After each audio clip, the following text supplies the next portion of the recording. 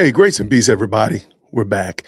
You saw the thumbnail. You saw the title. You're right. You're right. We're going to be talking about the State of the Union address today. We're going to watch the State of the Union and probably add a little bit of color commentary to it. But I don't know how many people knew that Tyler Robinson had a hearing today. And a lot of people have been focusing on she who shall not be named, Charlie Kirk's greatest mistake, whatever you want to call her. A lot of people have been focused on her today, and I don't see a lot of people talking about the fact that there was a hearing for, and it was recorded and it was streamed for Tyler Robinson. So I want to focus on that because, contrary to popular belief, we have a pretty good idea who it is that deleted Charlie Kirk. And that young man is sitting in a jail cell somewhere out there in Utah, under lock and key. He just had a hearing today. So, what I want to do is I want to pull this in. Shout out to the wonderful subscriber Goose who sent this to me. And let's just take a second and kind of go over what has happened today as it relates to one Mr. Tyler Robinson. All right. And I'm also going to be testing out a couple of different frames. So I'm going to be testing out this one. This one does not look good, Jason. It looked better before. Okay, there we go.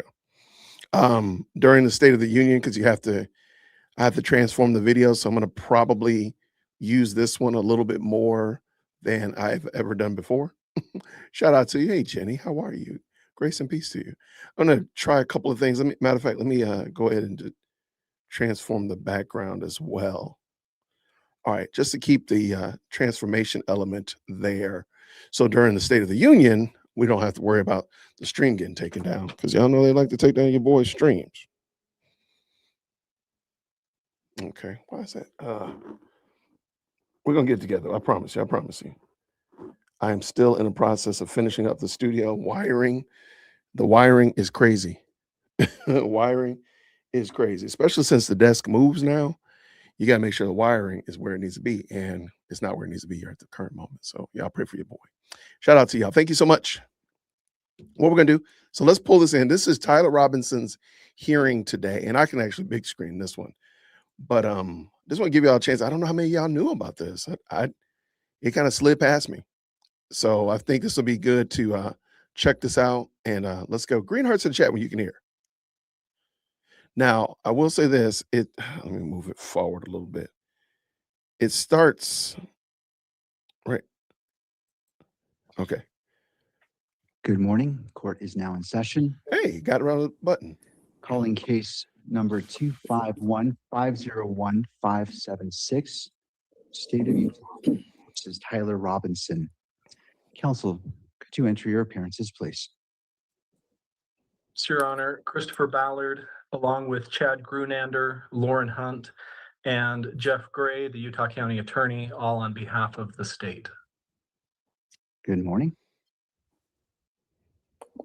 Good morning, Your Honor. Richard Novak, Stacy Visser, and Michael Burt for Mr. Robinson, who is participating by audio from the Utah County Jail. Thank you. Good morning to you all. Thank you. Mr. Robinson, can you hear us? Yes, I can, Your Honor. Thank you. Good morning to you, Mr. Robinson. And to the remaining attorneys that are online as related to this case.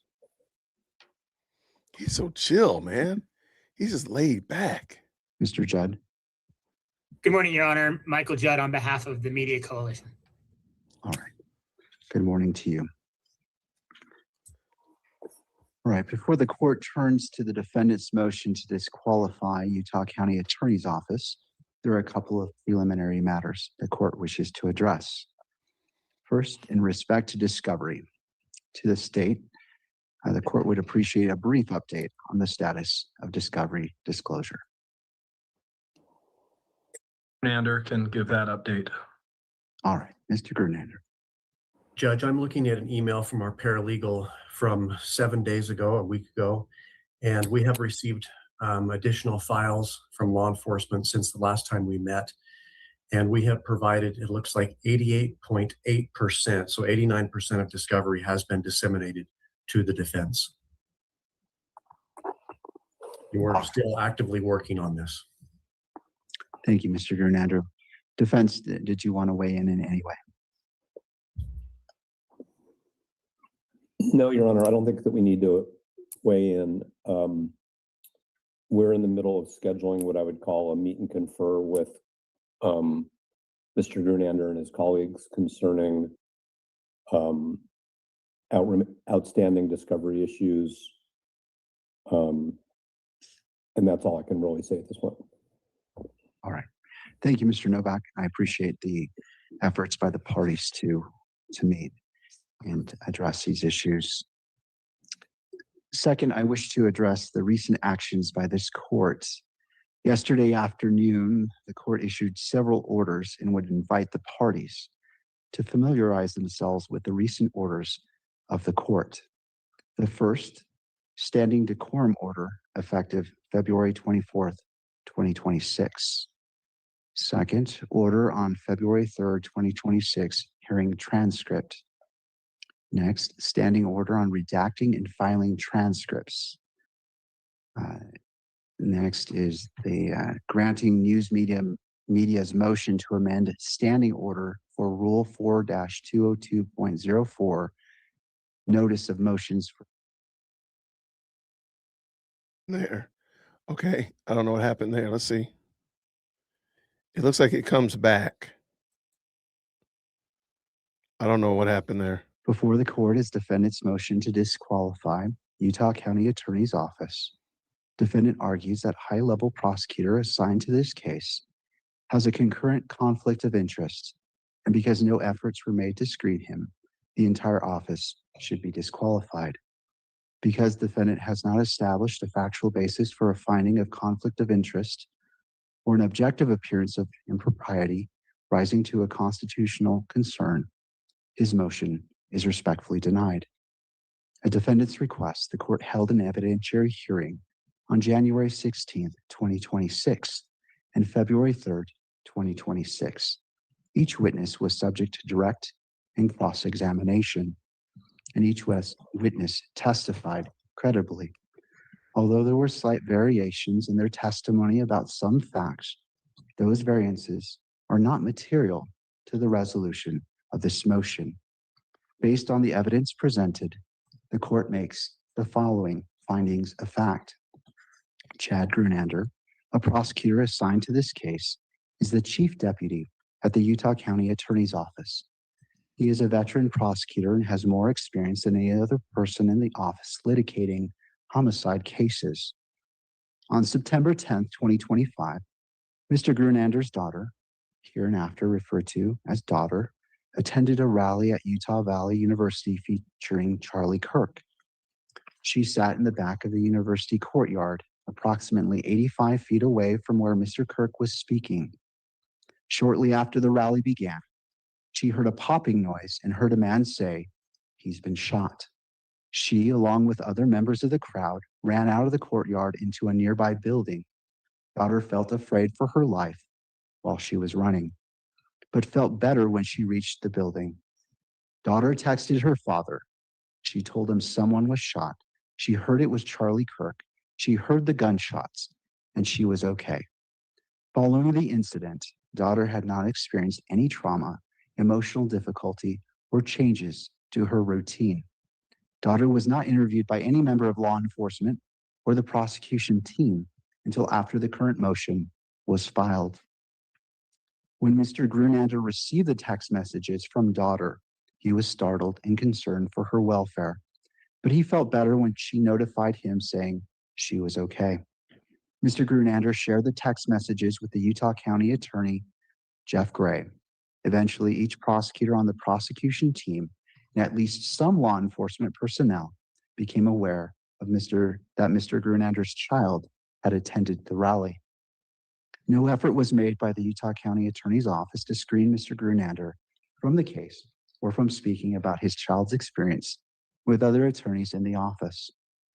Mr. Gray consulted with his prosecution team, including Mr. Grunander, when determining which charges to file and whether to seek the death penalty. But the ultimate charging decision rested solely with Mr. Gray in his statutory capacity as elected county attorney. He made the decision to file a notice of intent to seek the death penalty at the inception of the case rather than waiting until after the arraignment, as allowed by statute. His decision to seek the death penalty was based upon his assessment that the death penalty is appropriate in this case.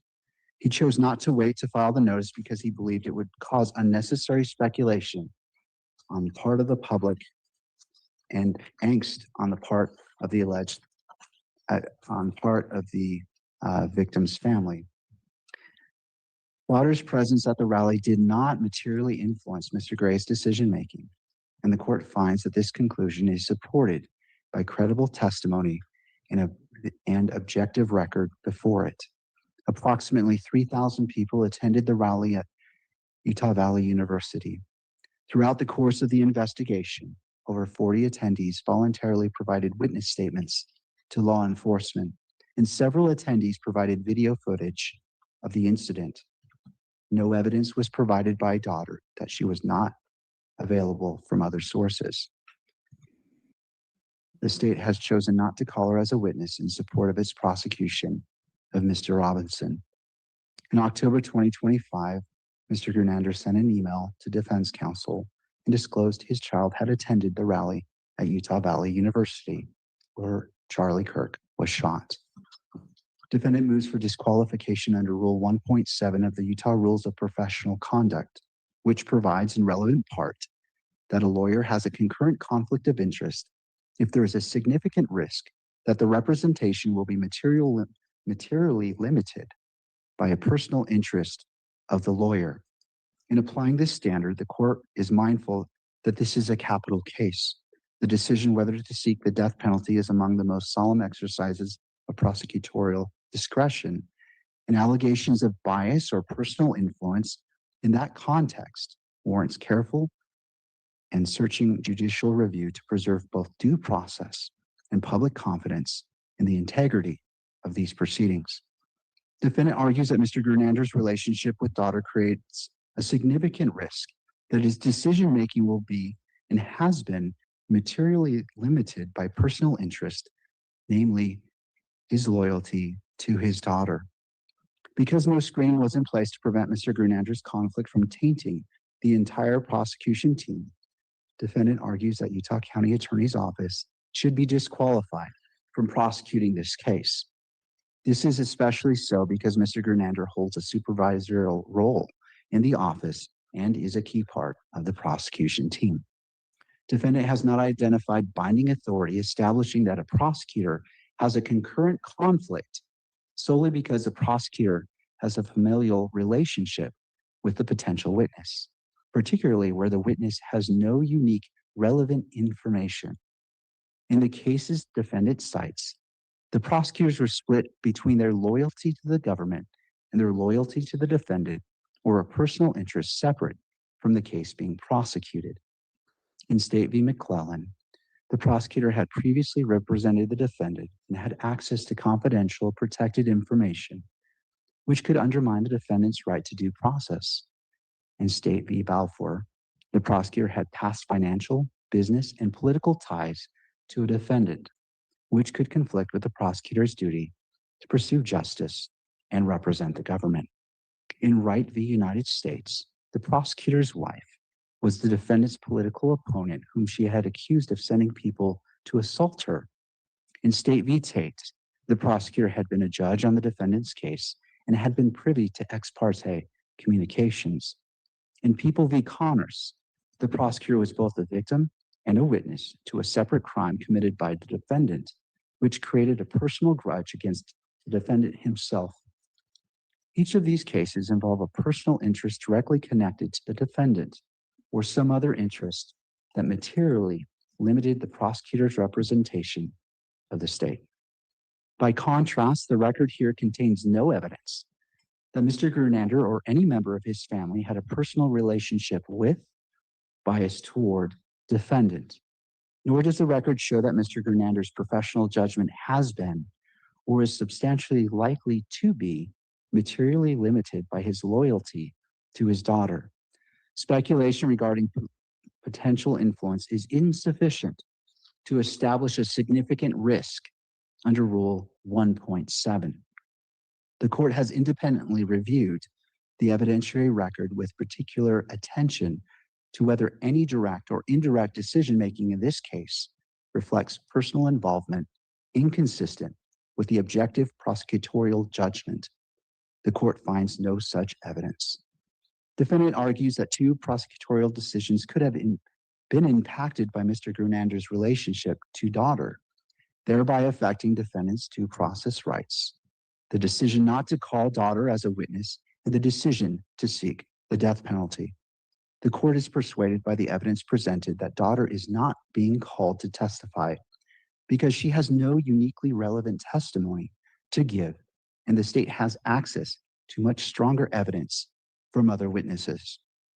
To the extent defendant believes his due process rights are violated by the state declining to call daughter as a witness, defendant has subpoena powers and a right to call her himself if he believes her testimony is important to his case.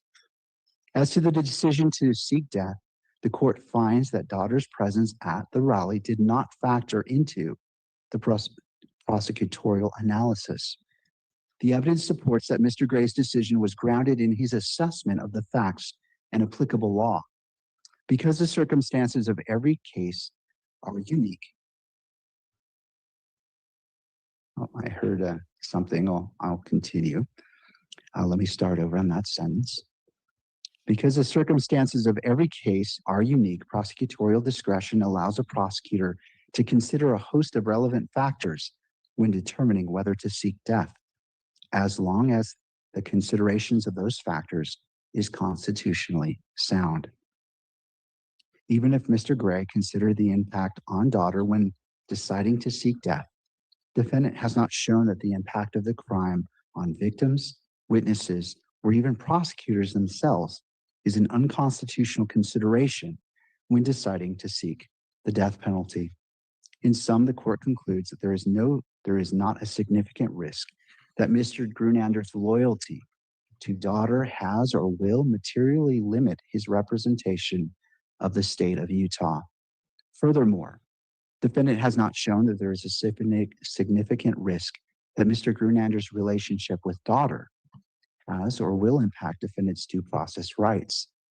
Based on the record before the court, defendant has not shown that his prosecution by the Utah County Attorney's Office is tainted by a concurrent conflict of interest under Rule 1.7. During oral argument, defendant requested the court also consider whether the Utah County Attorney's Office followed the process recommended by the Utah Prosecutors' Best Practices created by the Statewide Association of Prosecutors, otherwise known as SWAP, in determining whether to disqualify the Utah County Attorney's Office. Defendant argues that best practice demands that a prosecutor avoid the appearance of bias based upon public perception. To avoid this appearance, the Utah County Attorney's Office should have immediately screened Mr. Grunander from the rest of the office.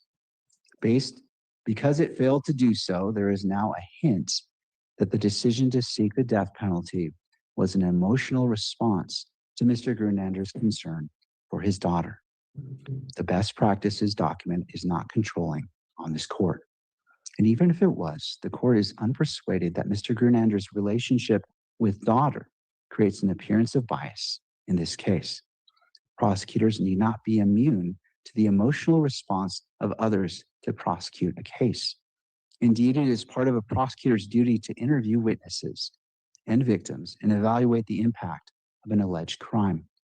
A prosecutor need not be disinterested on the issue whether a prospective defendant has committed the crime with which he is charged. If honestly convinced of the defendant's guilt, the prosecutor is free, indeed obligated, to be deeply interested in urging that view by any fair means. True disinterest on the issue of such a defendant's guilt is the domain of the judge and the jury, not the prosecutor. And this is citing from Wright.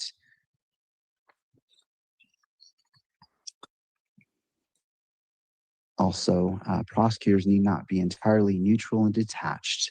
In an adversarial system, they are necessarily permitted to be zealous in their enforcement of the law.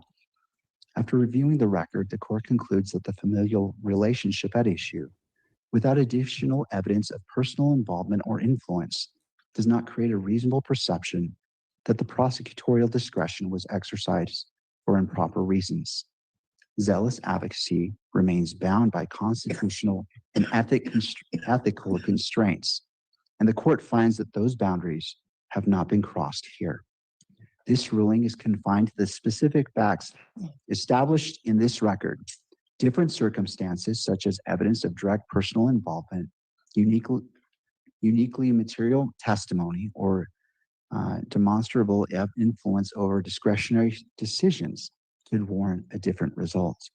In sum, the defendant has not shown that there is a significant risk that Mr. Grunander's loyalty to daughter has or will materially limit representation of the state, nor has defendant demonstrated that his due process rights are compromised by the continued prosecution of this case by the Utah County Attorney's Office.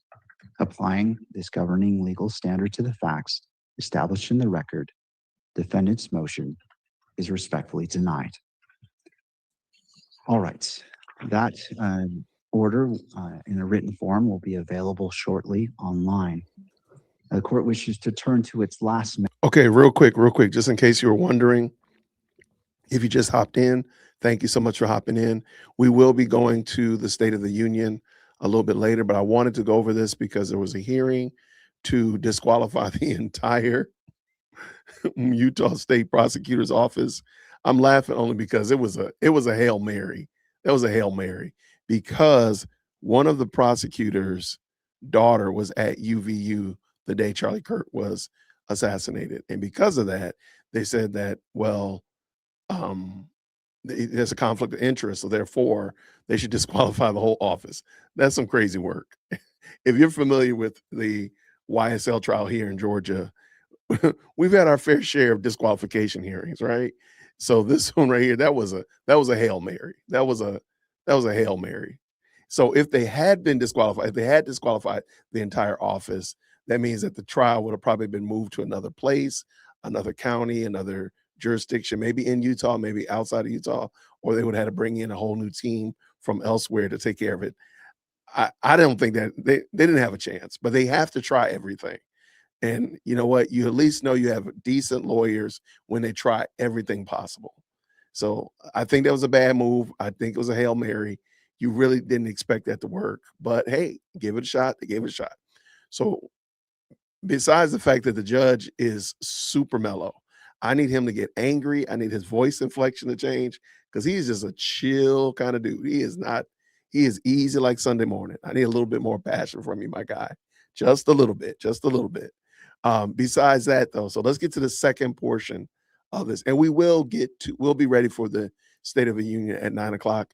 I have two videos from Tim Pool and one from Dan Bongino that we want to play a little bit later. I forgot about the effects going on. Okay, here we go. Matter. And the court wishes to address the remaining outstanding motions in a timely manner and to set appropriate dates for their hearing and resolution. The court recognizes that coordinating schedules can be challenging and that we all make a good faith effort to accommodate the court and one another in setting these matters for hearing so that the constitutional rights of all parties are protected and preserved. Counsel, I'm reviewing a list of motions before the court, and so I wish to quickly address that, set hearing dates, so all parties have an expectation of what comes next and what to prepare for. And so I'll turn to the attorneys. The court has thoughts, but I want to hear your thoughts first. Judge, this is Mr. Grunander. I apologize for my camera. Something's happening with it this morning, but sure. I see that the court entered a couple of rulings that we received late last night. I think there are still the outstanding motions to classify as private that need to be addressed. And then there is the outstanding motion from the defense to exclude media, electronic media coverage. And there is a request, and I'll defer to the defense, but there's a request for an evidentiary hearing there. But that's what I see as far as what's outstanding. In addition, Your Honor, I should say there is one with respect to a piece of evidence that we're trying to identify additional reports on to get to the defense so that we can be fully prepared to address that issue. All right. Thank you, Mr. Grunander. Turning to defense. Thank you, Your Honor. This is Richard Novak. I know that the court may have seen the emails which were exchanged with the court's clerk and counsel concerning scheduling. We had all suggested a date that the court was available to resolve the classification issues, some of which, as Mr. Grunander said, are still pending, notwithstanding yesterday's orders, and that was the date of April 17th. It was our expectation that the court would take care of the classification issues at a hearing that afternoon. The court's public order yesterday did address in a footnote a question of the media's standing with respect to, say, the merits of the motion that Mr. Grunander mentioned. So we think that that needs to be addressed because the media did file what they purport to be a preliminary response to a motion that is presently classified. So before we actually before the court conducts the hearing on the merits of the motion to exclude, which we anticipate would be an evidentiary hearing with both exhibits and witnesses, we think that it would be most efficient for the court to lay the groundwork on what will be public, what will not be public, and which entities, I'm not going to say parties because that's not right, which entities have standing to weigh in on that motion and the scope of that standing. And we do think because, the court has obviously seen, because it approved the filing of the initial motion, that there's an extensive evidentiary presentation that's necessary. It's not going to be the 2 to 3 hours that we were told the court is available on April 17th. So our thought is that we would have all of that sort of preliminary and standing, all of the preliminary and standing issues resolved at the court's next availability that worked for counsel, which is April 17th, and that at some date after April 17th, we would then have the hearing on the merits of that motion. All right. Any other? Does that make sense, or did I just muddy it up even more? No, I understand what you're saying. Any other input from any of the other parties before the court gives its input? Judd, I think Mr. Novak mentioned the afternoon of April 17th. I think the court's availability may be that morning. And other than that, I think this plan sounds good and makes sense to the media. I think the remaining issues that are most likely to be argued and resolved at an April 17th hearing are individualized motions related to closure of things on the docket. In that way, there's kind of a commonality between those. There's likely some overlap, even though they're separate briefings, on the interests and the questions related to those motions to classify. I'll note that more may come along. There was a reply to the motion to exclude cameras from the courtroom that has also been subject to a motion to classify. But again, I think that could be argued easily alongside the pending motions to classify or close that the court is attempting to schedule for hearing now. All right. All right. So here's the court's input. I wish to address the motions to classify and addressing the closure of the hearing or the evidentiary hearing to exclude media well before April. And I don't believe that those hearings will take a lot of time. And for this court, for many reasons, and because the court intends to keep the May preliminary hearing. And I realize that there may be things that come up that may affect that, but as we stand today, that preliminary hearing date is set. And I wish for these issues to be addressed prior to the preliminary hearing, given the nature of that hearing. And so there is clarity on what will happen.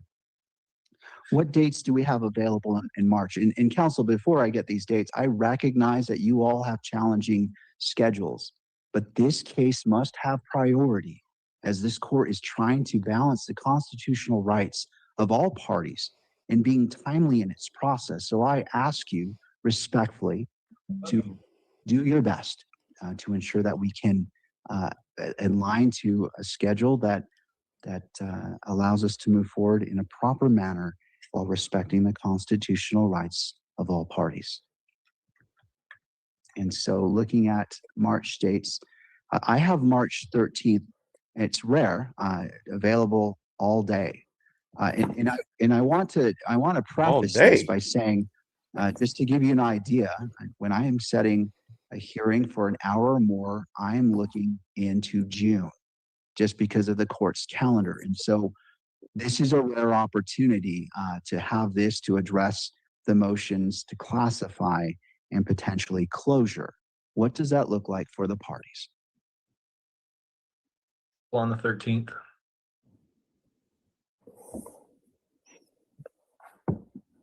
Thank you.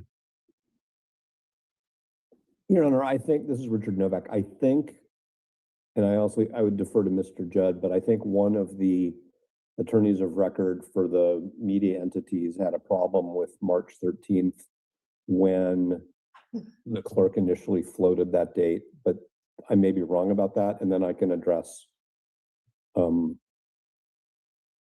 defense's availability on that date. Well, I wish to address defense's availability first. Okay. So I thought that I needed to be on the East Coast for a personal matter.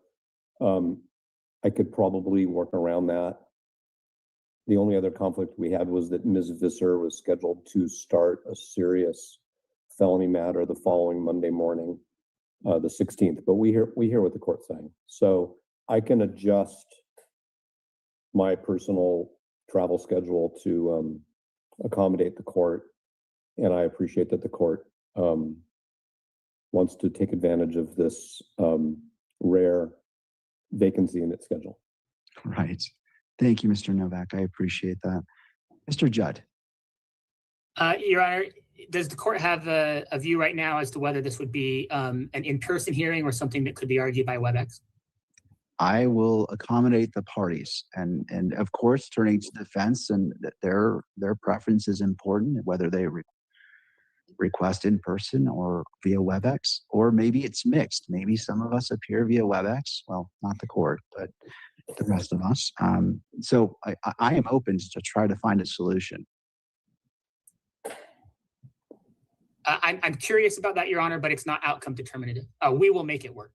We realize we're guests in the court, that these issues are important. We recognize the interests that are in play. I'm scheduled to be elsewhere in Chicago that day. I'll appear by WebEx if that's what the court allows. If not, then I'll move those plans. This is a priority, and if that's the time that it works, then we'll make it work. All right. So the parties, first, is it the intent to be in person? And if so, what are the thoughts about Mr. Judd appearing via WebEx? Your Honor, the state is open to any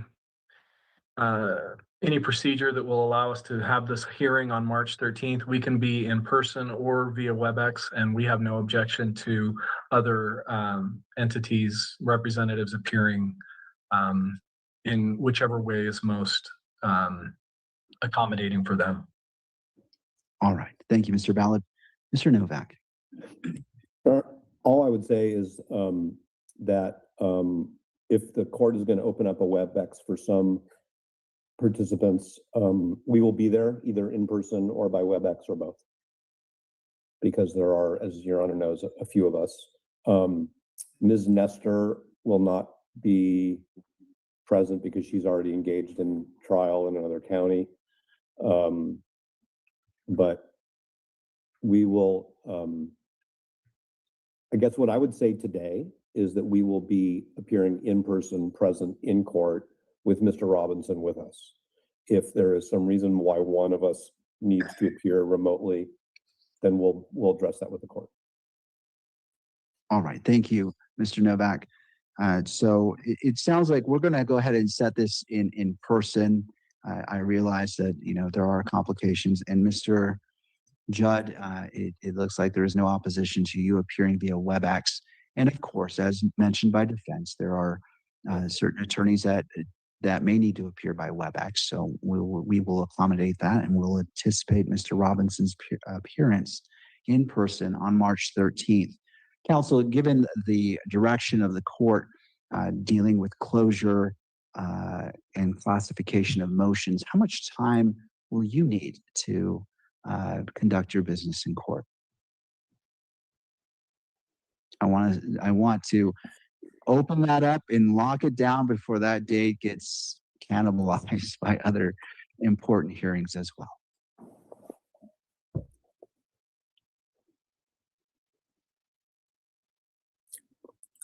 Your Honor, this is Mr. Ballard. I guess I would defer to the defense. It's their motions to close and to classify.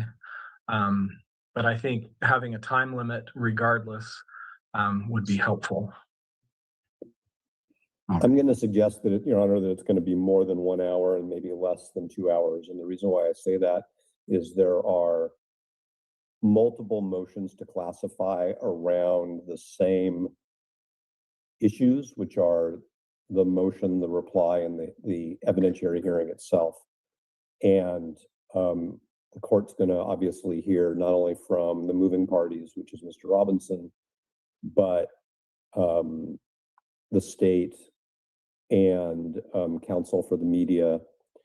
And it would be hard for me to imagine that many attorneys in the court could do all that in less than 1 hour.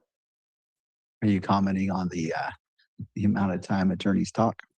Only myself. I'm only referring to myself here. No worries. I include myself in that comment. All right. So let's go ahead and set aside 3 hours just to be safe. I don't want any party to feel pressured, but as mentioned by Mr. Ballard, I believe that setting a timeline is appropriate. So let's go ahead and start. How does 10 a.m. on March 13th look? 10, 11, 12, concluding at the 1 o'clock hour. That's fine for the defense, Your Honor. That might actually allow me to get to my originally planned destination the same evening. All right.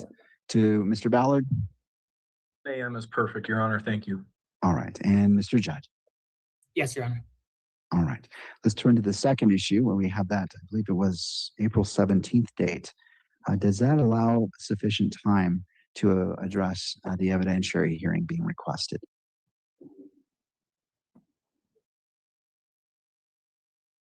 April 17th? Yes, if that's when the court wants to do it, we will be ready to go on that date.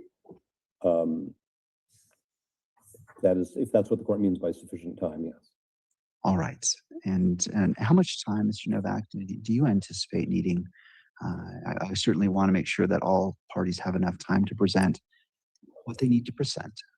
Your Honor, I'm going to defer to Mr. Burt on that, if Mr. Burt is able to do so. Looks like technologically he is. Good morning, Your Honor. Good morning, Mr. Burt. Judge, I think on that, because it is going to involve the presentation of extensive exhibits and also some expert evidence, that we'd be looking at a full day accounting for cross-examination by all the lawyers involved here. All right. And to the state, what's your input?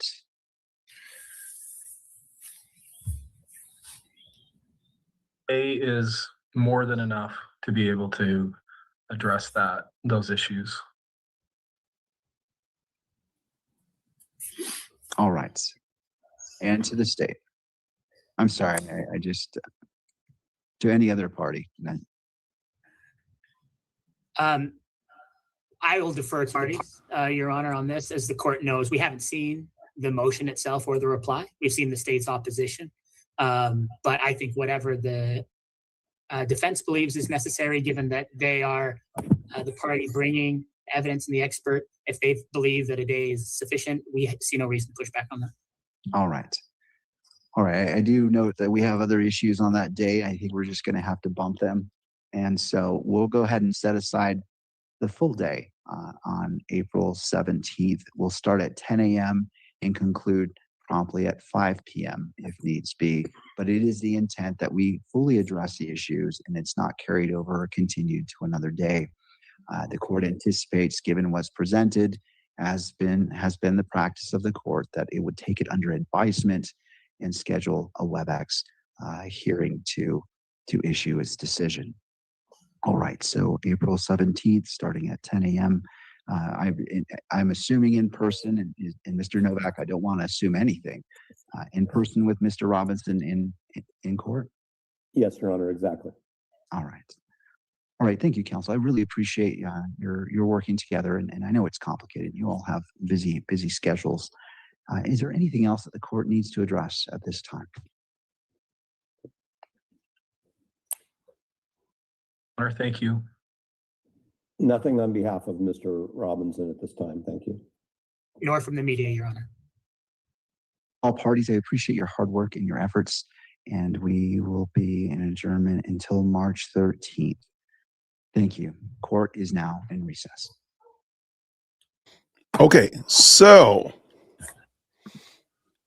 that was actually, as much as that was definitely over my head, that was actually informative. So they got a lot of work done, as I understand it, and I always call it horse trading. They did a whole bunch of horse trading to get to a place where they agreed to be on camera. They agreed to how long it's going to take them to do the evidentiary hearing, where they're going to talk about the evidence that they have before the court, all that kind of stuff like that.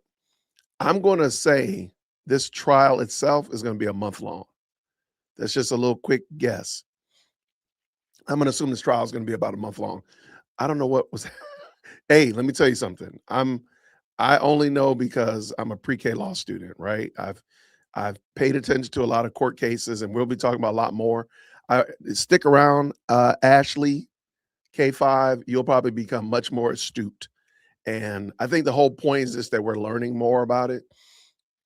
I think the first part was actually really informative. The whole trying to disqualify the whole state prosecutor's office. That was kind of interesting. The other parts were just kind of like, again, like horse trade is like insider baseball. You don't really know all the ins and outs of what they're doing because it's kind of between the teams, but it was actually informative. So shout out for sure. Thank you to everybody who's jumped in. We will be transitioning to the State of the Union address. However, there were a couple of videos that came out today. Tim Pool did one, as well as Dan Bongino. I kind of want to hear those. So if y'all don't mind, we can go ahead and they are Candace focused, if you will, but I feel like they're good. So if you could just green hearts in the chat if you want to, we can definitely jump in on those. And we'll, of course, keep our eyes on the State of the Union. And as soon as it gets popping, we'll be jumping in. Oh, well, I'm a pre-K law student. Long story short, that means I don't know a thing. But yeah, that was the Tyler Robinson hearing. Yeah, absolutely. And you know what? Let me drop the link in there in the chat just in case you all. Do I still have it? I still got it right here. Here, let me drop the link just so you have it, just in case if you want to go back over it. I will tell you, it starts at about 25 minutes in, so it's on for 25 minutes before it starts. So I just dropped that in there for y'all. So definitely check it out for sure. Let me know what y'all think. All right, let's get at it because it's 8:10 already. So I don't know. The State of the Union has been starting late this last couple of years, so they on that other kind of time. So let's go ahead real quick. I'm gonna be testing out the format because they don't like you streaming the State of the Union unless you transform it. So it'll probably be something like this, where the screen is going to be small and such of that nature. Okay. Just want to let you know that ahead of time. Let's go hear what Tim Pool had to say. Green hearts in the chat when you can hear. I know all you guys want to know what happened during my meeting with Erica, so here it goes. We met in Nashville because I didn't want to fly anywhere and have my plane shut down by Israel, so I told her to come here instead. She gets here, and first thing she does is she gives me some homemade cookies. And I'm like, bitch, I ain't eating those poisoned chocolate chip cookies. Oh. She tried to poison me. Anyway, I'm still alive after almost dying from the poisoned Israeli cookies, and we start Wow. talking. Then you're not going to believe what happened We're not gonna next. believe it. The waiter asks us if we want something to drink, but he's wearing the Star of David. So I'm like, I ain't about to drink no poisons lemonade from you, you Mossad agent. So anyway, I almost die again from Israeli lemonade again is poisoning. crazy. And Erica is like, I'll just have some water, please, which is obviously code for you better kill this bitch right now. Am I right? So we talk No. and we talk. And she tells me I'm acting crazy or whatever. So I asked her to show me pictures of her of when she was younger. And she's like, why? So I'm like, oh my God, she doesn't have any. So I just discovered she's actually a man. And I'm now talking to this man who is probably an Israeli spy sent here to kill me. So I get up. I go to the bathroom, I dig a hole under the shitter like El Chapo, and I finally made it back to tell you guys the story and get paid millions by YouTube to keep you guys stupid and against Trump and Turning Point, because I'm just a piece of shit like that. Whoa. Anyway, thank you for your views, retards. So Candace Owens has announced a new documentary series called what is it called? Like The Bride of Charlie Kirk or something. The internet's blowing up. Clearly, they're not happy with Candace Owens. Obviously, I have had my disagreements, as it were. But what I would just say outright, first and foremost, is, look, people have been complaining for some time, and I've explained this quite a bit, that views are down, and in an off-cycle political year, it's very difficult to make money and maintain large viewership for your channels, especially when you're going into December, when you've got November and December with Thanksgiving and Christmas. Views drop. Now, ad rates typically go up, but we're experiencing this mass wave of AI-generated content, which results in distribution of viewership and ad rates going down for everybody. And that's why I think Candace Owens is doing this. Obviously, that was an AI gag video mocking Candace Owens having this meeting with Erica Kirk. And then, she did walk back a bit of her earlier stance. But then, of course, she's doubling down. And the reason is actually quite simple. Many people pointed out that following this, not only was there a large backlash from her audience that just wants to believe that Erica Kirk is some kind of demon from Israel or that Israel is doing something crazy. There are people that have formed, I would say, content that has formed around this idea because it has a large share of the market. That is, to put it quite simply, I'll explain to you who I am and what I do. I see things online that I find interesting, and then I talk about them if I think they are interesting. Sometimes the videos don't get that many views, but I thought it was interesting to talk about. Like yesterday, I did a Star Trek video. However, for people who are driven by audience, it's not so much an idea of quote-unquote audience capture, but it's about making a product for individuals who would purchase that product. And as it were, there are a lot of people in this world that do not like the Jews or Israel. So the question is, who are these people? Where are they based? Are they U.S. based? Honestly, we don't know for sure. But we do know that there are a lot of Americans and there are a lot of foreign interests that don't like Israel and Western hegemonic power. That is, in the United States, you have fractured cultures. You've got the left and the right. And so if you're doing a general news program that's kind of neutral, you're not really going to attract either the left or the right. The right wants to hear why Trump is good. The left wants to hear why Trump is bad. And if you're somewhere in the middle, your viewership will be a little bit depressed relative to the maximum market share you could get by targeting a single partisan faction. Because the truth is, moderates will maybe listen to you if you're conservative, and they'll definitely listen to you if you're moderate. But if you're conservative, they're not really interested in listening to a moderate. So where are we now? There are many YouTube channels, namely Candace Owens, that are making a killing running this stuff about Erica Kirk because there is a large market share interested in this. And Candace Owens has captured it, and her viewership is amazing, despite talking about literally the same thing nonstop for months. Man. There's one leftist I always like shouting out in this capacity, and that is Hassan Piker. Because there are many liberal commentators that just talk about Trump nonstop all day, every day. They're not talking about what's going on in the world. They're not giving you their views on policy. They're just saying, oh, gee, oh, me, oh, my, oh, Donald Trump. Well, I always give a shout out to Hassan in this capacity because he talks about everything. I think he's got bad opinions. Typically, we agree on some things. Bad attitude, maybe. You don't have to like the guy. But at least he's talking about a variety of subjects. He's actually existing in the world, and he's saying, here's what I think about this. Here's what I think about that. I think you're wrong about this. And I say, I can dig it. I don't like the guy professionally. I don't know him personally. Everyone was allowed to have an opinion. The question is it legitimate or is it market share grifting? And so what I will say is, as we read this story here on what the controversy around Candace's Erica Kirk project, I'm just going to say it. Certainly the most popular thing that I could do in terms of mass market share is agree with Candace Owens, but I don't actually care. If people don't want to watch because they want to live in a world where Erica Kirk came from outer space or she's a man or whatever they want to believe, then you go ahead and believe whatever you want. And there are a lot of people that want to hate Erica Kirk. They believe that there's a conspiracy around Charlie Kirk's assassination, of which I would agree there probably is. I mean, somebody killed him and it was planned. And I don't think it was just one person. So what is really going on? The problem is people become so desperate to not believe and try and find some truth that you will get grifters and shills who can't pronounce many words.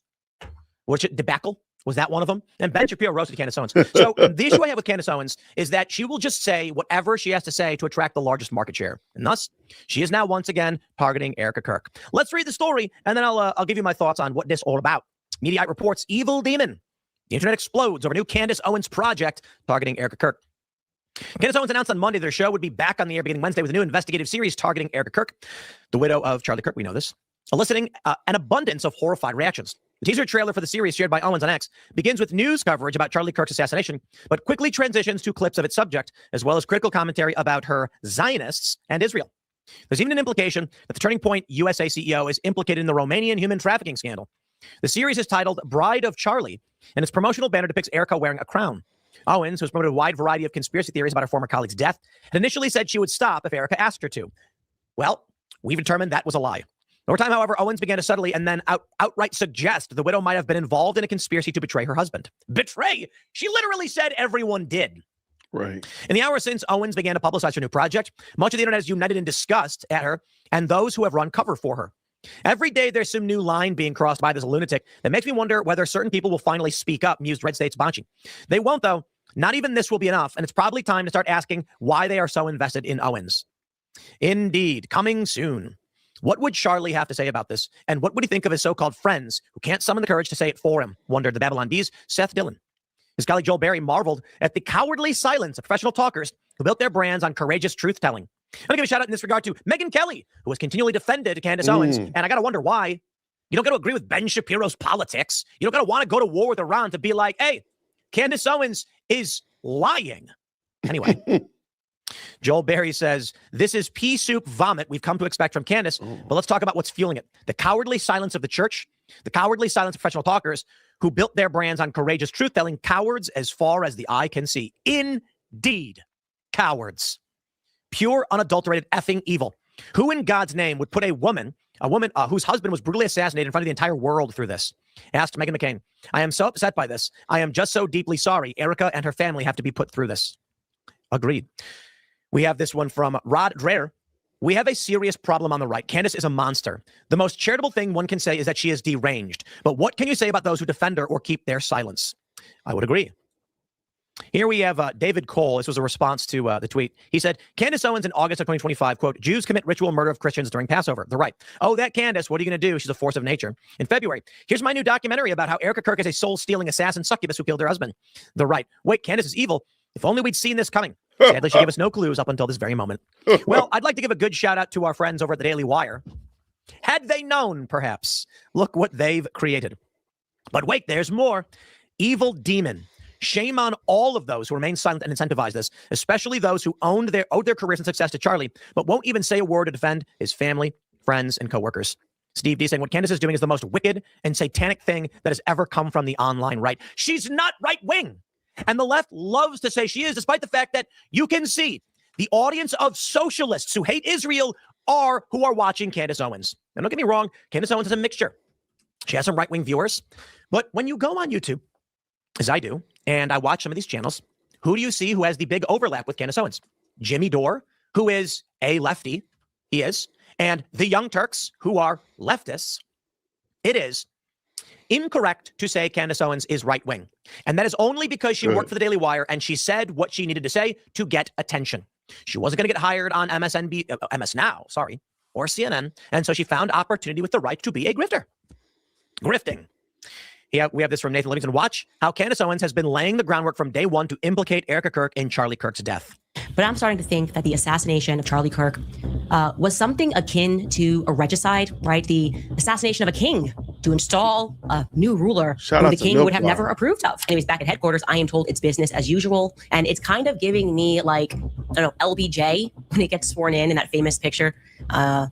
unfortunately sworn in. Unfortunately, of course, he's sad in this photo. Gosh, he's obviously not wanting to be the president of the United States. JFK was shot and killed. And now LBJ has to step up, unfortunately. But I gotta be honest, I wasn't there. I don't think LBJ was actually that upset. I don't know why. Vibes. The vibes just aren't vibing for me in that picture, knowing, as I do, and as Charlie did believe, that LBJ was involved, which then implicates the feds as having been involved, which then implicates the Dallas police station as being involved. I believe Israel was obviously involved, that they were the ones that wanted him dead. When Ben came out swinging, I was going, oh, something's very wrong here. Basically, Erica here is pulling the LBJ. And what I mean by that is as soon as LBJ got into office after JFK's assassination, he reversed course on every single one of JFK's policies. JFK's enemies seemingly became LBJ's friends. Erica appears to be doing that to me. I love how there are people who hate Ben Shapiro, and it's basically just because he's Jewish and is very pro-Israel.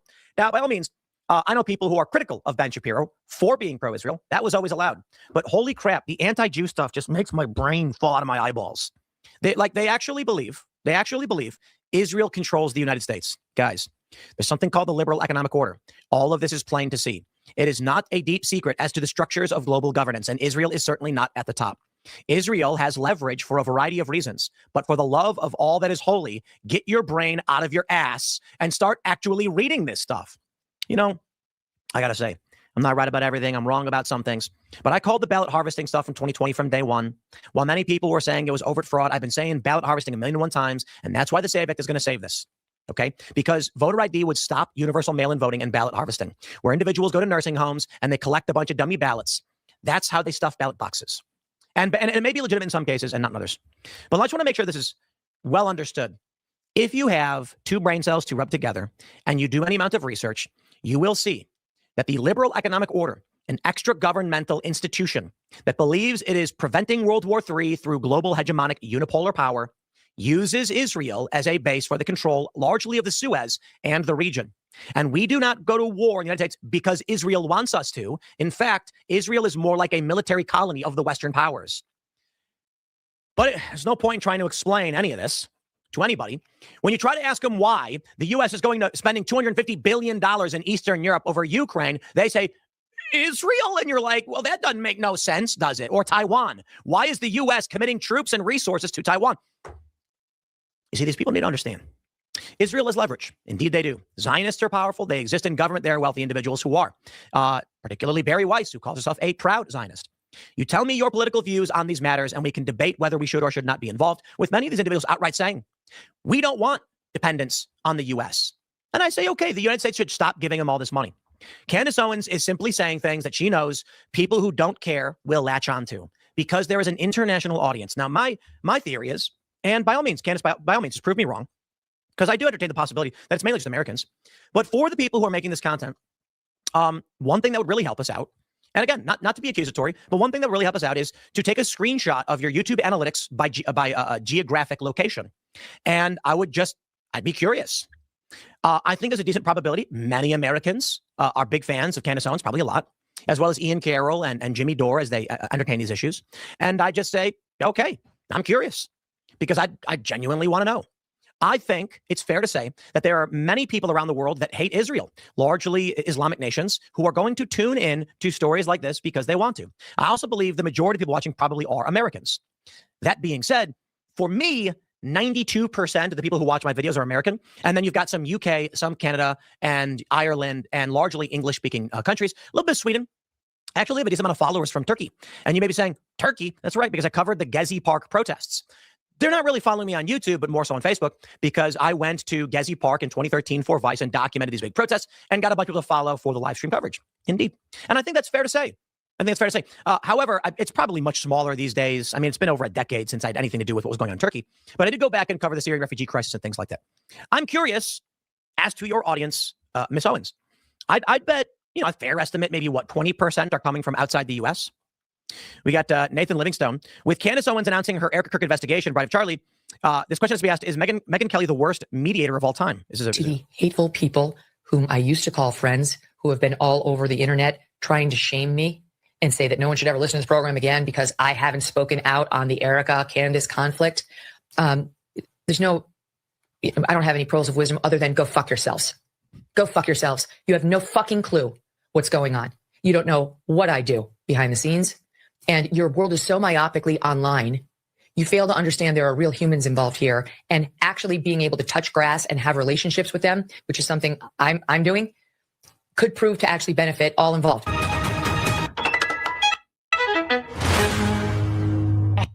Yeah. Had to. Where's the condemnation? And it was all really about the Israel thing.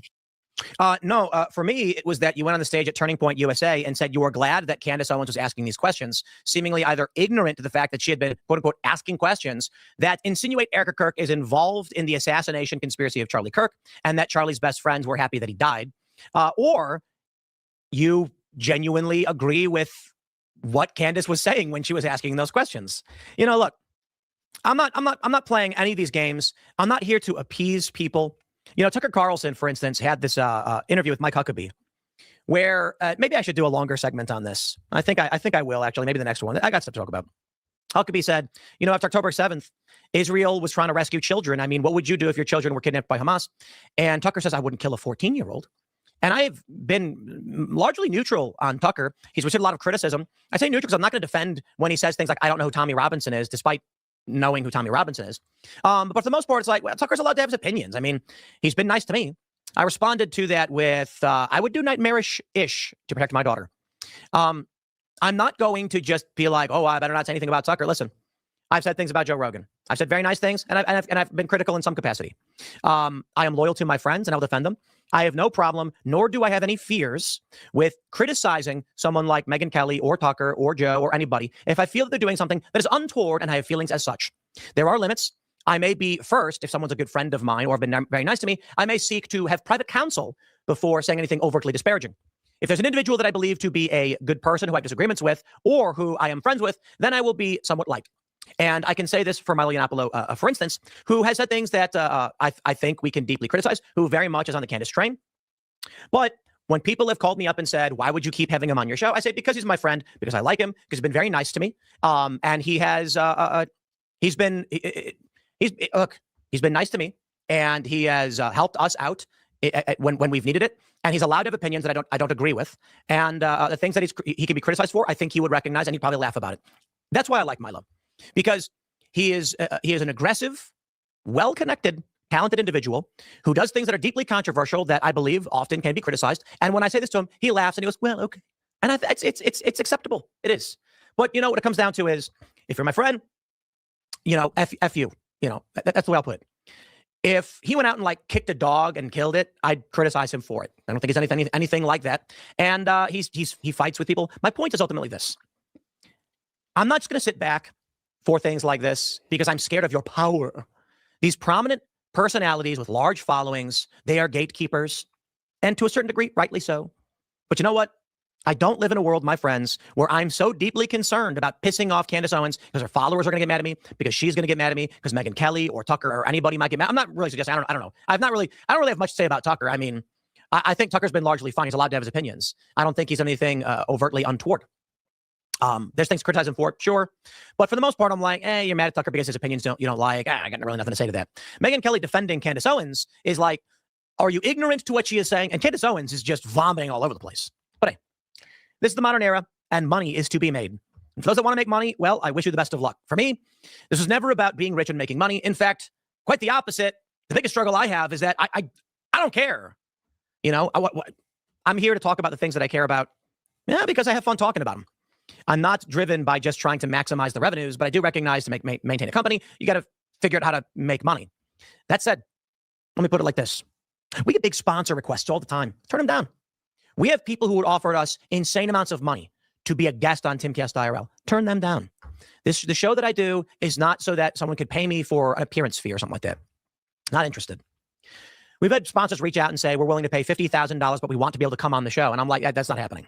Listen, you can sponsor the show, and if you have something to say, and we think what you say matters, we'll invite you on the show. That is, if you have a presence online to a certain degree, not always needing to be large, but we can see that you have thoughts and opinions on current news and events that we think would make for interesting conversation. You don't got to be the most famous person in the world. You don't have to be the smartest person in the world, but we're willing to have you on. And so, for example, Mike Lindell sponsored the show, but we have him on the show as well. What's Mike Lindell? Come on. The guy's he's running for office. He's prominent. Makes sense. We're not going to turn down a sponsorship, but we're not going to predicate your appearances based on whether or not you're giving us money. I don't play those games. So we try to make sure there's a fine line, and we're certainly happy to get sponsors. And I'll just put it like this. I am not going to sacrifice my thoughts, opinions, and convictions because it's going to get me more clicks. Never going to happen. So, Candace, well, congratulations being rich. Whatever. I'm going to leave it there.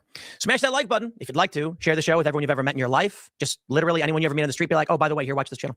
Thanks for hanging out, guys. We'll see you all in the next segment.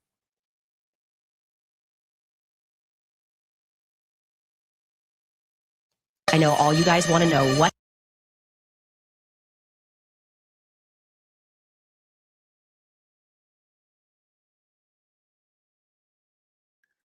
Shout out to Tim Cass. I appreciate you. Trump is on his way to the Capitol. Let me make sure I have that queued up. I got it queued up. We're ready. We're ready. We up in the building. We ready for it. Let's go ahead and I'm going to see who C-SPAN. I'm supposed to be on the C-SPAN. All right, I'm ready to go. I don't want to hear what they're talking about, though. They got a lot of people queued up. Let me just double check how it looks. They take them on. Now we're still waiting on members of the cabinet. All right. Come in. Now we heard earlier that Tulsi Gabbard, Director of National Intelligence, came in, but I don't think the entire cabinet came in. Okay, green hearts in the chat that you can hear that. The diplomatic corps. We're waiting on the military, the Supreme Court justices. Out of the 9, it'll be interesting to see who does come.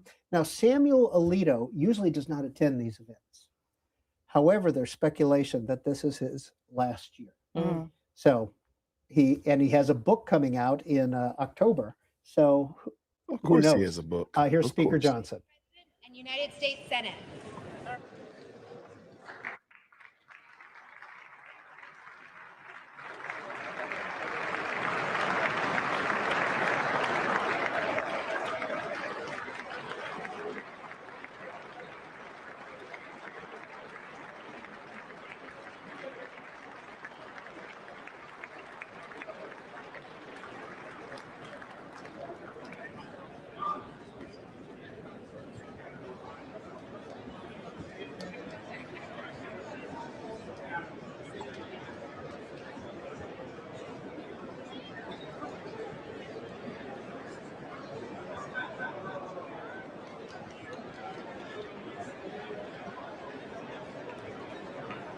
Can you give me an audio check real quick? Green hearts in the chat. How does it sound?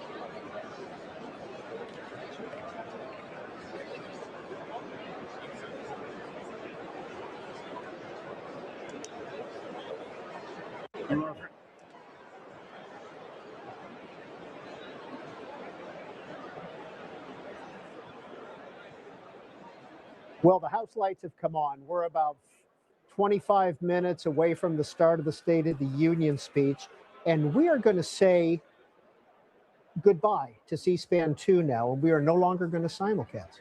Over on C-SPAN 2, you can see the sights and sounds, no commentary, no input whatsoever. It's just all the sights and sounds of the State of the Union. You'll be able to watch everything and not have to listen to anybody. But we'd prefer, of course, you'd stay here with us, because here on C-SPAN, we have conversation, we have commentary, we have your calls, and we have 2 excellent journalists with us here tonight, Alex Gangitano of Politico and Marissa Schultz of the New York Post. They will be with us until the start of the speech, and we will kind of annotate and comment on what is going on the House floor. We expect the president to be arriving very shortly, and let's look in, see if we can see anything right now. There we go. John Barrasso, Dick Durbin. Is that Dick Durbin with him, I think? Yeah. JD Vance right behind him. Dick Durbin. Yeah, retired, that yeah. is. He's retiring this year. And in leadership, so. Strong D, he's been very critical of the Trump administration. The Democrat side does look sparse from all the House members that aren't there. All right, let me. Somebody getting their picture taken with the vice president. All right, I don't recognize him, I'm afraid. I'm sorry. I'm sure this is a bit of a homecoming for Vice President Vance seeing all of his former Senate colleagues that he's built relationships with for years. You also have to wonder what's going through his head of, would this be a State of the Union I'd be delivering one day if he has political aspirations beyond this? It's a valid question. It looks like the Joint Chiefs are arriving. It was interesting when we talked to Alex Eisenstadt a little bit earlier. He said, yeah, they're getting ready to leave. We hear the helicopters, et cetera. We hear the sirens. It is such a huge security event here in DC. I mean, just the roads around here. And it's so interesting that this is all happening during this DHS shutdown as well. And the DHS is in charge of things like Secret Service and federal security and Homeland Security, and this is a major event for them. So I would imagine a lot of these workers who spent a lot of time and energy into putting this event on tonight are going unpaid because of the shutdown. That's a great point. Speaker Johnson, of course, J.D. Vance. Right. Last year, there was a hot mic moment for these two, I believe, where they were talking about the speech, and it wasn't necessarily a complimentary thing. Yeah. And a little bit of a hot mic. What's interesting when it's a opposing party who's the House leadership right now, of course, Johnson and Vance have a good relationship, but in the future, could that be a Democrat up there chatting with Vance before the speech? That's always very interesting to watch. And when Nancy Pelosi was the speaker, it was always very interesting to see the chemistry or lack thereof. Her and Mike Pence's dynamics up there. Yeah. There's some of the that looks like the press corps. It sits behind the Just make it big. So they're looking at they're the looking president. Down at the they're behind the president where that clock is. That's behind the speaker. So they're right. It's kind of almost the cheap seats in a sense. You don't have the view. It's behind the stage. As a reporter, though, it's great to see the interactions. Have you been up in that, sitting up there as a reporter? What's that like? Well, Oh, I was just going to say you can hear a lot, surprisingly. So there's moments there's like arguments on the floor or things that are happening. You can kind of listen closely and hear.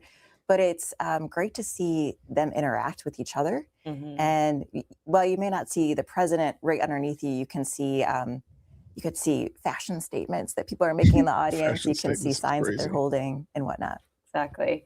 And also we rely on our colleagues in the room to tell us who was that who yelled out and so stand for this thing the president said. And so they're kind of the whole outlet's eyes in the room because they only have one reporter per outlet, I think. There's Senator Warnock walking in with his colleague up for re-election, John Ossoff. Here's a Jack Reed bipartisan is duo. with from North Dakota. Yeah, from North Dakota. One. Jack Reed from Rhode Island. His state got slammed, 40 inches of snow. And there's Jean Shaheen, who is retired, Democrat from New Hampshire. She is retiring, so that sets up a pretty strong race in New Hampshire, doesn't it? Or is that with Andy Kim of New Jersey there? Is that a pretty strong? Is that a potential GOP take? Yes, that's John a race. Kuhn, of course, there on your screen. Yeah, I was just going to say that's definitely a race that Republicans feel like they can go on offense in New Hampshire. And there was Senator Jody of Iowa, Joni Ernst, and she too is retiring. There's Byron Donalds running for governor of Florida. He's got the Trump endorsement, and he has a lead in the polls at this point. But Joni Ernst retiring in Iowa, is that a potential Democratic pickup? I would say the candidate right now that's leading the way and is quite a favorite. She is Ashley Hinson, and she's really dynamic. She's an R, right? An R. She's a Republican. Let me switch this. What do y'all think about this one? Does it sound better? Shelby Talcott with this. Let's take this real quick. Trump is expected to call on Democrats to end the partial Department of Homeland Security shutdown during his State of the Union. I'll read the rest of this tweet while we keep these images up. So it appears Talcott is saying Trump is expected to call on Democrats to end the partial DHS shutdown during his State of the Union address tonight. Per speech excerpts, quote, as we speak, Democrats in this chamber have cut off all funding from the Department of Homeland Security. They have closed the agency responsible for protecting Americans from terrorists and murderers. Tonight, I am demanding the full and immediate restoration of all funding for the border security and homeland security of the United States. So that was going to be a major question on our minds tonight as Pennsylvania Senator John Fetterman enters the chamber. One of the questions on our mind, Josh Hawley behind him as well. I'm going to be checking to see the DHS funding question, of course, is a big one. That is something that congressional Democrats and the president have been wrangling over in recent weeks. Congress was not on Capitol Hill last week. They took a break last week. They reconvened yesterday, and that is one of the chief priorities that they're going to be discussing. By the way, there's a tight shot of the gavel that Mike Johnson's going to be using. It's George Washington's gavel, I was reading, and this is in celebration of the 250th anniversary of the country. So a special gavel will be used by Speaker Johnson tonight. Still watching as some of these lawmakers continue filing into the Capitol. There it is right there. All right, let's read this and let's show this. George Washington's gavel. This is Craig Kaplan. George Washington's gavel is being carried into the House chamber for the State of the Union. It was used in 1793, in the 1793 ceremony to lay the U.S. Capitol cornerstone. Mike Johnson is the first House Speaker in history to display Washington's gavel during the President's State of the Union address as America marks its 250th anniversary. A live look back out to what is really filling out here. The U.S. men's hockey team was invited, so there were some questions over how many seats would be required to get everybody into this room that they wanted to get into this room. Certainly the absence of 70-plus Democrats who are protesting this speech, that will presumably make it easier to fit everybody in. This year, the State of the Union address carries its own set of heightened expectations. President Trump himself has signaled that this will be a long speech, longer even than last year's marathon address that set a modern record for length. He says he has, quote, so much to talk about, and with the nation facing multiple domestic and foreign challenges, that's not hard to believe. We were showing a poll on our screen earlier in the evening asking you all, the viewers, to tell us how long you think this speech is going to be. The majority of you all thought this was going to be an over 2-hour-long speech. That would, in fact, be a record. Oh, 2 hours is crazy. Goes. Speaker Johnson, Vice President Vance at their positions for the night. Also noteworthy tonight will be the attendance roster. Let's talk a little bit more about who will and who will not be in attendance today. Traditionally, members of the Supreme Court, they sit in the chamber as guests of Congress. It's a solemn reminder of our constitutional separation of powers. This year, their presence will be especially symbolic amid recent tensions between the court and the White House over Trump's tariff ruling. That came through late last week. Trump did little to hide his rage last week when the court struck down his policy. He didn't just say that the justices who voted against one of his signature issues, including 2 who he appointed, were wrong on their reasoning. He also said that they were, quote, an embarrassment to their families. Now those justices going to be in the chamber tonight for the State of the Union speech. I'm still watching this vantage point as we watch people enter the room. We've been watching a number of lawmakers enter the chamber. Many members of Congress will be making statements through the guests that they bring. Several Democrats have invited survivors of Jeffrey Epstein's abuses to attend as their guests in the chamber. It's a reminder of ongoing demands for accountability and transparency around the case. President Trump has arrived at the Capitol.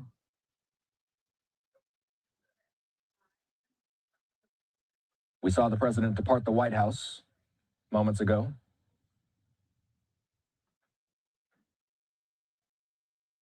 The president is inviting some guests of his own, including Erica Kirk, the widow of Charlie Kirk, as well as those members of the U.S. men's Olympic hockey team, champions fresh off a gold medal performance against Canada. So really, one of the next things we're going to be doing here is we're going to be looking for the Sergeant at Arms to announce that the president will be entering the chamber.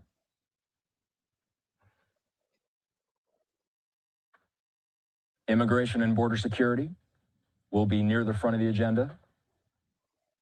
The economy certainly will be front of mind as pollsters continue to say that Americans have lots of economic concerns, especially cost of living pressures like inflation, housing costs, and everyday affordability.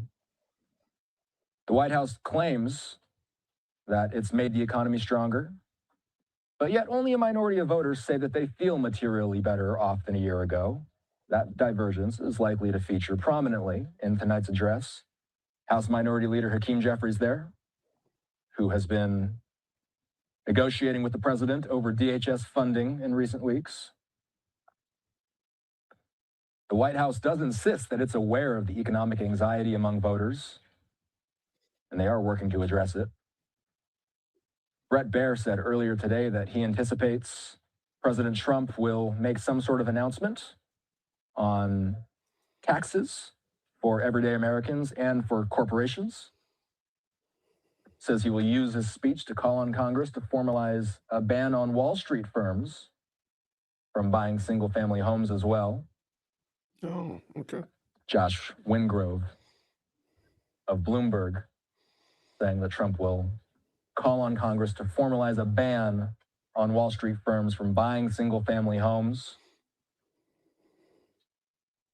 And again, Brett Baer says Trump will call for a new form of corporate and personal tax cuts in his speech tonight, but we don't have specific details.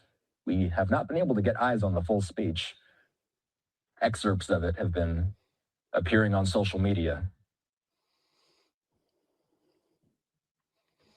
All right, so it looks like this should be interesting. So we continue to I hate they say it's going to be 2 hours lower long. chamber of Congress. Well, let's pull this up. What are they saying? On the part of the House to escort the President of the United States into the chamber. The gentleman from Louisiana, Mr. Scalise. The gentleman from Minnesota, Mr. Emmer. The gentlewoman from Michigan, Mrs. McClain. The gentleman from North Carolina, Mr. Hudson. The gentleman from Pennsylvania, Mr. Reschenthaler. The gentleman from Utah, Mr. Moore. The gentlewoman from Indiana, Mrs. Houchin. The gentleman from Oklahoma, Mr. Hearn. The gentleman from New York, Mr. Jeffries. The gentleman from California, Mr. Aguilar. Gentleman from California, Mr. Liu. Gentlewoman from Washington, Mrs. Delbene. Gentlewoman from Michigan, Mrs. Dingle. The President of the Senate, at the direction of that body, appoints the following senators as members of the Committee on the part of the Senate to escort the President of the United States into the House chamber. The Senator from South Dakota, Mr. Thune. The Senator from Wyoming, Mr. Barrasso. The Senator from Arkansas, Mr. Cotton. The Senator from West Virginia, Mrs. Capito. The Senator from Oklahoma, Mr. Langford. The Senator from South Carolina, Mr. Scott. The Senator from New York, Mr. Schumer. The Senator from Illinois, Mr. Durbin.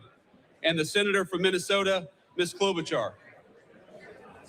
Goodness gracious. The members of the escort committee will exit the chamber through the lobby doors.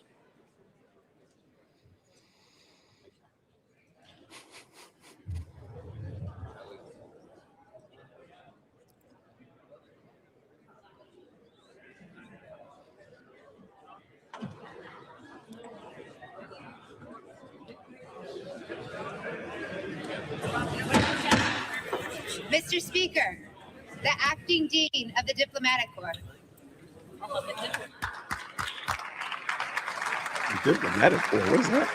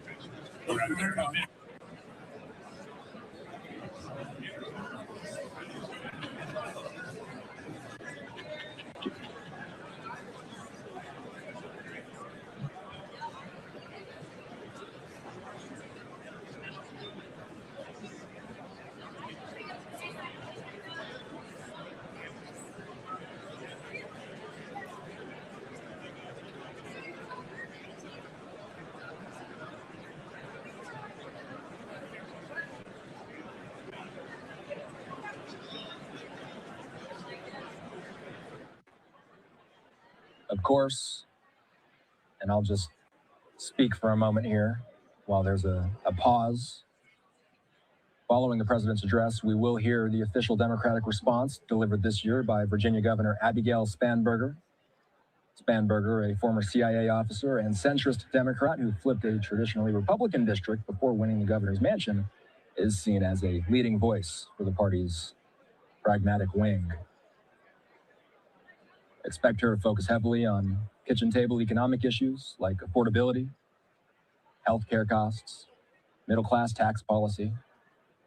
Some of you guys may be familiar with the idea of a designated survivor as well. This is something that fascinates people. Whenever we have a State of the Union or whenever we have a inauguration of a president, there's always one person that's left out of the festivities. And Representative Mike Thompson, the Democrat from let's listen in.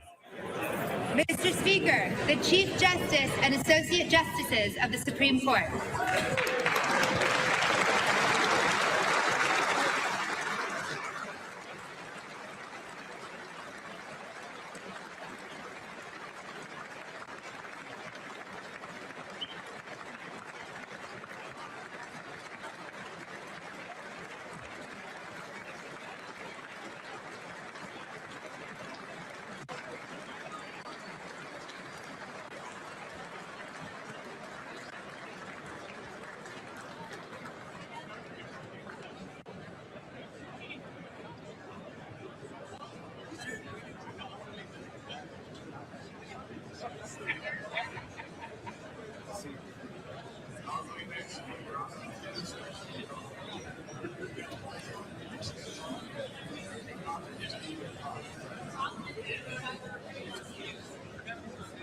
As I was saying, let's talk a little bit about the designated survivor, Representative Mike Thompson.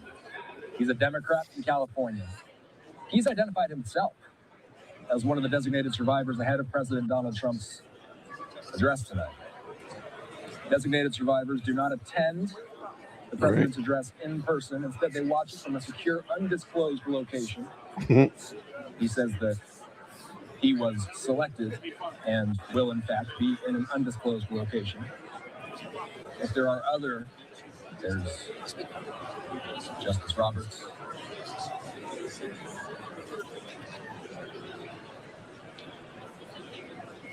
Kavanaugh.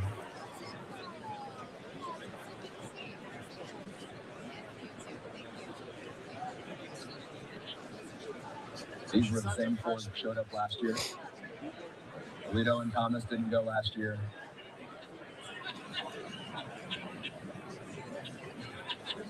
For those of you wondering who the designated survivor is, we do know at least one of them is Representative Mike Thompson tonight. I'm listening in for any I don't know if I want to know that, man. That we'll see more high-profile entries. All right, let's get it going. Shout out to everybody who's jumped in to the best live chat on the internet. Please go ahead and make sure you hit that like button if you have not already. If you have not already subscribed, please help your brother out. Come on, you're the designated subscriber. Subscribe, please. Help a brother out. All right, let's see what they got. Why is he looking So the at top that? issues that we're going to be focusing on tonight, certainly the economy, foreign affairs, like the Russia-Ukraine war, the U.S. military buildup. There's the second lady, Lucia Vance. Her and the vice president announcing that they will be expanding their family.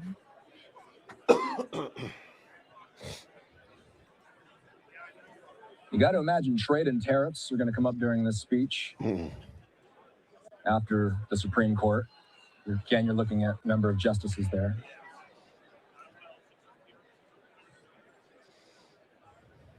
The president's family.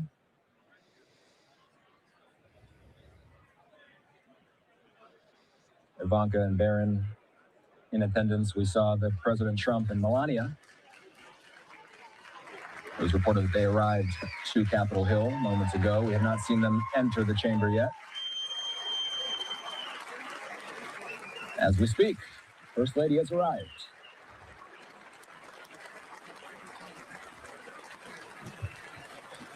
So as we watch this speech tonight, we're going to be listening for how the president frames issues like the economy, his foreign policy, funding of DHS. President Trump in recent weeks has been hitting the campaign trail, you could say, traveling to 2 battleground states, North Carolina and Georgia. The Georgia's a all-important battleground? midterms coming up in November. Very Mr. well. Speaker, the President's Cabinet. They just announced the president's cabinet. Secretary of State, Marco Rubio. Secretary Pete Hegseth.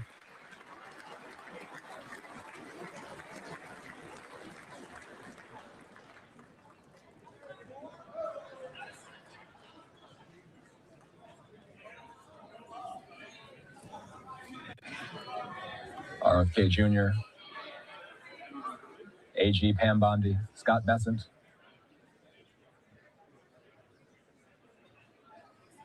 Howard Lutnick in the back there, Doug Burgum.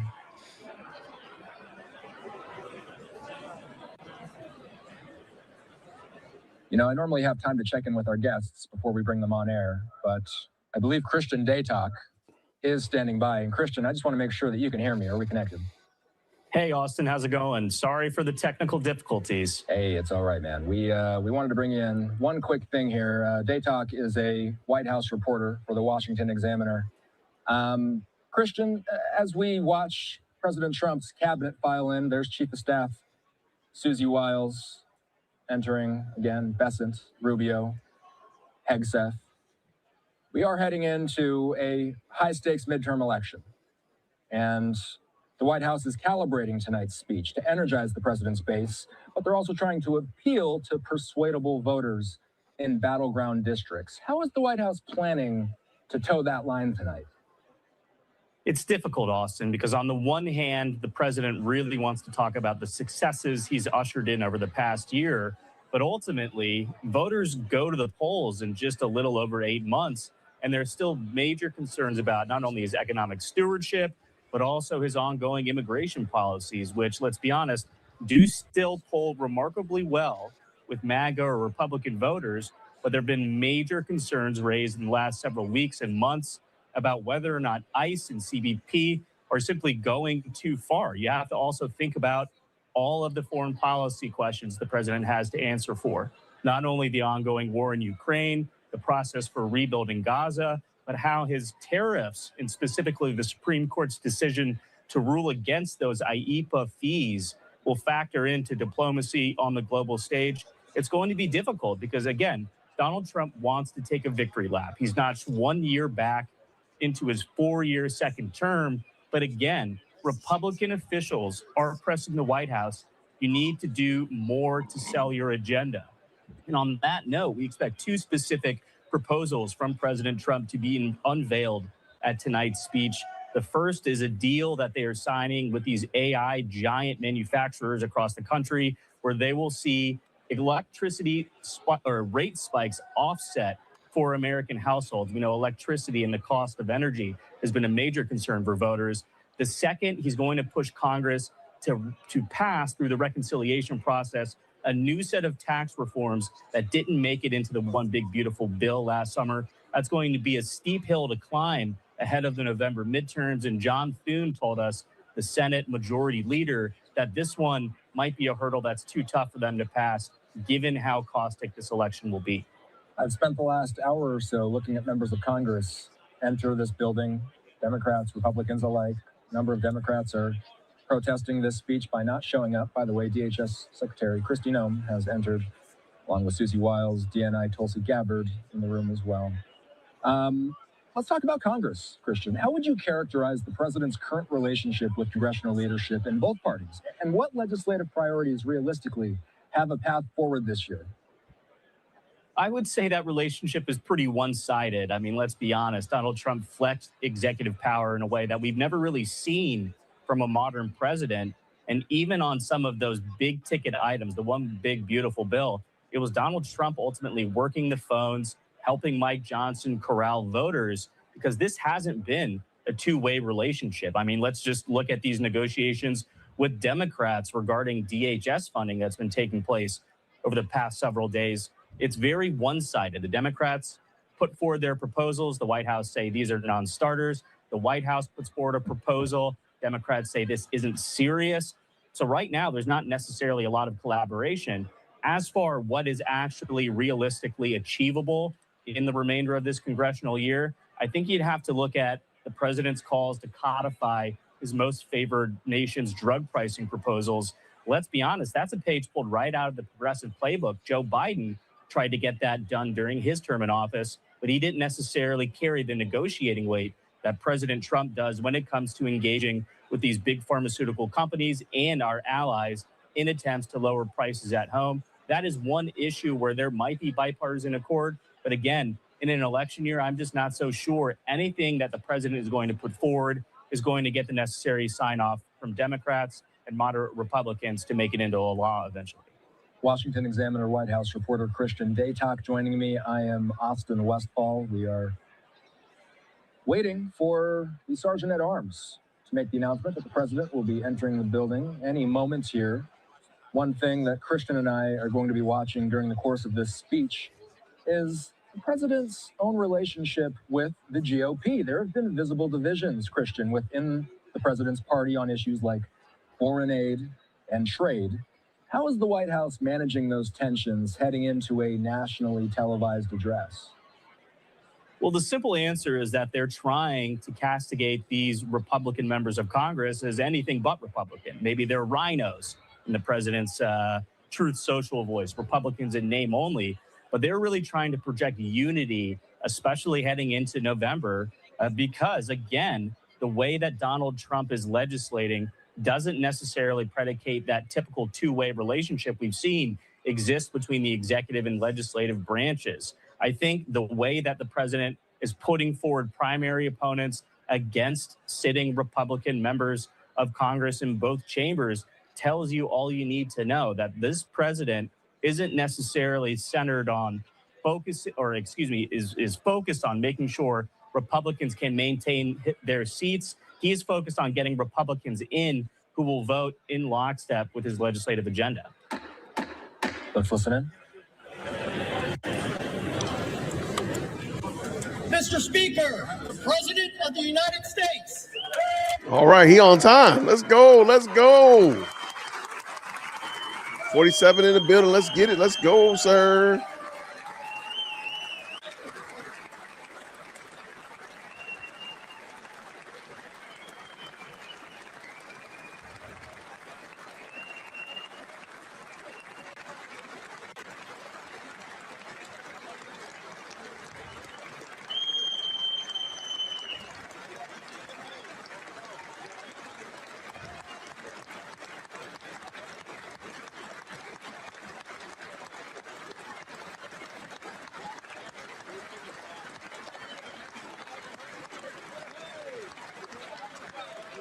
All right, let's go.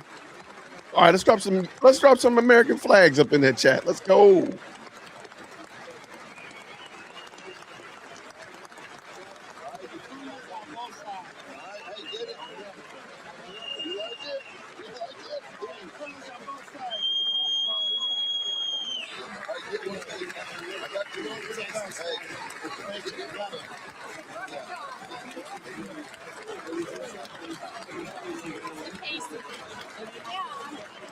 Let's get it. Let's go. Let's go. Just flood it. Don't even stop. Let's just keep. Come on. Go America. Let's go.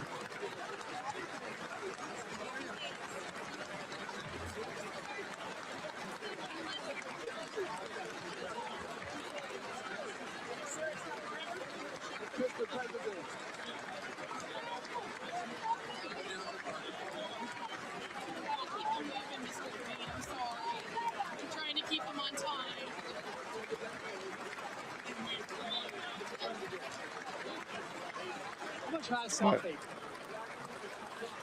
Let's go. Let's go.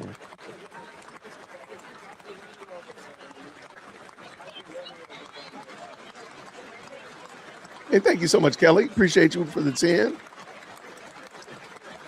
Jonathan. to Kelly.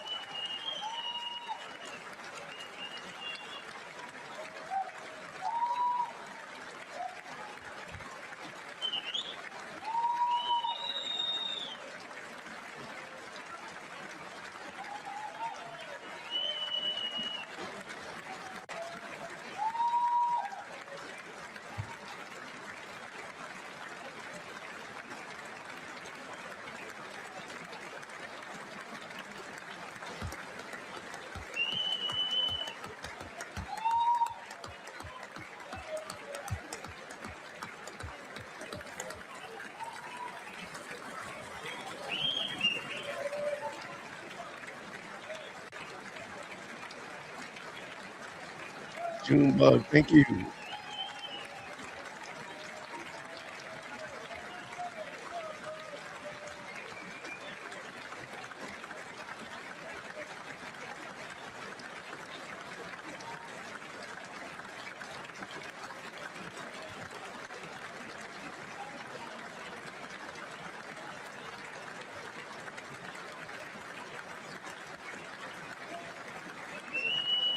All right, so we're saying that the audio sounds low.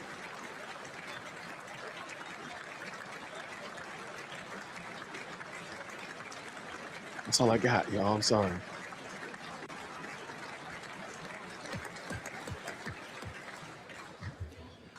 Members of Congress, I have the high privilege and distinct honor of presenting to you the President of the United States.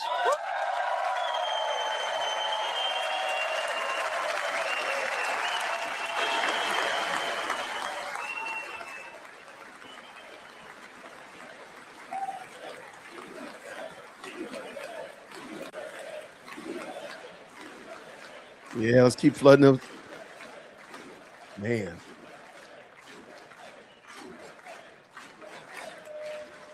Let's make sure y'all Well, vote. thank like you that. very much, everybody. It's really an honor. Speaker Johnson, Vice President Vance, First Lady of the United States.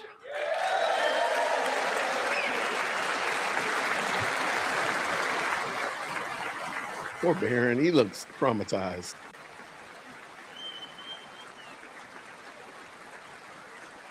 Poor guy.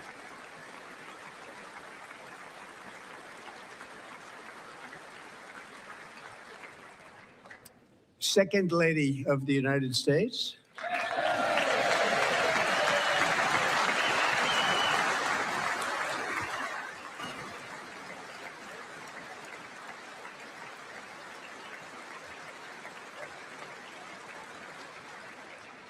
Members of Congress and my fellow Americans, our nation is back, bigger, better, richer, and stronger than ever before. Okay. All right. He announced we're back. We're back, people.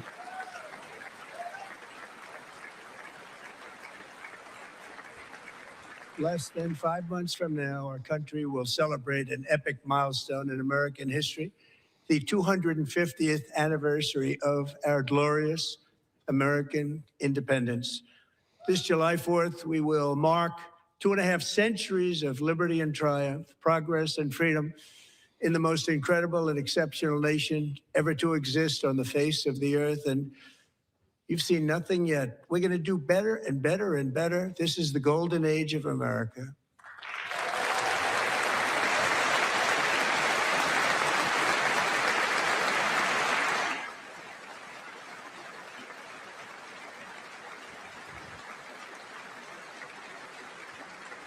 When I last spoke in this chamber 12 months ago, I had just inherited a nation in crisis with a stagnant economy, inflation at record levels, a wide open border, horrendous recruitment for military and police, rampant crime at home, and wars and chaos all over the world. But tonight, after just 1 year, I can say with dignity and pride that we have achieved a transformation like no one has ever seen before, and a turnaround for the ages. It is indeed a turnaround for the ages.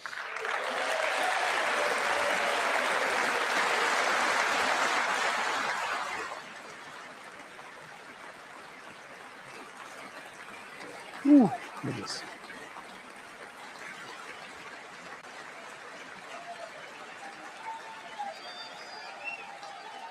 Make sure you hit that like button. Let's go, people. Okay. Take care of yourself, Al Green. And we will never go back to where we were just a very short time ago. We're not going back. Today, our border is secure.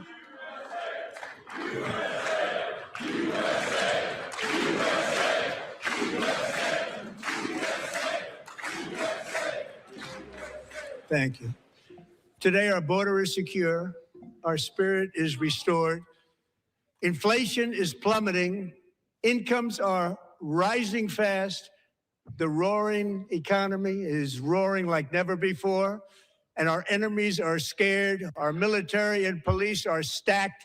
And America is respected again, perhaps like never before.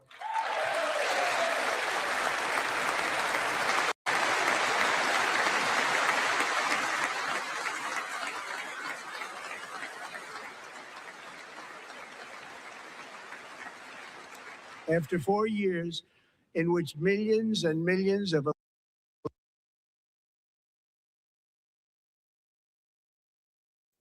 I don't know what happened. One second. illegal aliens poured across our borders, totally Bring unvetted hearts and out here. unchecked, we now have the strongest and most secure border in American history by far.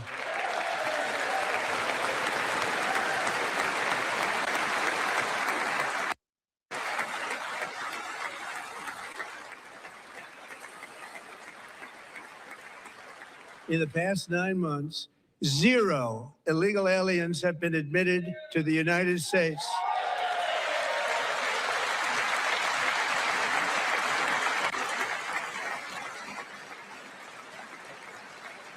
He said 0. He said not a 1. But we will always allow people to come in legally, people that will love our country and will work hard to maintain our country.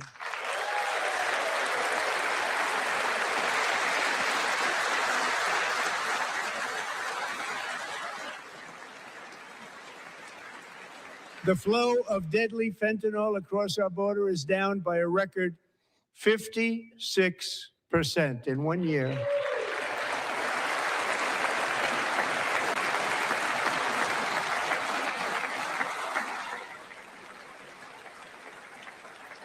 And last year, the murder rate saw its single largest decline in recorded history. This is the biggest decline, think of it, in recorded history, the lowest number in over 125 years, year 1900. In fact, substantially before my wonderful father, I had a wonderful father, Fred, before he was born, substantially before he was born. That's a long time ago. He Okay, wouldn't so- like me to say that, but that's a long time ago. The Biden administration and its allies in Congress gave us the worst inflation in the history of our country. But in 12 months, my administration has driven core inflation down to the lowest level in more than 5 years.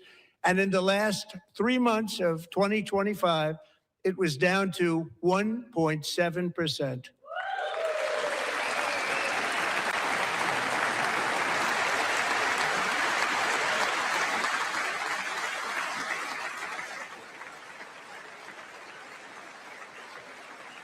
Gasoline, which reached a peak of over $6 a gallon in some states under my predecessor, it was quite honestly a disaster, is now below $2.30 a gallon in most states, and in some places, $1.99 a gallon. And when I visited the great state of Iowa just a few weeks ago, I even saw $1.85 a gallon for gasoline. Why don't you go ahead and open up them pipelines, my guy? Let's open up them pipelines. Let's get it down to $1. Let's go. Mortgage rates are the lowest in 4 years and falling fast, and the annual cost of a typical new mortgage is down almost $5,000 just since I took office. 1 year. And low interest rates will solve the Biden-created housing problem well, at the same time protecting the values of those people who already own a house that really feel rich for the first time in their lives. We want to protect those values. We want to keep those values up. We're going to do both. And we are going to keep it that way. The stock market has set 53 all-time record highs since the election. Think of that, 1 year. Boosting pensions, 401ks, and retirement accounts for the millions and millions of Americans. They're all gaining. Everybody's up, way up. In 4 long years, the last administration got less than $1 trillion in new investment in the United States. And when I say less, substantially less. In 12 months, I secured commitments for more than $18 trillion pouring in from all over the globe.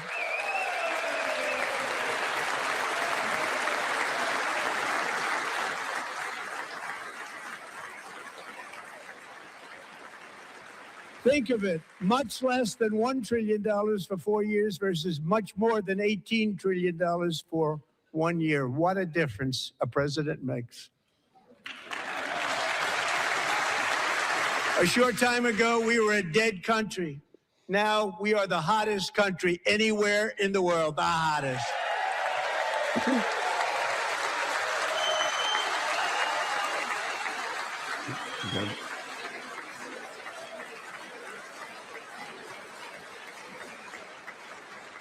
As thousands of new businesses are forming and factories, plants, and laboratories are being built, we have added 70,000 new construction jobs in just a very short period of time. It's getting bigger and bigger and stronger. Nobody can believe what they're watching. American oil production is up by more than 600,000 barrels a day, and we just received from our new friend and partner, Venezuela, more than 80 million barrels of oil. Okay. All right.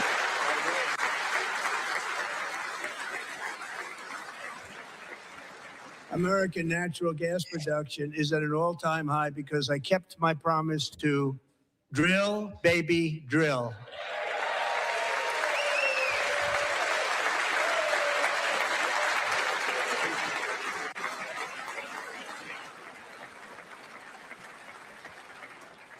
More Americans are working today than at any time Let's in go. the history Let's go. of our country. Think about that. Any time in the history of our country, more working today. And 100% of all jobs created under my administration have been in the private sector.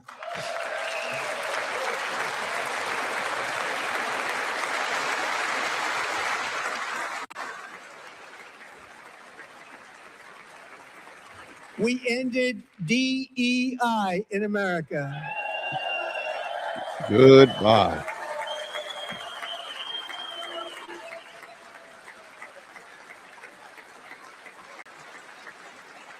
We cut a record number of job-killing regulations, and in 1 year, we have lifted 2.4 million Americans, a record, off of food stamps. Nice. Come on.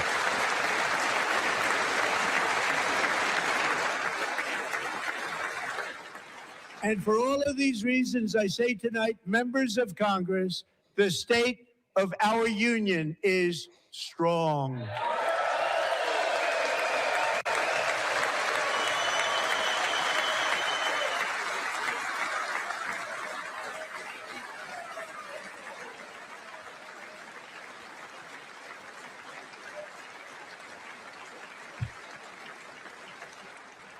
Our country is winning again. In fact, we're winning so much that we really don't know what to do about it.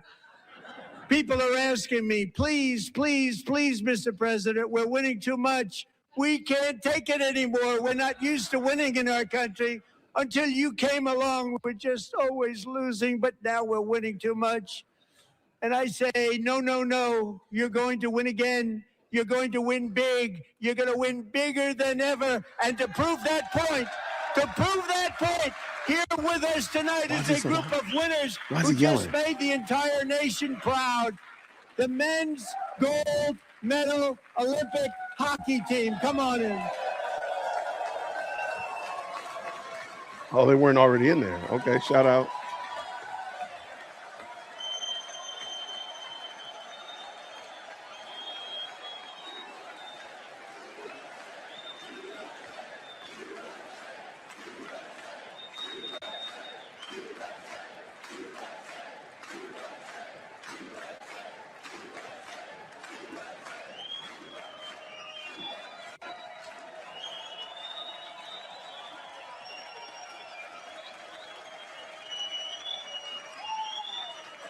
All right.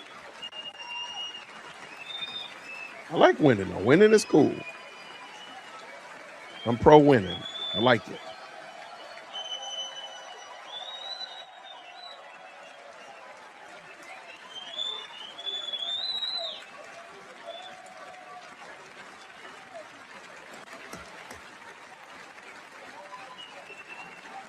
I'm pro winning. Go ahead.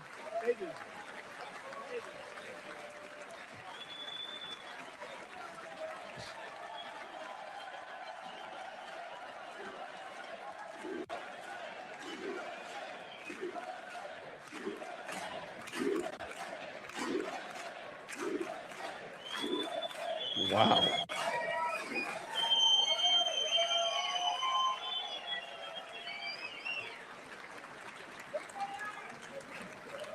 That's the first time I've ever seen them get up. Oh. And actually, not all of them did get up. But they beat a fantastic Canadian team in overtime, as everybody saw, as did the American women who will soon be coming to the White House. Okay.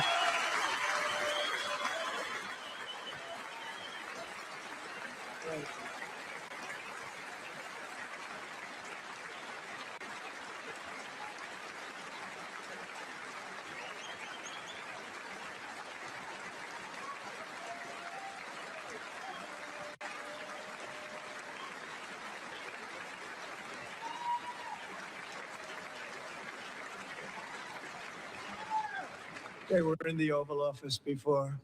And I just want to say a second very big congratulations to Team USA. But I have to say that, and I told them this, and we took a vote of the team. I said, anybody votes no, I'm not doing it.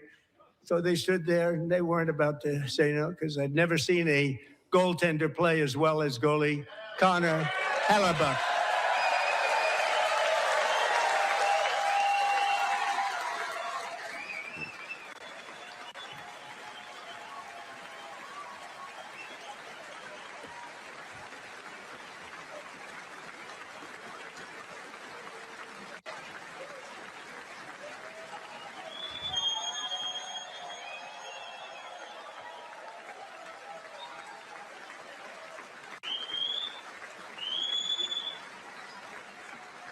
Think of it, 46 shots on goal, and I asked him, the one shot, the one where you put your stick in the back and it hit the neck of your stick and bounced off. You practice that, or was that a little lucky? He refused to answer that question. But I just want to tell you that the members of this great hockey squad will be very happy to hear, based on their vote and my vote, and in this case, my vote was more important, that I will soon be presenting Connor with our highest civilian honor, which we will be given and which has been given to many athletes over the years. But when I say many, not too many, like 12, it's called the highest civilian honor in our country, the Presidential Medal of Freedom.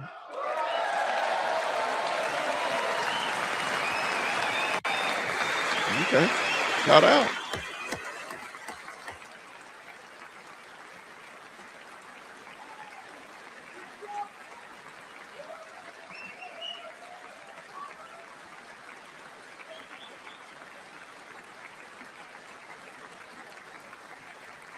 Great athletes have gotten that, very great, the best. And I thought he deserved it. And I did take a vote, every single one of them. I said, I'm not giving it if anybody goes no. And every single one of them rapidly put up their hand. So I want to thank you. What a special job you did. What special champions you are. Thank you very much.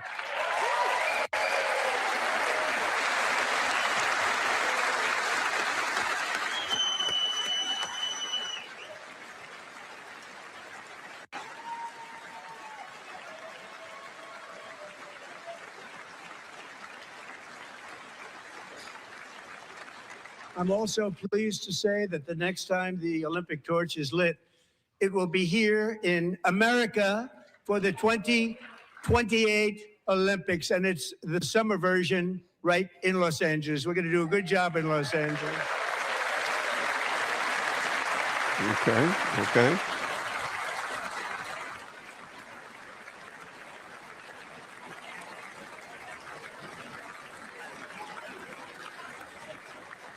And Los Angeles is going to be safe, just like Washington, D.C. is now one of the safest cities in the country.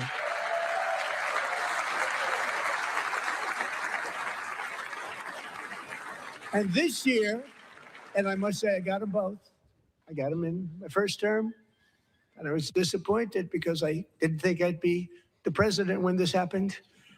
But strange things took place.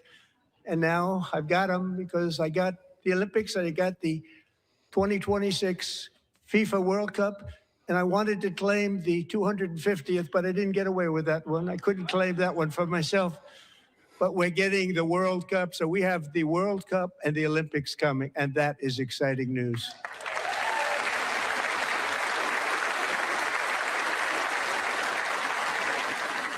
Thank you so much for that. So this will be a year to celebrate our country and the heroes who have kept it free. Men like Buddy Taggart. At age 17, Buddy volunteered to defend America in World War II, serving in the Pacific under the great General Douglas MacArthur. He fought bravely in the famous Battle of Manila, worked so hard. He was badly wounded and almost killed by enemy machine guns in Luzon. And 81 years ago this month, he liberated the largest internment camp in the Philippines, one of the largest anywhere in the world. But he earned many honors, including a Purple Heart and a Bronze Star, came home, started a family, and tonight he is in the gallery looking forward to July 4th, 2026, his 100th birthday. Wow. For sure. Shout out. Wow.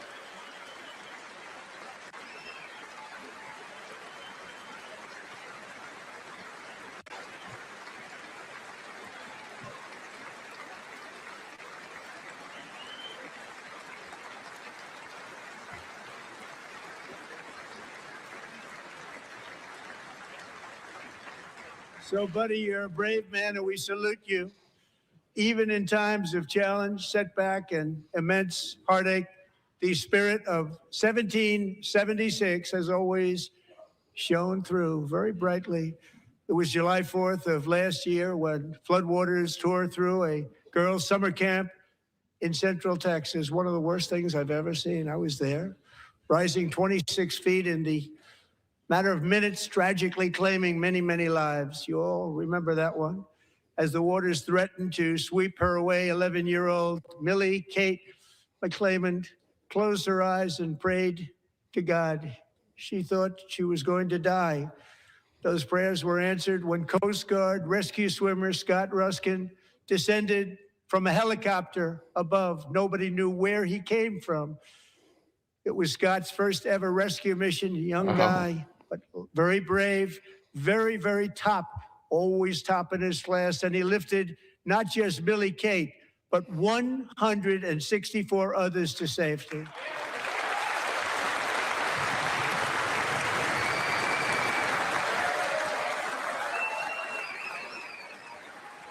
That's great.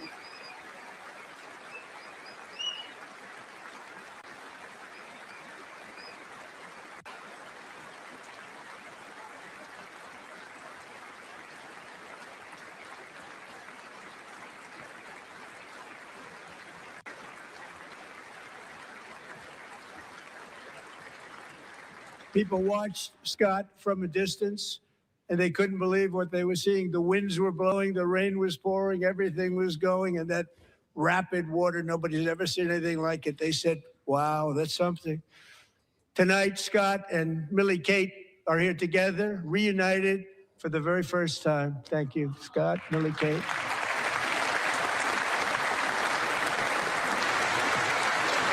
That's crazy. That's wild. I wouldn't know how to do that one.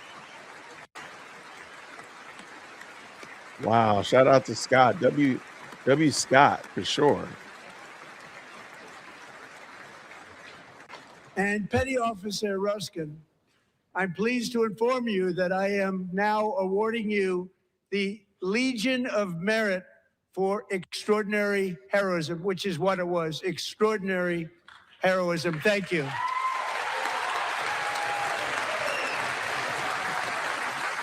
Wow.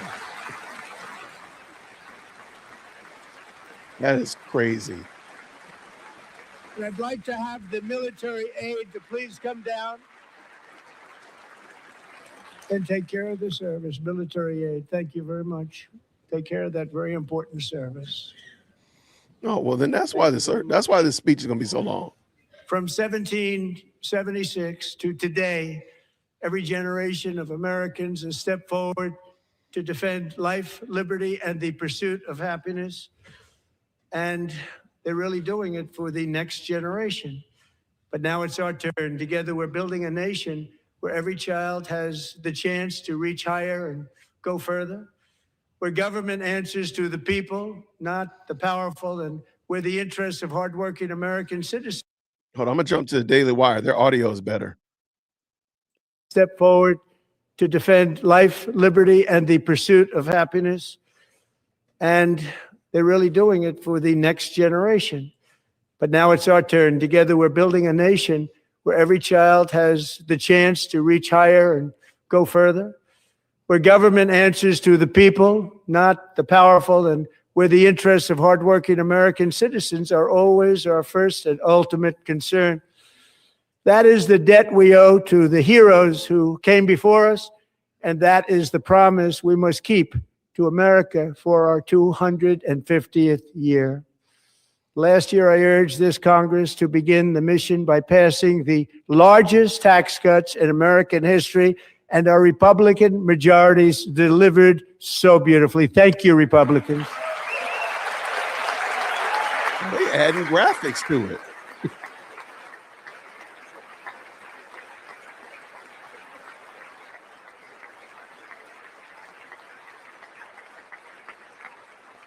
All Democrats, every single one of them, voted against these really important and very necessary, massive tax cuts. Wow. He called them out. Go ahead, Trump. Go ahead. Call them out. They wanted large-scale tax increases to hurt the people instead. But we held strong, and with the great, big, beautiful bill, we gave you no tax on tips, no tax on overtime, and no tax on Social Security for our great seniors.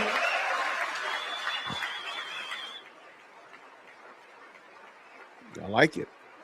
Good job, sir. Good job.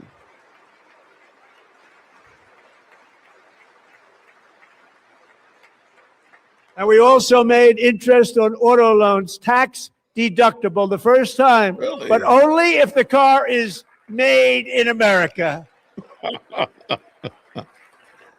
I like it. To me, that's a better plan. I like that plan, actually. I can get with that. Recently in Pennsylvania, I met Megan Hemhauser, a devoted mom who's homeschools her children, beautiful, 2 children, during the day while waiting tables at night as her husband works overtime operating very heavy equipment. Megan is here this evening and she's happy to tell you that she is so much richer because with no tax on tips, no tax on overtime, and her expanded child tax credit done again by Republicans, Megan and her husband will take home more than $5,000 extra just for the year, cutting her tax bill in more than half.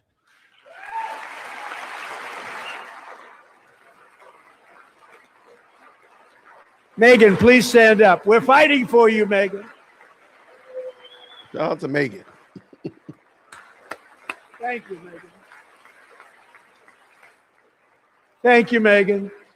We're fighting for you, Megan. Under our bill, parents like Megan can also activate their children's brand new Trump accounts. And I didn't name it. I did not name it. I did not name that.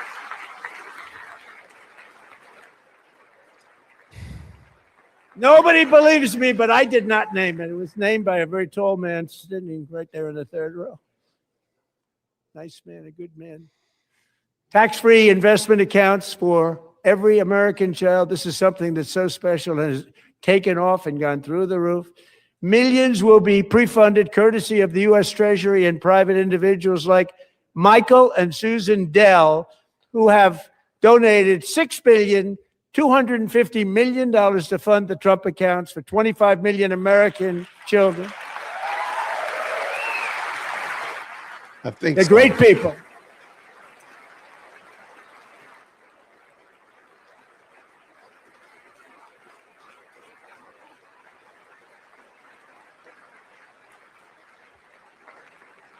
You know, I asked Michael Dell, how do you make all that money? He said, well, I just sat on my dorm in school and I made computers and I'd sell them to people. And I just kept selling and selling and selling. And pretty amazing story. That's called the American dream. He sold a lot of computers, a lot of those laptops. So I congratulate him on that. But I really thank him and Susan, as well as others like Brad Gerstner, a very tremendous guy. He was behind it right from the beginning. Brad Gerstner. Thank you, Brad.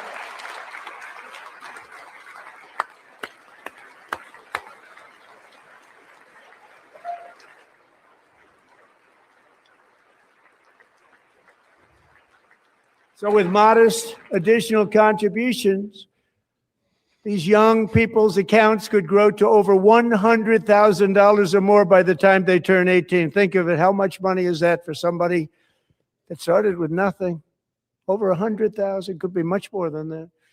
To make this investment in our children's future, go to trumpaccounts.gov, trumpaccounts.gov. And a lot of people are doing it. It's setting every record in the book. It's popular. They knew what it was going to take. And if you're a Democrat and you don't want your Trump account, you can send it to me, Mr. J. Witt. Or just send it to me. I'll take care of it.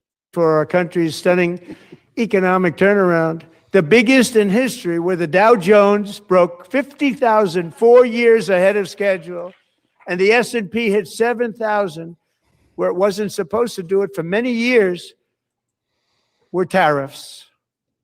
I used these tariffs, took in hundreds of billions of dollars to make great deals for our country, both economically and on a national security basis. Everything was working well. Countries that were ripping us off for decades are now paying us hundreds of billions of dollars. They were ripping us so badly, you all know that. Everybody knows it. Even the Democrats know it. They just don't want to say it. And yet these countries are now happy, and so are we. We made deals. The deals are all done. And they're happy.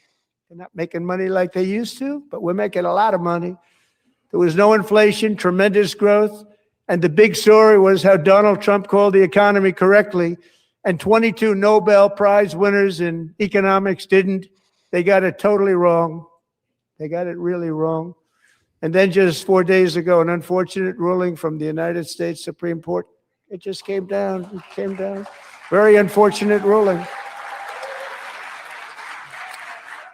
But the good news is that almost all countries and corporations want to keep the deal that they already made, right, Scott? Knowing that the legal power that I, as president, have to make a new deal could be far worse for them, and therefore they will continue to work along the same successful path that we had negotiated before the Supreme Court's unfortunate involvement. So despite the disappointing ruling, these powerful, country-saving, it's saving our country, the kind of money we're taking in, peace-protecting. Many of the wars I settled was because of the threat of tariffs. I wouldn't have been able to settle them without. Will remain in place under fully approved and tested alternative legal statutes. And they have been tested for a long time. They're a little more complex, but they're actually probably better, leading to a solution that will be even stronger than before. Congressional action will not be necessary. It's already time-tested and approved. And as time goes by, I believe the tariffs paid for by foreign countries will, like in the past, substantially replace the modern-day system of income tax, taking a great financial burden off the people that I love.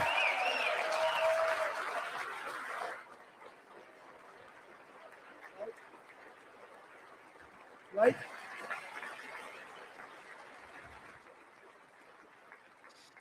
Moving forward, factories, jobs, investment, and trillions of dollars will continue pouring into the United States of America because we finally have a president who puts America first. I put America first. I love America.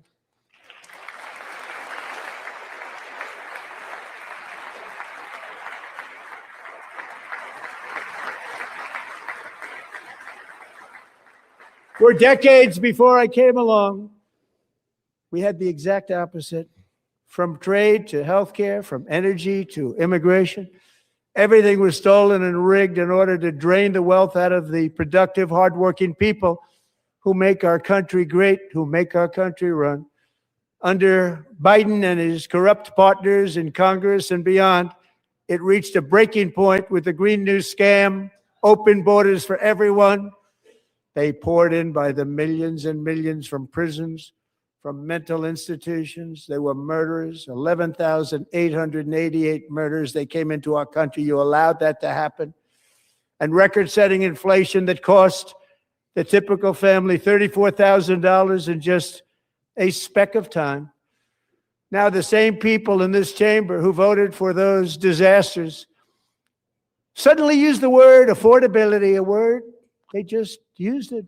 Somebody gave it to them, knowing full well that they caused and created the increased prices that all of our citizens had to endure. You caused that problem. You caused that problem.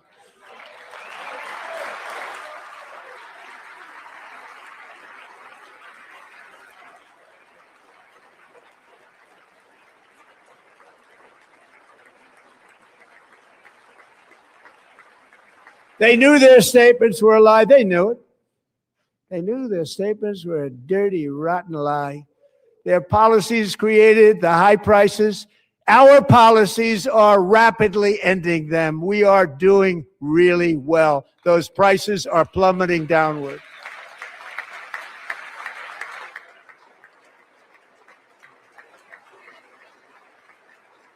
The price of eggs is down 60%, Madam Secretary. Thank you. The cost of chicken, butter, fruit, hotels, automobiles, rent is lower today than when I took office by a lot. And even beef, which was very high, is starting to come down significantly. Just hold on a little while. We're getting it down. And soon you will see numbers that few people would think were possible to achieve just a short time ago. Nobody can believe when they see the kind of numbers, and especially energy, when they see energy going down to numbers like that, they cannot believe it. It's like another big tax cut. I'm also confronting one of the biggest ripoffs of our times, the crushing costs of health care caused by you. Since the passage of the Unaffordable Care Act, sometimes referred to as Obamacare, big insurance companies have gotten rich. It was meant for the insurance companies, not for the people. With our government giving them hundreds and hundreds of billions of dollars a year as their stock prices soared 1,000, 1,200, 1,400, and even 1,700%, like nothing else. That's why I introduced the great healthcare plan. I want to stop all payments to big insurance companies and instead give that money directly to the people so they can buy their own healthcare, which will be better healthcare at a much lower cost.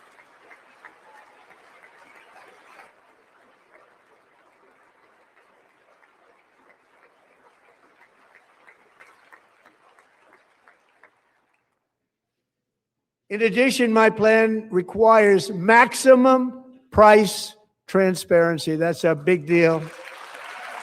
Sounds so simple, so big. And I did that in my first term, and the Democrats immediately terminated it with full knowledge that they were doing a very bad thing for the people. Of course, we're going to go way up, and that's what happened. And now I'm bringing them way down on healthcare and everything else. I'm also ending the wildly inflated cost of prescription drugs like has never happened before.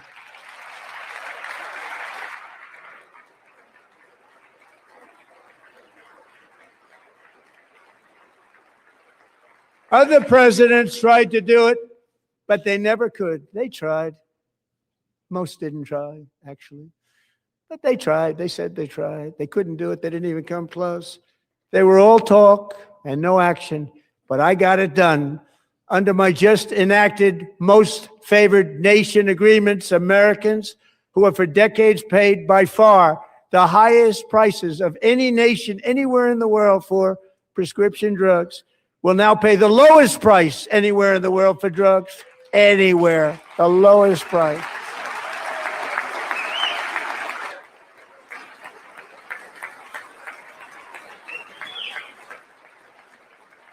So in my first year of the second term,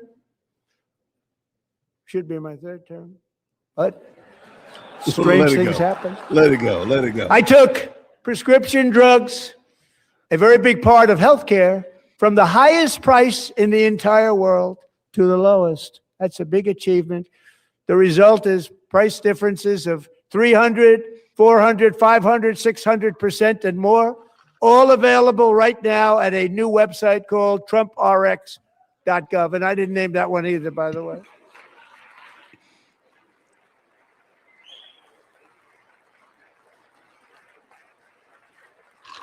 And here tonight is the very first customer ever to get that big discount, and it is big, Catherine Rayner. For 5 years, she and her husband have struggled with infertility, and they turned to IVF. One drug has been costing Catherine $4,000 to purchase. Oh, my God. But a few weeks ago, she logged onto the Trump RX website and got that same drug that cost $4,000, got it for under $500, a reduction of much more, actually, than $3,500. Catherine, we are all praying for you, and you're going to be a great mom.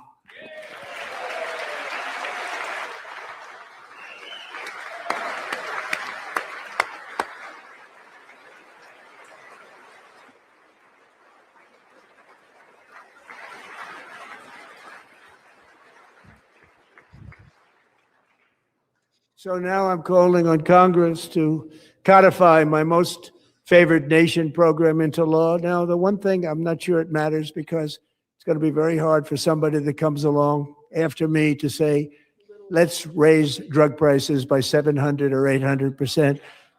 But John and Mike, if you don't mind, codify it anyway. They may do it. Codify it anyway. Thank you. Many Americans are also concerned that energy demand from AI data centers could unfairly drive up their electric utility bills. Tonight, I'm pleased to announce that I have negotiated the new Ratepayer Protection Pledge. You know what that is? We're telling the major tech companies that they have the obligation to provide for their own power needs. They can build their own power plants as part of their factory so that no one's prices will go up. And in many cases, prices of electricity will go down for the community and very substantially down. This is a unique strategy never used in this country before. We have an old grid. It could never handle the kind of numbers, the amount of electricity that's needed. So I'm telling them they can build their own plant. They're going to produce their own electricity. It will ensure the company's ability to get electricity while at the same time lowering prices of electricity for you, and could be very substantial for all of you cities and towns. You're going to see some good things happen over the next number of years. Another pillar of the American dream that has been under attack is home ownership. With us tonight is Rachel Wiggins, a mom of two from Houston. She placed bids on 20 homes and lost all of those bids to gigantic investment firms that bypassed inspection, paid all cash, and turned those houses into rentals, stealing away her American dream. She was devastated. Stories like this are why last month I signed executive order to ban large Wall Street investment firms from buying up in the thousands single-family homes.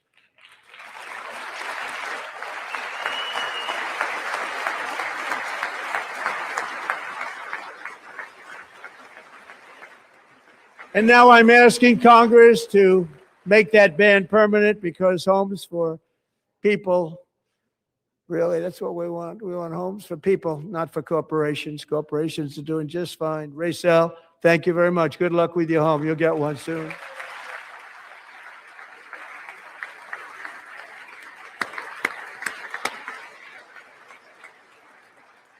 We're also working to make it easier for Americans to save for retirement. And under this administration, we will always protect Social Security and Medicare. They are not protecting it for our seniors. We will always protect Social Security, Medicare, Medicaid.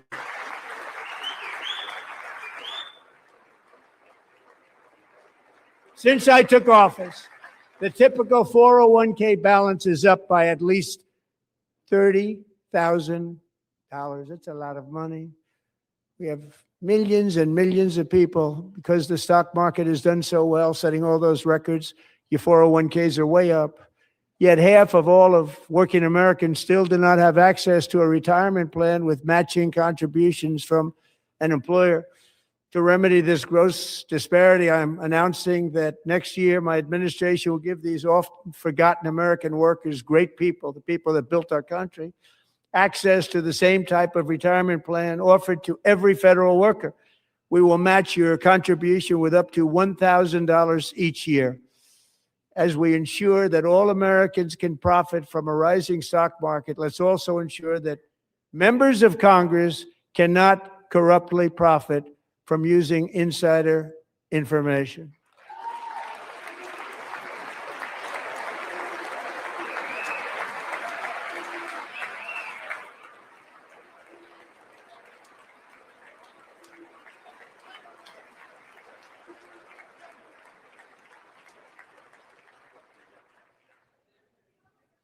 They stood up for that. I can't believe it.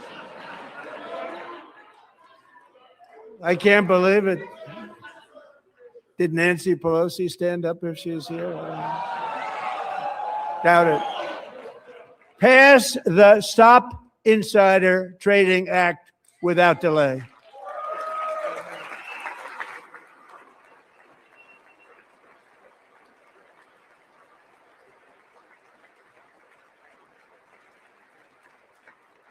I wasn't sure if anybody even on this side was going to applaud for that. I'm very impressed. Thank you. I'm very impressed. But when it comes to the corruption that is plundering, it's plundering America. There's been no more stunning example than Minnesota, where members of the Somali community have pillaged an estimated $19 billion from the American taxpayer. Oh, we have all the information. And in actuality, the number is much higher than that. And California, Massachusetts, Maine, and many other states are even worse. This is the kind of corruption that shreds the fabric of a nation, and we are working on it like you wouldn't believe. So tonight, although started 4 months ago, I am officially announcing the war on fraud to be led by our great Vice President, J.D. Vance.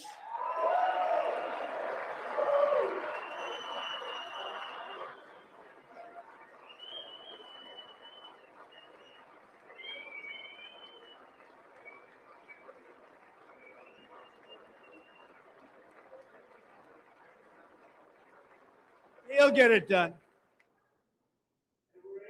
Find enough of that fraud, we will actually have a balanced budget overnight. It'll go very quickly. That's the kind of money you're talking about. We'll balance our budget. The Somali pirates who ransacked Minnesota remind us that there are large parts of the world and lawlessness are the norm, not the exception. Importing these cultures through unrestricted immigration and open borders brings those problems right here to the USA.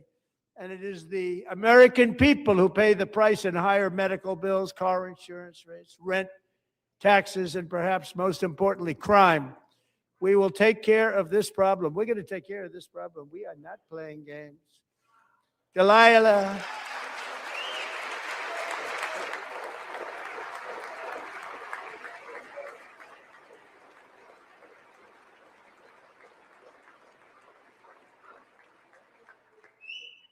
Delilah Colden was only 5 years old in June 2024 when a 18-wheel tractor trailer plowed into her stopped car traveling at 60 miles an hour or more. The driver was an illegal alien let in by Joe Biden and given a commercial driver's license by open borders politicians in California. Doctors said Delilah would never be able to walk or talk, have a good life. She wouldn't even be able to eat again. But against all odds, she is now in the first grade learning to walk. And she's here this evening with her dad, Marcus, a fantastic man. Delilah, please, you are a great inspiration. Please stand up.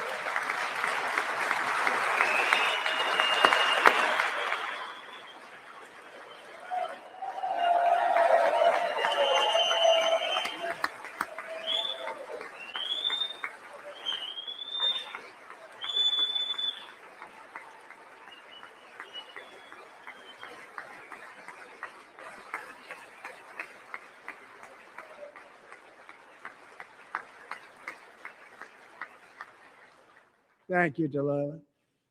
Many, if not most, illegal aliens do not speak English and cannot read even the most basic road signs as to direction, speed, danger, or location. That's why tonight I'm calling on Congress to pass what we will call the Delilah Law, barring any state from granting commercial driver's licenses to illegal aliens.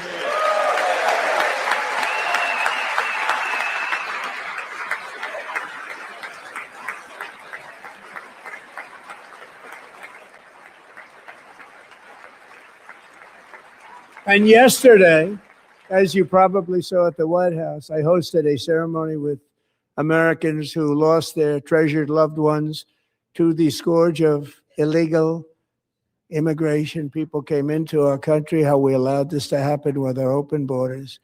These are the angel moms and families that for decades our government betrayed and our media totally ignored. It was terrible. Hard to believe, actually. In 2023, a 16-year-old high school cheerleader named Elizabeth Medina was supposed to perform in her town's Christmas parade, but she never arrived. Her mother, Jacqueline, went home to look for her, and she found her lying dead in a bathtub, bleeding profusely after being stabbed 25 times. Elizabeth's killer was a previously arrested illegal alien who had broken in and brutally extinguished the brightest light in her family's life, violently and viciously. Her heartbroken mother is in the gallery to remind everyone in this chamber exactly why we are deporting illegal alien criminals to our country at record numbers, and we're getting them the hell out of here fast. We don't want them.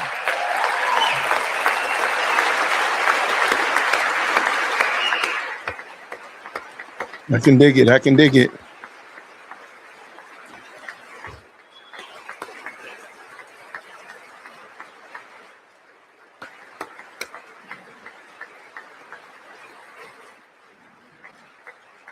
Thank you very much, Jacqueline. Thank you. We can never forget that many in this room not only allowed the border invasion to happen before I got involved, but indeed they would do it all over again. If they ever had the chance, if they ever got elected, they would open up those borders to some of the worst criminals anywhere in the world. The only thing standing between Americans and a wide open border right now is President Donald J. Trump and our great Republican patriots in Congress. Thank you. Thank you.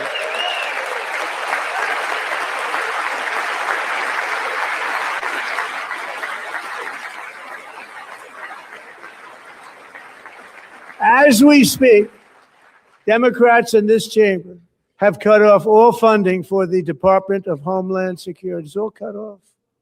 It's all cut off. They have instituted another Democrat shutdown, the first one costing us 2 points on GDP. 2 points we lost on GDP, which probably made them quite happy, actually. Now they have closed the agency responsible for protecting Americans from terrorists and murderers.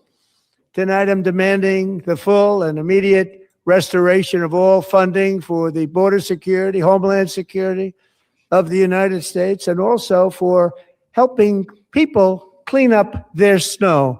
We have no money because of the Democrats, and it would be nice. We'd love to give you a hand at cleaning it up, but you gave no money. Nobody's getting paid. It's a shame. So you have to think about it. We have, in case you didn't know, a pretty large snowstorm out there. One of the great things about the State of the Union is how it gives Americans the chance to see clearly what their representatives really believe. So tonight, I'm inviting every legislator to join with my administration in reaffirming a fundamental principle. If you agree with this statement, then stand up and show your support. The first duty of the American government is to protect American citizens, not illegal aliens.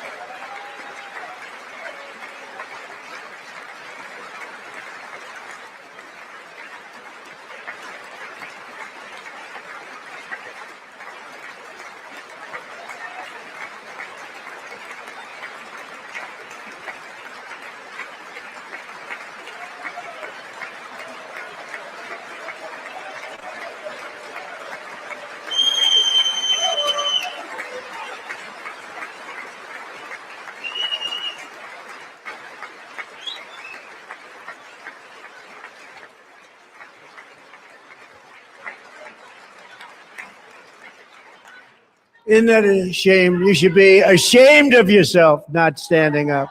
You should be ashamed of yourself.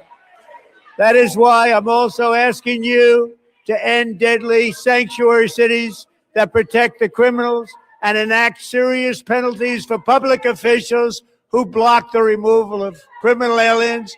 In many cases, drug lords, murderers all over our country, they're blocking the removal of these people out of our country, and you should be ashamed of yourself.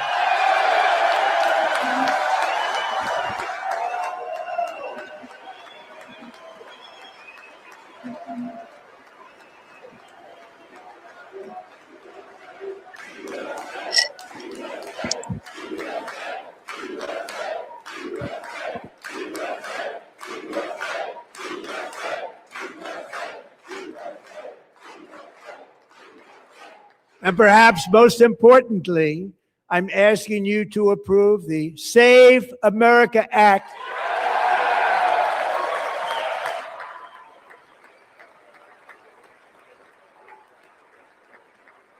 stop illegal aliens and others who are unpermitted persons from voting in our sacred American elections. That cheating is rampant in our elections. It's rampant.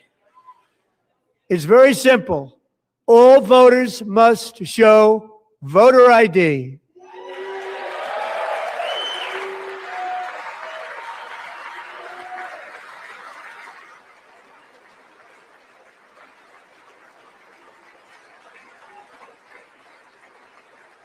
All voters must show proof of citizenship in order to vote.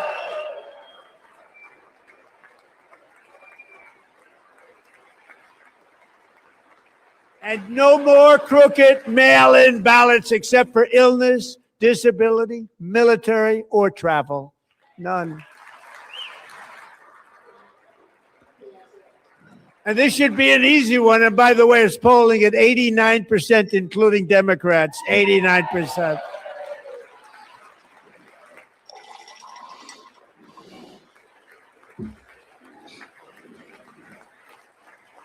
And even the new communist mayor of New York City, I think he's a nice guy, actually. Speak to him a lot. Bad policy, but nice guy. Just said they want people to shovel snow. They got hit hard. Wants them to shovel snow, but if you apply for that job, you need to show 2 original forms of ID and a Social Security card. Yet they don't want identification for the greatest privilege of them all, voting in America. No, it's no good. No good. Both Republicans and Democrats overwhelmingly agree on the policy that we just enunciated. And Congress should unite and enact this common sense, country-saving legislation right now, and it should be before anything else happens.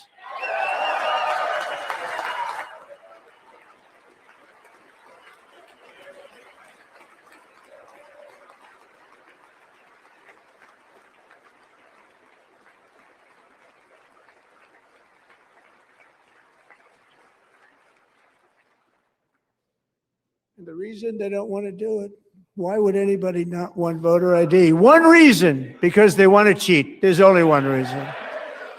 They make up all excuses. They say it's racist. They come up with things. You almost say, what imagination they have. They want to cheat. They have cheated. And their policy is so bad that the only way they can get elected is to cheat. And we're going to stop it. We have to stop it, John.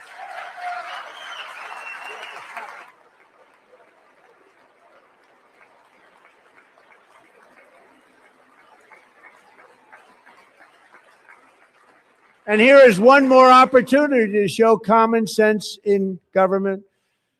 In the gallery tonight are Sage Blair and her mother, Michelle.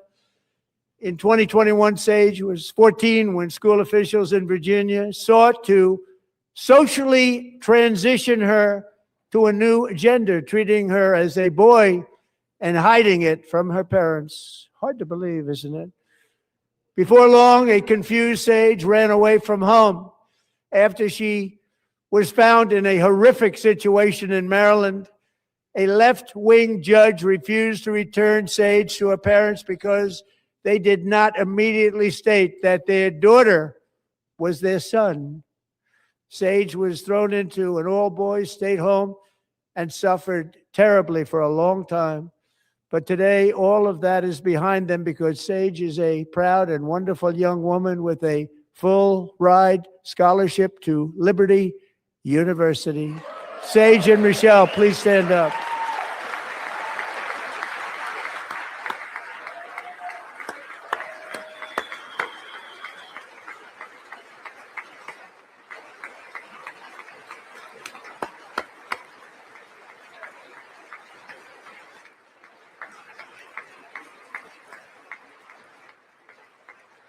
And thank you for your great bravery. And who can believe that we're even speaking about things like this? 15 years ago, if somebody was up here and said that, they'd say, what's wrong with him?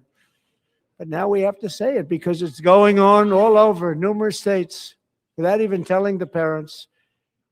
But surely we can all agree no state can be allowed to rip children from their parents' arms and transition them to a new gender against the parents' will. Who would believe that we're even talking about this? We must ban it, and we must ban it immediately.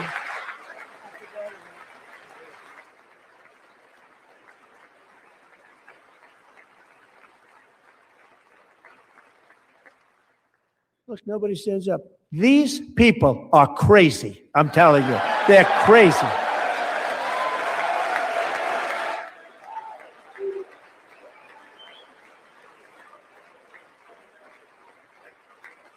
Amazing. Incredible.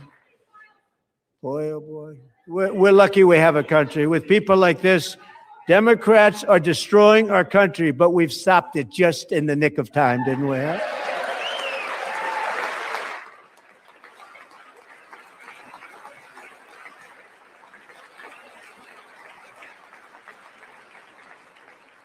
No one cares more about protecting America's youth than our wonderful First Lady. Now a movie star. She's a movie star. Can you believe it? Who would have believed that? Over the past year, she has had an incredible impact championing AI legislation, advancing a landmark executive order on foster care, and helping secure $30 million to launch the Melania Trump Foster Youth to Independence Initiative. It's a tremendous, really a tremendous thing that happened and had a lot of bipartisan support. She gets much better bipartisan support than I do. I get none. She gets a lot. Someday you're going to have to tell me how you did that. And students and educators in every state have joined the First Lady's efforts in the presidential AI challenge, keeping America's next generation positioned to succeed and strongly succeed in the future. Tonight, we welcome two young people whose lives reflect the First Lady's impact, Sierra Burns and Everest Nevermont. Thank you both, and Melania, thank you. I know how hard you worked on it. Thank you very much.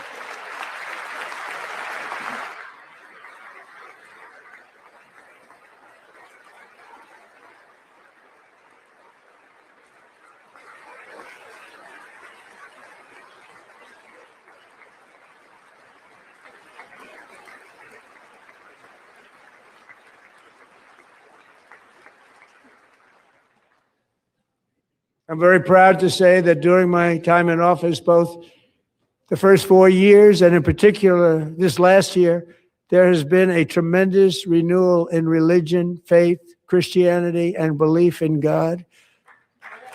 Tremendous renewal.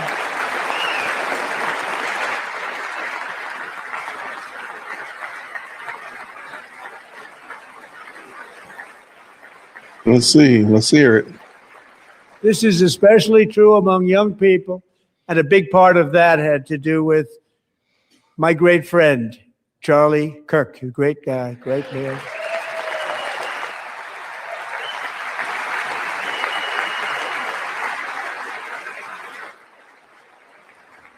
So last year, Charlie was violently murdered by an assassin and martyred, really martyred for his beliefs. His wonderful wife, Erica, is with us tonight. Erica, please stand.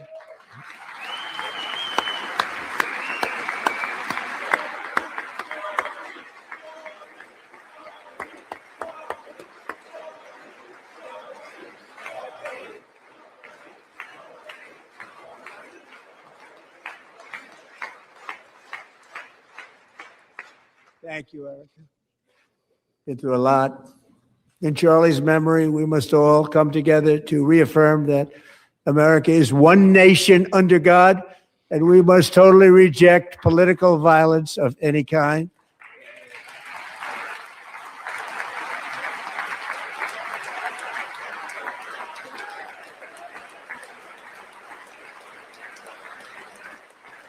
We love religion, and we love bringing it back, and it's coming back at levels that nobody actually thought possible. It's really a beautiful thing to see. Above all, unleashing America's promise requires keeping our communities safe. We have made incredible strides, yet dangerous repeat offenders continue to be released by pro-crime Democrat politicians again and again. We are honored to be joined tonight by a woman who's been through hell, Anya Zaretska.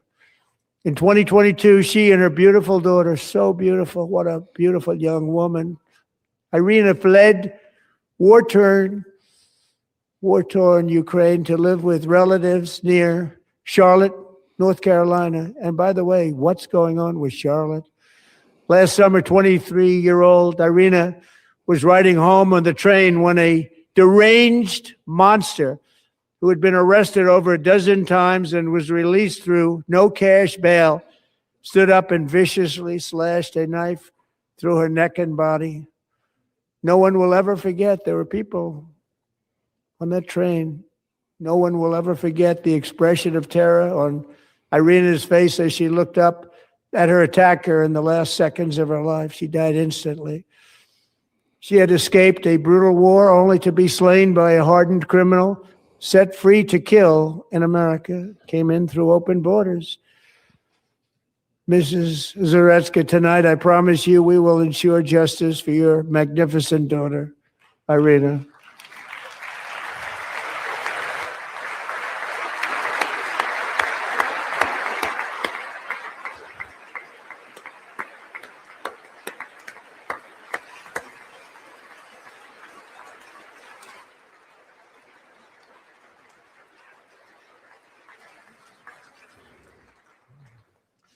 How do you not stand? How do you not stand? I'm asking this Congress to pass tough legislation to ensure that violent and dangerous repeat offenders are put behind bars, and importantly, that they stay there.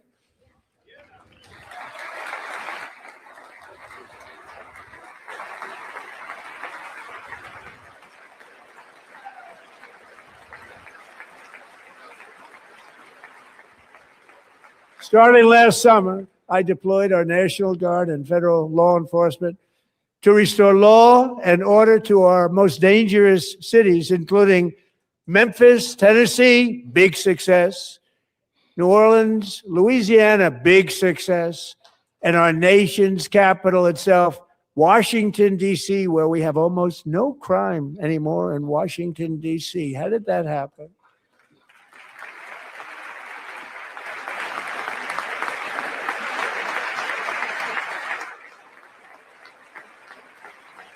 In fact, crime in Washington is now at the lowest level ever recorded, and murders in D.C. this January were down close to 100% from a year ago.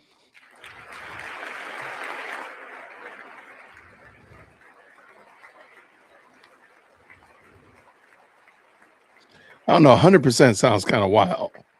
They don't like to 100%. One of the sick people, one of the brave service members who helped achieve this stunning turnaround was 20-year-old West Virginia Army National Guard Specialist Sarah Beckstrom. After a 4-month deployment, she voluntarily extended her service, and her rank was going to be lifted. She was doing so well. They were so proud of her.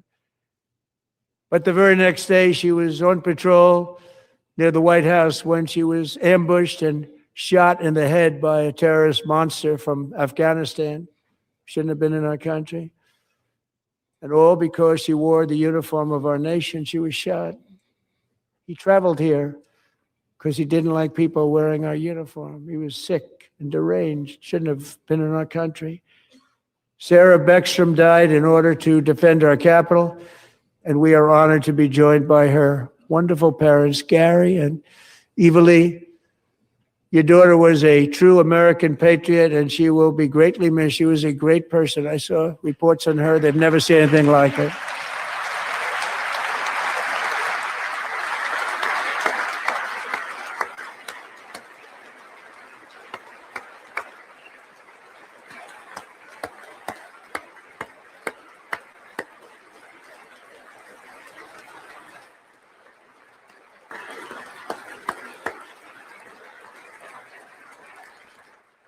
So sorry. Thank you very much. A great young lady. I saw reports that were like, perfect. She was perfect. Serving alongside Sarah that day was Staff Sergeant Andrew Wolf. The terrorist shot Andrew in the head, and no one thought he could possibly make it.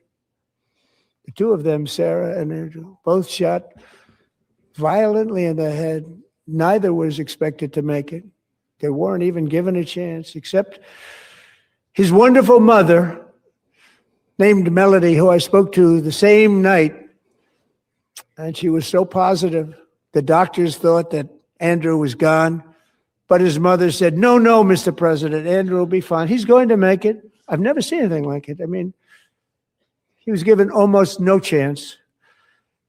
She said, I have no doubt, sir, he's going to be okay. This was a conversation that I had with her that night, with her son laying helplessly in bed, blood all over. Everybody is praying, she said, sir, he will be okay. The doctors didn't understand what she was saying. And after looking at the results of the damage done, neither did I. She was so strong and conclusive that even Andrew's great father felt she didn't really understand the gravity of the situation. But she turned out to be right. Right, Melody? She turned out to be right.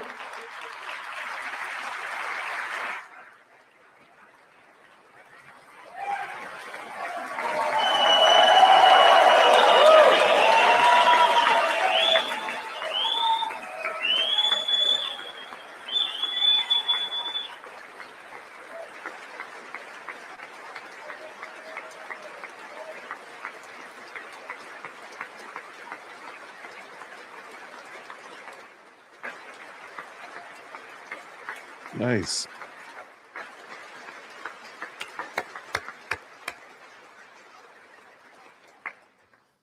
Amazing, actually. I said, where does this woman come from? She's the most positive person I've ever met.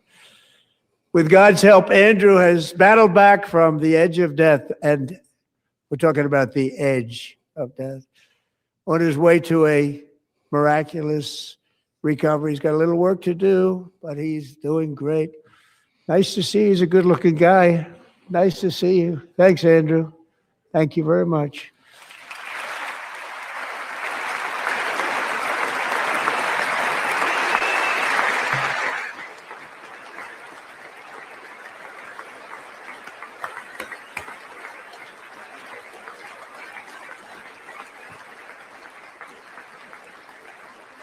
So, Andrew, while you're up, now I'm going to ask a highly respected General James Seward to present Staff Sergeant Andrew Wolf and the great family of Sarah Beckstrom with the award created by our late great President George Washington himself. It's called the Purple Heart.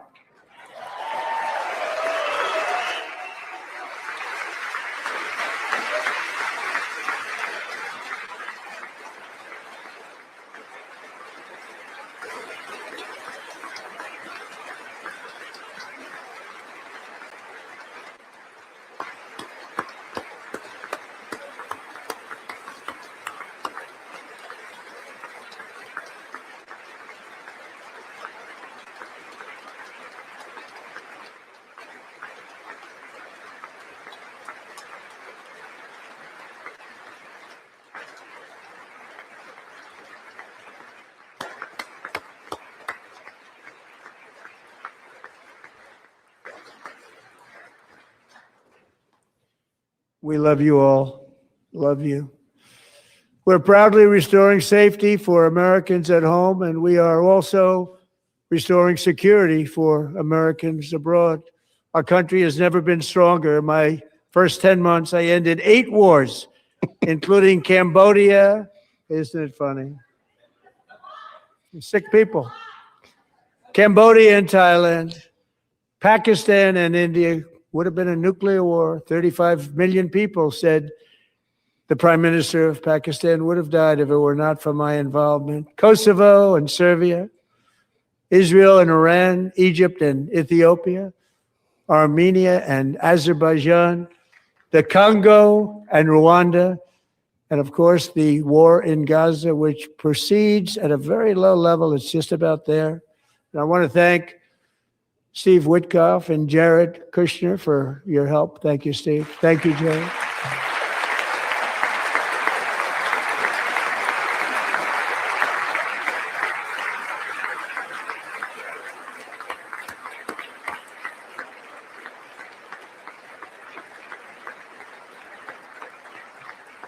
And I also want to thank the man they report to, Secretary of State Marco Rubio. Thank you, Marco.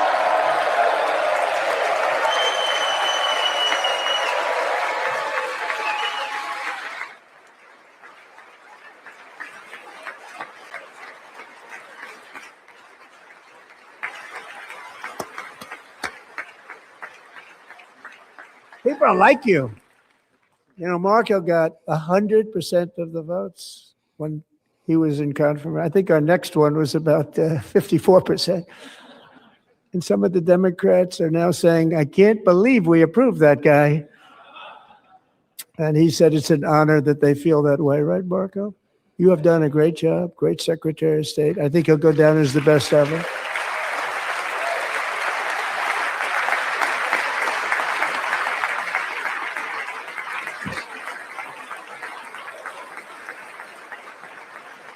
Under the ceasefire I negotiated, every single hostage, both living and dead, has been returned home. Can you believe that?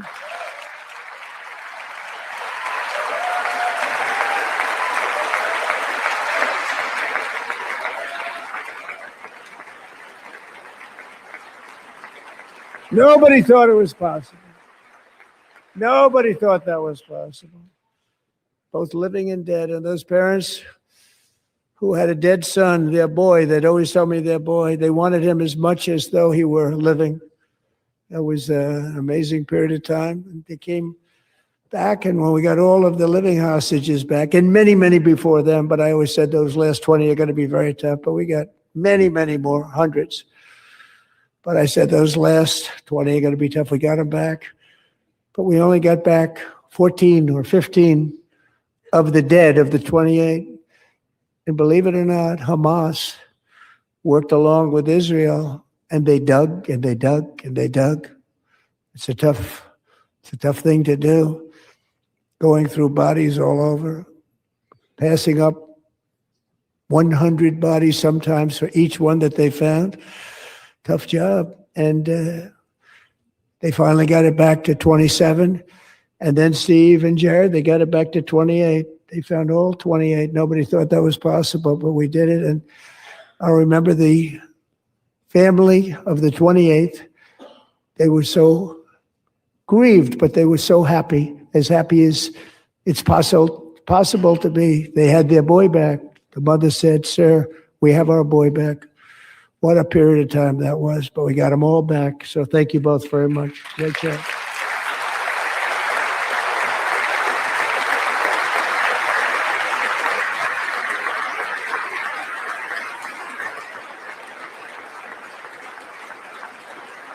And we're working very hard to end the ninth war, the killing and slaughter between Russia and Ukraine, where 25,000 soldiers are dying each and every month. Think of that, 25,000 soldiers are dying a month. A war which would have never happened if I were president, would have never happened. As president, I will make peace wherever I can, but I will never hesitate to confront threats to America wherever we must. That's why in a breakthrough operation last June, the United States military obliterated Iran's nuclear weapons program with an attack on Iranian soil known as Operation Midnight Hammer.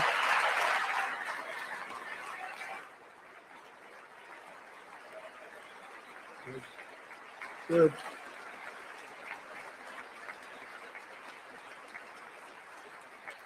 For decades, it had been the policy of the United States never to allow Iran to obtain a nuclear weapon. Many decades. Since they seized control of that proud nation 47 years ago, the regime and its murderous proxies have spread nothing but terrorism and death and hate. They've killed and maimed thousands of American service members and hundreds of thousands and even millions of people with what's called roadside bombs. They were the kings of the roadside bomb. And we took out Soleimani. I did that during my first term. Had a huge impact. He was the father of the roadside bomb.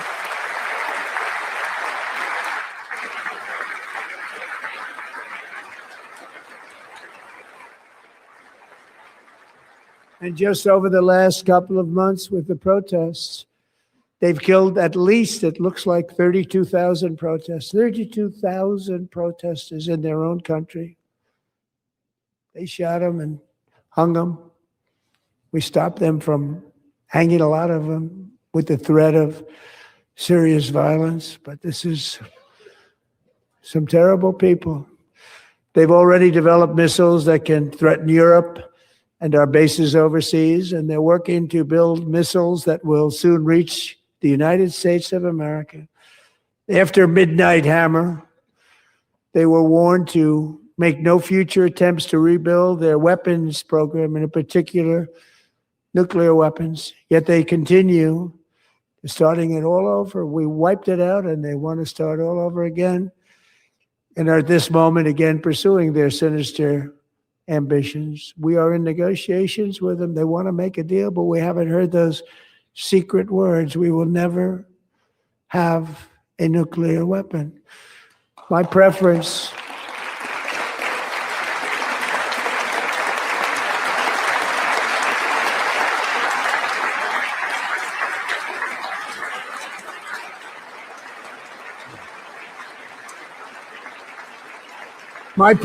is to solve this problem through diplomacy. But one thing is certain, I will never allow the world's #1 sponsor of terror, which they are by far, to have a nuclear weapon. Can't let that happen.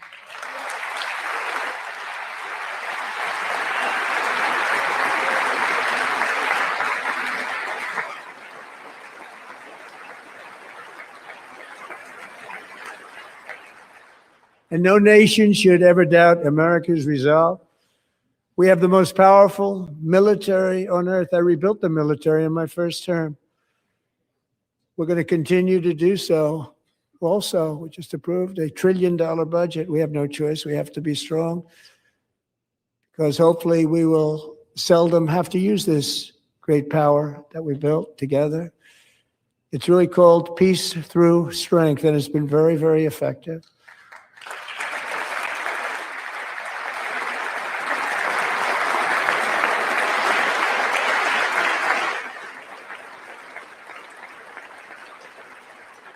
So thanks to Republicans in Congress, we're investing that record number of dollars, have no choice, in the United States Armed Forces. Also creating a lot of jobs, but we're not even doing it for that reason. Because as I said, we have more jobs, more people working today than ever before in the history of our country. And NATO countries are friends and allies. They are. They're our friends and they're our allies, have just agreed at my very strong request to pay 5% of GDP for military defense rather than the 2%, which they weren't paying. We were paying for almost all of NATO. Now they're paying 5 as opposed to not paying 2.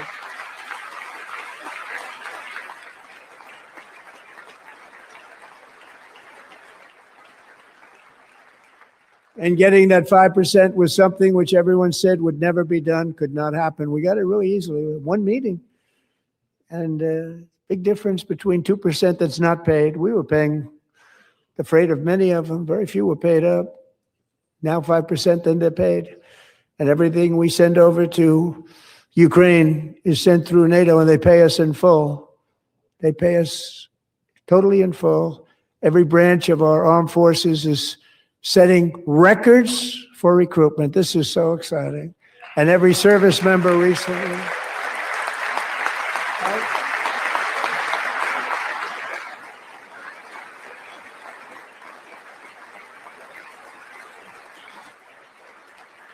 And every service member recently received a warrior dividend of $1,776.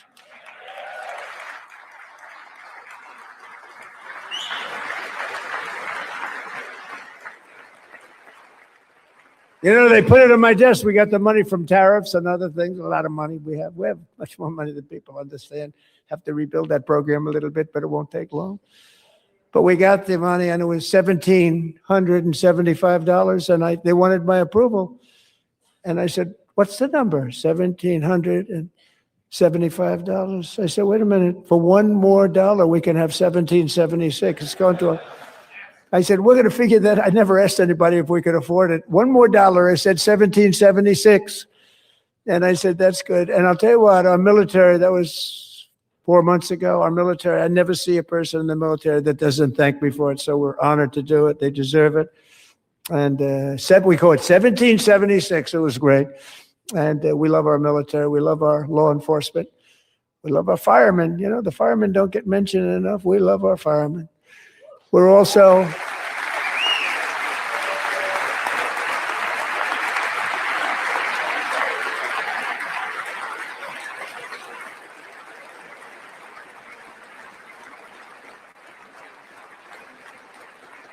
restoring American security and dominance in the Western Hemisphere, acting to secure our national interests and defend our country from violence, drugs, terrorism, and foreign interference. For years, large swaths of territory in our region, including large parts of Mexico, really large parts of Mexico, have been controlled by murderous drug cartels.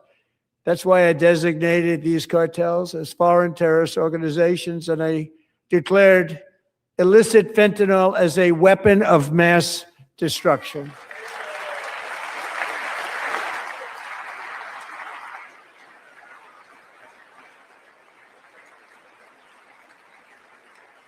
And with our new military campaign, we have stopped record amounts of drugs coming into our country and virtually stopped it completely coming in by water or sea. You probably noticed that. We very seriously damaged their fishing industry also. Nobody wants to go fishing anymore. We've also taken down one of the most sinister cartel kingpins of all. You saw that yesterday. In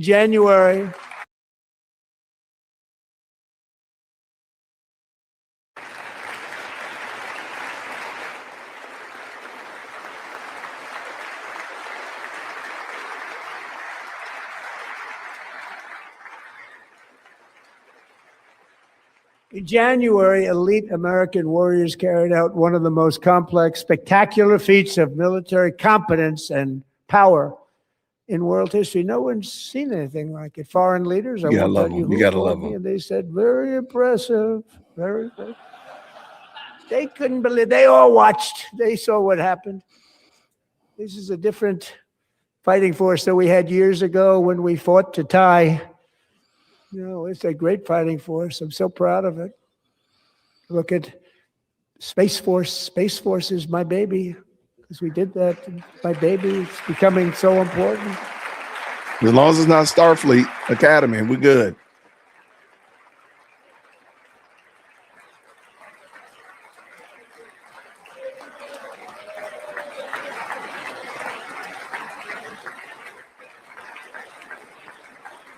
And America's armed forces overwhelmed all defenses and utterly defeated an enemy, good fighters, to end the reign of outlaw dictator Nicolas Maduro and bring him to face American justice.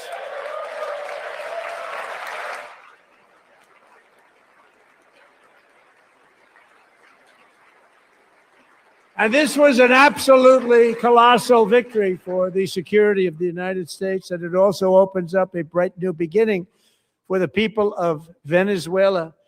We're working closely with the new president of Venezuela, Delcy Rodriguez, to unleash extraordinary economic gains for both of our countries and to bring new hope to those who have suffered so terribly. They really did suffer. With us tonight is Alejandro Gonzalez. She grew up in a tight-knit Venezuelan family and was especially close to her beloved uncle Enrique. But after Enrique ran for office and opposed Maduro, he was kidnapped by Maduro's security forces and thrown into the regime's really infamous prison in Caracas. Alejandro feared she would never see her uncle again. She feared for her own life also. But since the raid, we have worked with the new leadership, and they have ordered the closure of that vile prison and released hundreds of political prisoners already, with more to come.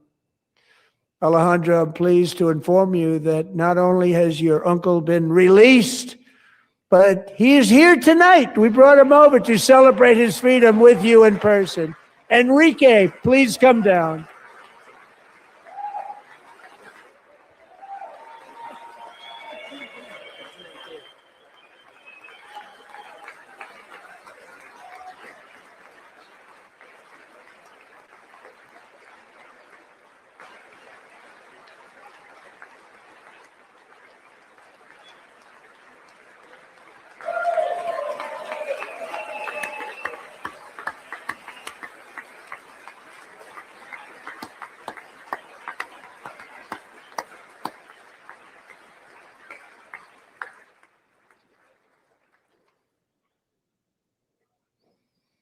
Thank you, Enrique. Have a good time. Nice to have you back, Enrique. There were many heroes on that January raid to capture Maduro, really great heroes. It was very dangerous. They knew we were coming. They were all set. But the deeds of one warrior that night will live forever in the eternal chronicles of military valor. Chief Warrant Officer 5, Eric Slover, planned the mission and was the flight lead in the cockpit of the first helicopter, a big, beautiful, powerful helicopter. It was a massive Chinook carrying, as you can imagine, many, many American warfighters. Wearing the dog tags, his wife Amy had blessed with holy water before he left. She knew it was going to be a rough one. Eric steered the Chinook under the cover of night and descended swiftly upon Maduro's heavily protected military fortress. This was a major military installation, protected by thousands of soldiers and guarded by Russian and Chinese military technology. How did that work out? Not too good. While preparing to land, enemy machine guns fired from every angle, and Eric was hit very badly in the leg and hip, one bullet after another. He absorbed 4 agonizing shots, shredding his leg into numerous pieces. And yet, despite the fact that the use of his legs was vital to successful helicopter flight, legs are the most important part of flying a helicopter, to deliver the many commandos who would capture and detain Maduro was the only thing Eric was thinking about. Then, even as he was gushing blood, which was flowing back down the aisle, helicopter lands at a steep angle. The machine guns stood right in front of him. They were right in front of him, 2 machine gunners who escaped the wrath of the previous planes. Eric maneuvered his helicopter with all of those lives and souls to face the enemy and let his gunners eliminate the threat. Turned the helicopter around so the gunners could take care of business, saving the lives of his fellow warriors from what could have been a catastrophic crash deep in enemy territory. Only after safely landing the helicopter with all the warriors aboard in the exact right spot, which was vital to the mission. We probably would have had to maybe cancel the mission if that didn't happen. Eric told his co-pilot, also wounded, but not as gravely, to take over. I'm about ready to pass out. The success of the entire mission and the lives of his fellow warriors hinge on Eric's ability to take the searing pain. It was unbelievable what's happened to his legs of the bullets and keep on flying and landing, and people knew what was happening. Everybody in the back of the helicopter knew because they saw the blood pouring down the aisle. Chief Warrant Officer Slover is still recovering from his serious wounds, but I'm thrilled to say that he is here tonight with his wife, Amy, Eric, and Amy, come on in.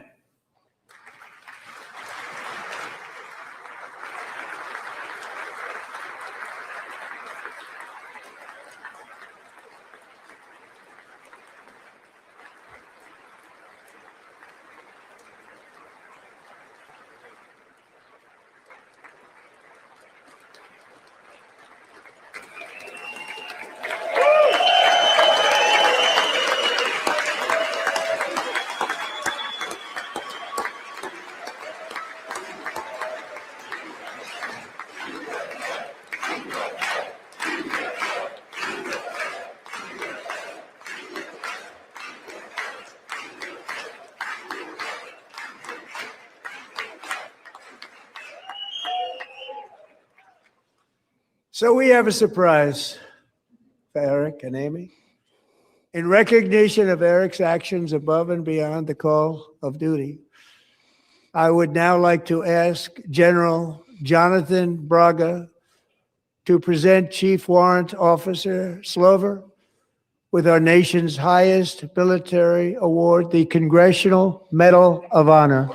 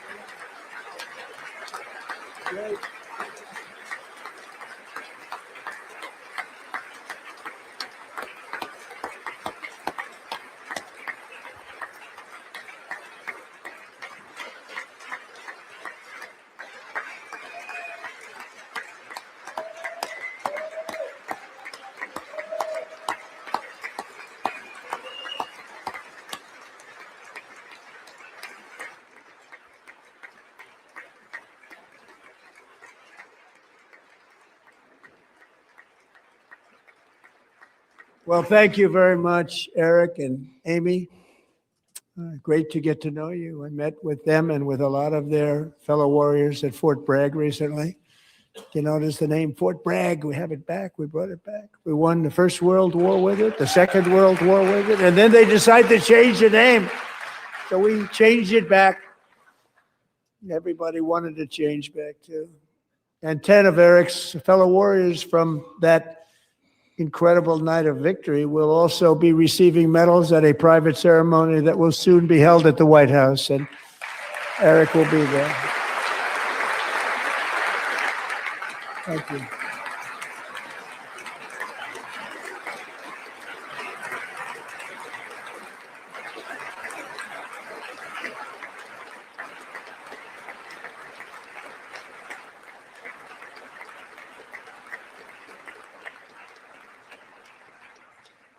Thank you, Eric. That's a big one.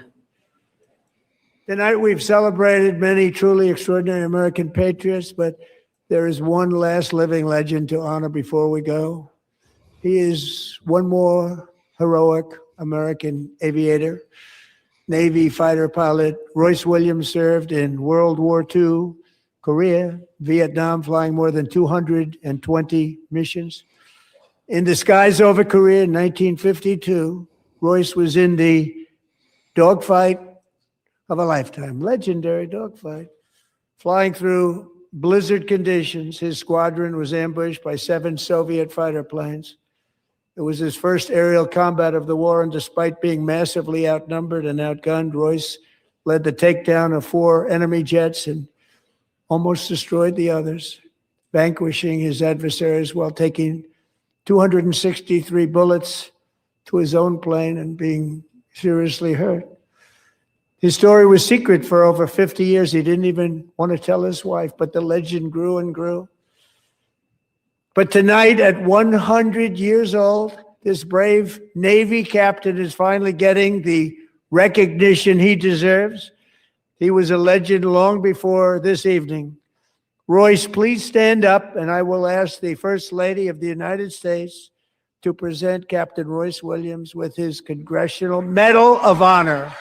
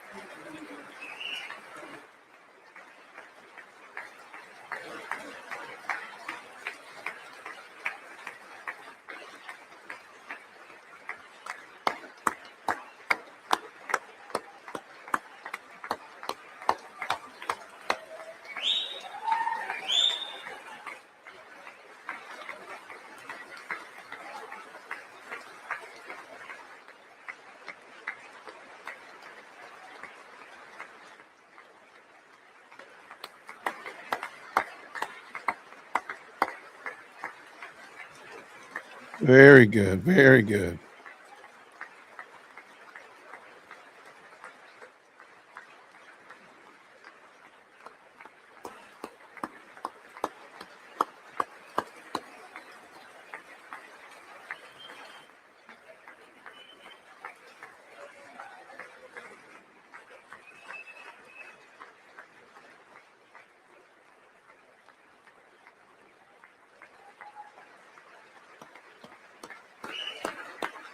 We getting it in, boy.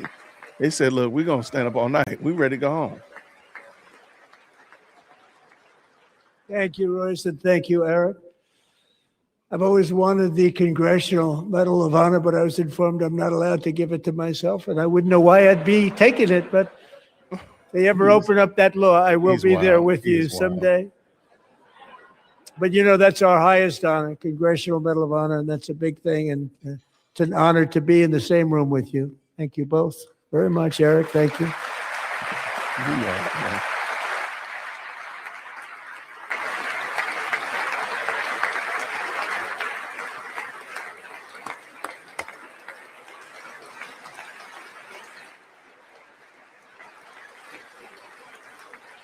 Thank you. 250 years is a long time in the life of a nation, but in another sense, it's really a mere moment in the eye of history. Two of the gentlemen we met in the gallery this evening took their first breaths 1 century ago, 100 years before that, on July 4th, 1826, the author of the Declaration of Independence, brilliant, Thomas Jefferson, drew his last breath. Just a single long human lifespan separates the giants who declared and won our independence from the heroes who stand among us tonight. Everything our nation has done, everything we have achieved, has been the work of those few great lifetimes. In those brief chapters, Americans built this nation from 13 humble colonies into the pinnacle of human civilization and human freedom, the strongest, wealthiest, most powerful, most successful nation in all of history. Americans ventured out across the daunting and dangerous continent. We carved paths through an unforgiving wilderness, settled a boundless frontier, and tamed the beautiful but very, very dangerous Wild West. From empty marshes and wide open plains, we raised up the world's greatest cities. Together, we mastered the world's mightiest industries and shattered history's monstrous tyrannies. And we liberated millions from the chains of fascism, communism, oppression, and terror. Americans lifted humanity into the skies on the wings of aluminum and steel. And then we launched mankind into the stars on rockets powered by sheer American will and unyielding American pride. We wired the globe with our ingenuity. We captivated the planet with American culture. And now we are pioneering the next great American breakthroughs that will change the entire world. All of this and so much more is the enduring legacy, unmatched glory of the hardworking patriots who built and defended this country and who still carry the hopes and freedoms on all of humanity's backs. For years, they were forgotten, betrayed, and cast aside. But that great betrayal is over, and they will never be forgotten again. Because when the world needs courage, daring, vision, and inspiration, it is still turning to America. And when God needs a nation to work his miracles, he knows exactly who to ask.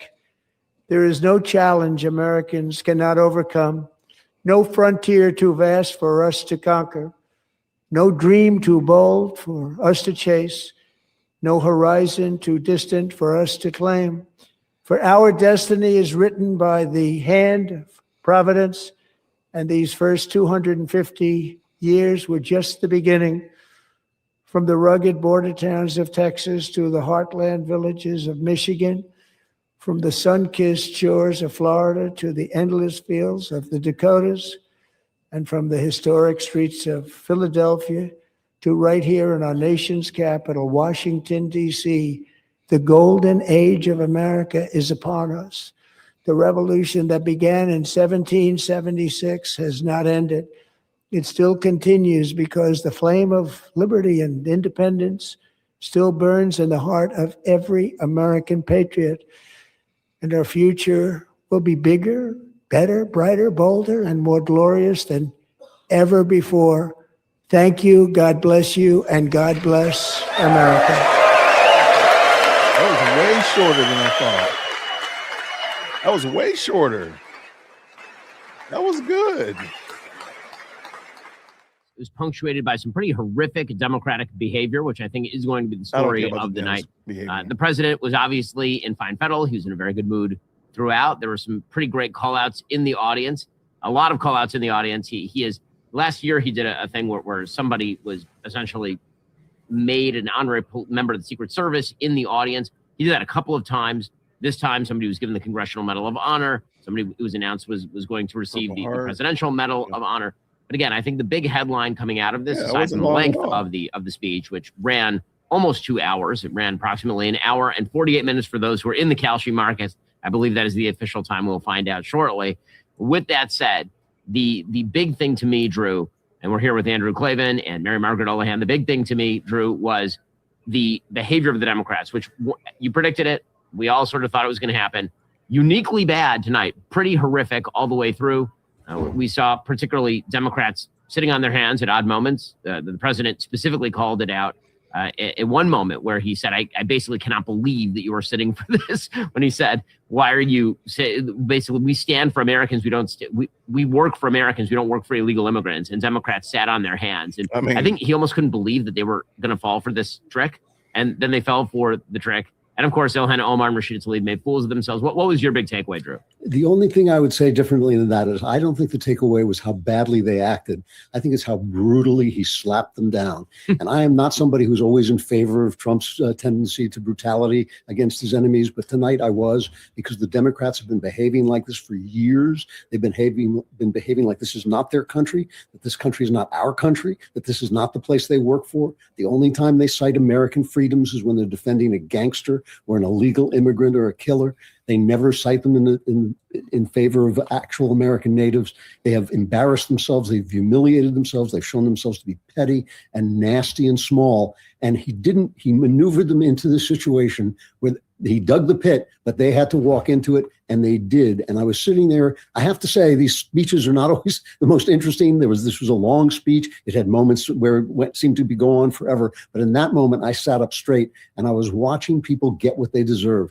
And I am not for vengeance, but I am for justice, and that was justice. And I just thought it was terrific to watch this master of the putdown find a group of people who had earned every little bit of it. And I thought it was beautiful. I thought it was great. And obviously, I love all the celebrations of great heroes, the hockey players, Erica Kirk, it's wonderful. But that was just magnificent. And as you say, it was two things he did. He said, we are here. Our first job is to protect American citizens, not illegal immigrants. They sat on their hands. And then he told the story of a woman essentially being legally kidnapped so that they could trans her into a man. And he said, when they sat on their hands, then he said, you people are crazy.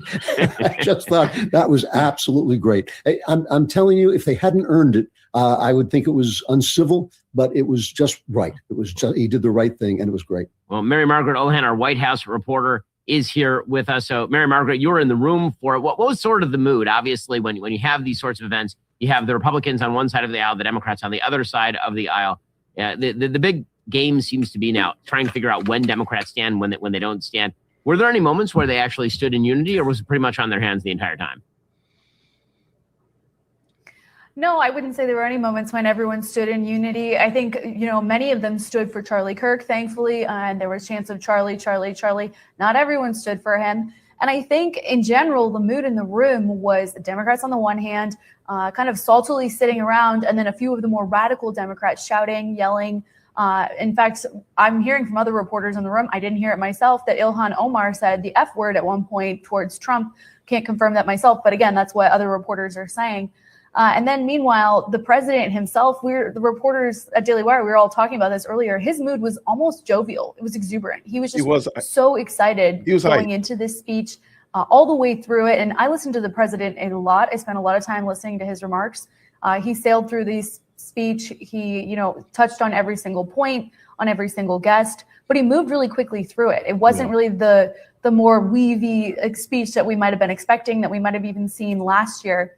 And to me, Ben and Drew, I think that signals that he is very aware that he had the eyes of the nation, if not the world, on him. And he was using this speech to great effect. The midterms are coming up. He knows that he needs to spend a lot of time reaching American voters, letting them know what his agenda is. And to me, a lot of this was showing American voters, don't forget that the Democrats are not on your side. Look at all these different examples of things that they don't stand with you with. Don't forget that they still support radical gender ideology. Don't forget that they don't want to protect your young women on the metro. They don't care about your young women as they're taking metro rides and if they're brutally killed by violent criminals. And so all of these messages are going to make for fantastic talking points going forward. They're going to make for fantastic stories going forward. And, especially when it came to gender ideology, I found this really interesting because you all know that I spent a lot of time covering this before I became the White House correspondent. He harpened on that one specific word, crazy. He says, this is just crazy. And that is one of the messages of his 2024 campaign that I think resonated so deeply with American voters who are so tired of hearing about radical gender ideology and being told that it was normal and not insane. And so he's hearkening back to those words and reminding the public, no, it's not okay for a little girl to be taken away from her parents by the state and transitioned. And he actually suggested he might do something about that as well, which I have a lot of sources telling me they're trying to get him to sign an executive order on that. So I was really interested in that as well. And one of the things that I think was pretty astonishing about the speech is how little actual policy there was in it. So he mentioned some of the policies that, of course, he has promoted. Right. As you say, Margaret, he moved really fast through that. So he would mention a policy that he'd done, and then he'd move pretty quickly into story time. And he would pick somebody out of the audience and explain how the policy had personally impacted somebody in the audience rather than going into the details of the policy, which I thought was actually quite smart because the overall sort of tenor of the speech was less about, here are the things that I'm doing that you may or may not agree with or understand, and more about, I actually care about people, and these people over here don't care about people. And them not clapping for the people became, I thought, his chief weapon tonight. I thought he used it to great effect. For those who missed it, obviously the most evocative moment was the moment when the president got into a war of words with Ilhan Omar. He was speaking about fraud in Somali communities in Minnesota. She started screaming back at him, saying that he should be ashamed of himself. She did not have the microphone, and that is a major disadvantage when you are talking about a speech like this one. Just for those of us who are watching it on TV and are not in the room. I remember last year when I was in the room, you could hear pretty clearly what Democrats were shouting. But if you're watching it on TV through a screen, you can't hear at all what the Democrats are shouting. You can only hear what Trump is saying back to them. And so what you ended up with was something that sounded like this. Do we have the clip of the president going at it with Ilhan Omar and Rashida Tlaib? Sanctuary cities that protect the criminals and enact serious penalties for public officials who block the removal of criminal aliens. In many cases, drug lords, murderers all over our country, they're blocking the removal of these people out of our country, and you should be ashamed of yourself. Wow.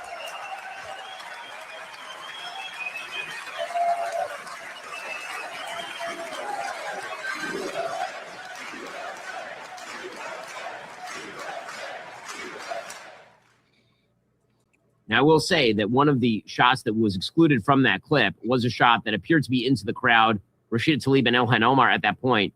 And it is pretty obvious from just some basic lip reading that while people were chanting USA, Rashida Tlaib was mouthing KKK, which is pretty astonishing stuff.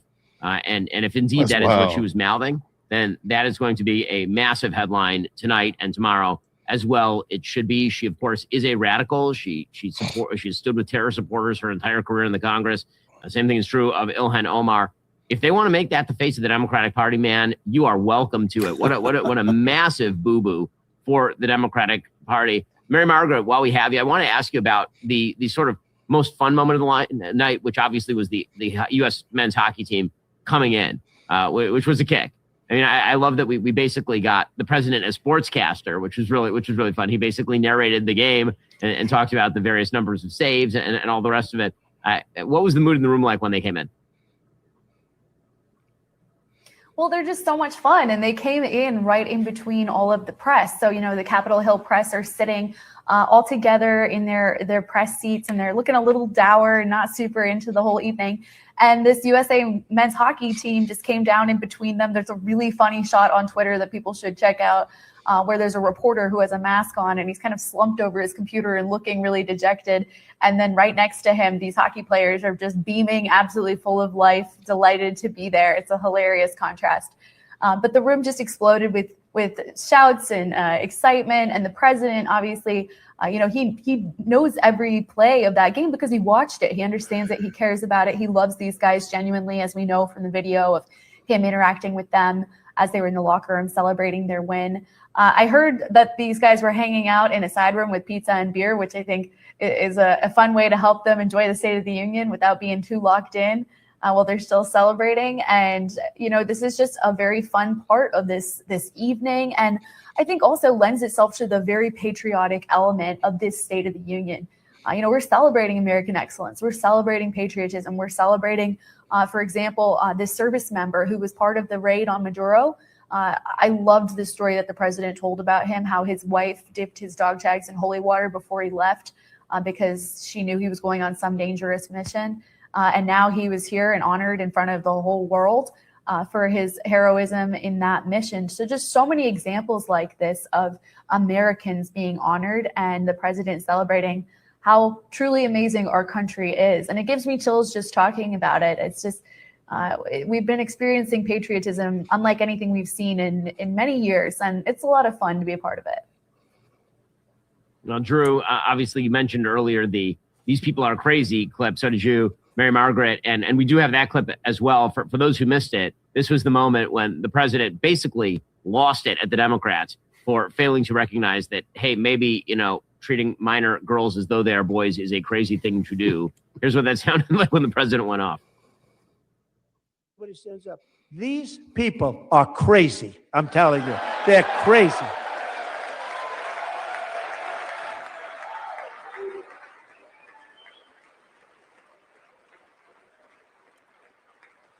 Amazing, incredible.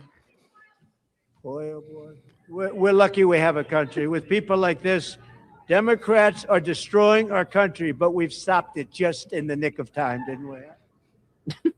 Yeah, this is a really interesting question about this. We always talk about the State of the Union, and we always try to be honest about the fact that it usually doesn't move the needle very much, but it can change the dialogue sometimes. And one of the things that's been shocking to me, as Trump's polls have not been very good, as people have said, unbelievably, that they're still as bad, they're worse off than they were a year ago.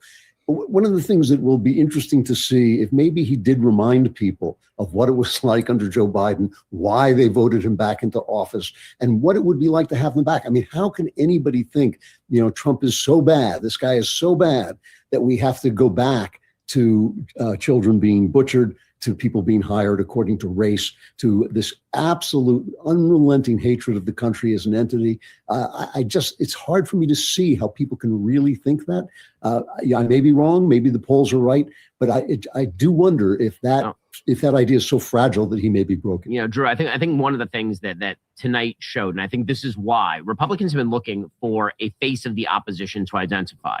I think one of the big flaws that Republicans have had to face down is the fact that Joe Biden was so forgettable that we've all forgotten that he was president already. I mean, truly, he was such a non-entity that by the end of his presidency, he was not even really the president. Kamala Harris was effectively the president. And so what that means is that it's very easy to sort of go, oh yeah, who was even president before this guy? Maybe it was better. Like it doesn't even clock in your memory that Joe Biden was president. If you had told me that Donald Trump was president and then he was president again, and there was no kind of middle term of Joe Biden, that wouldn't shock, like 30 years from now, people are not going to remember that in the same way that people kind of don't remember that Benjamin Harrison served between Grover, Cleveland. Like that. I think that is going to be a reality. And so I think that's been a challenge for President Trump. There is no one of his stature in the Democratic Party for him to pummel. And I think that one of the things that you saw tonight, and this is why that Ilhan Omar Rashida Tlaib fail, is a real fail for the Democrats. And I think a real danger for the Democrats. People don't like those people. They don't like them.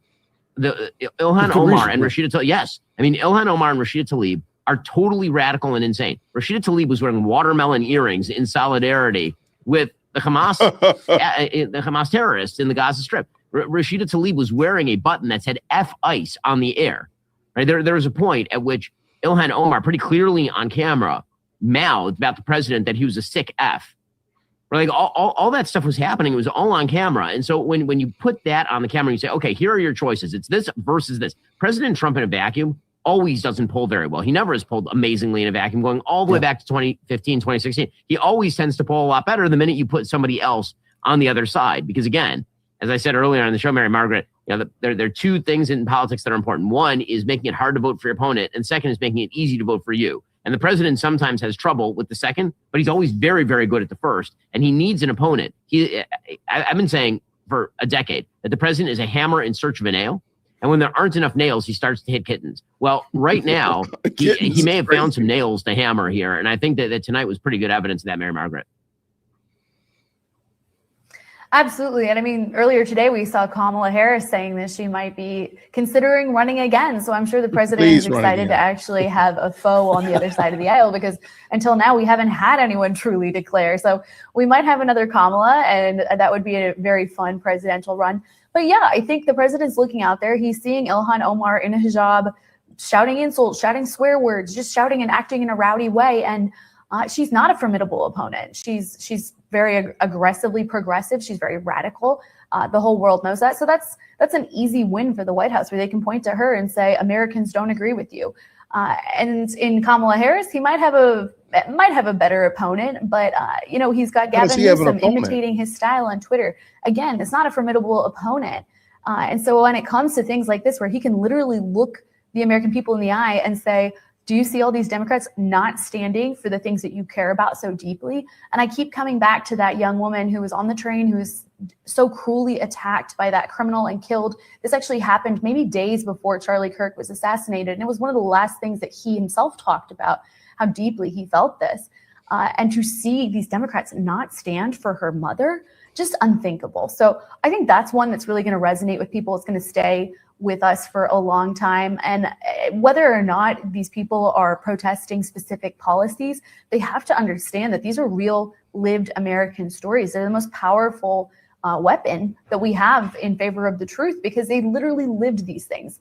And so Trump having all these Democrats look them in the eye and not do anything about it, it was very well done, very well executed in terms of a oration style strategy. And I think his comms team is probably patting themselves on the back tonight, because this was a well played speech. The president obviously took on inflation as well. He talked a lot about the economy.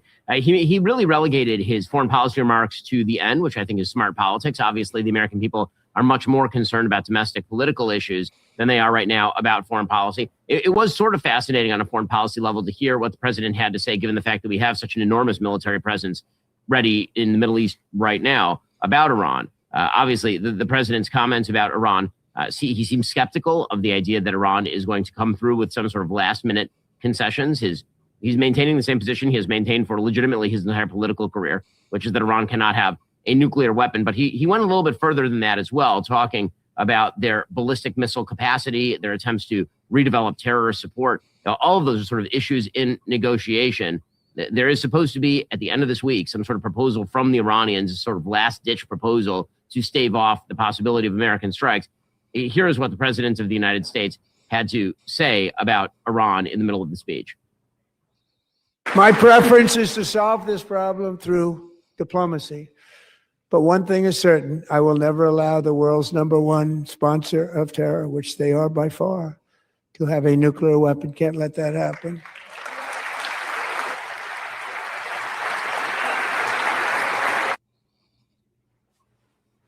Well, joining us on the line is Michael Knowles. Michael has finally reached a place where he can talk. My nightmares are all coming true. For a while there, we were okay, but now Michael has arrived, looking dapper. His hair a little bit mussed after spending 9 hours in that room during the State of the Union address. I do have to say, he's got the young Republican look going there, Michael Knowles. So, Michael, you were in the room for that. Last year it was me and Walsh. This year it was you and Isabel. So what was it like? Did you enjoy yourself? Was it the party you'd always imagined? It was. This was my second time at the State of the Union. We seem to be trading on and off, except the first time that I went, Biden was speaking. And so it was a much stranger experience because it was clear they had injected him with some kind of methamphetamine. And that was the year that he just kind of screamed everything at exactly the same volume for 91 minutes. And so this was my first year getting to see President Trump. You and Matt got to see Trump last year, though technically it was not a State of the Union. It was actually just a joint address to Congress. So anyway, I was honored to be at the first President Trump State of the Union.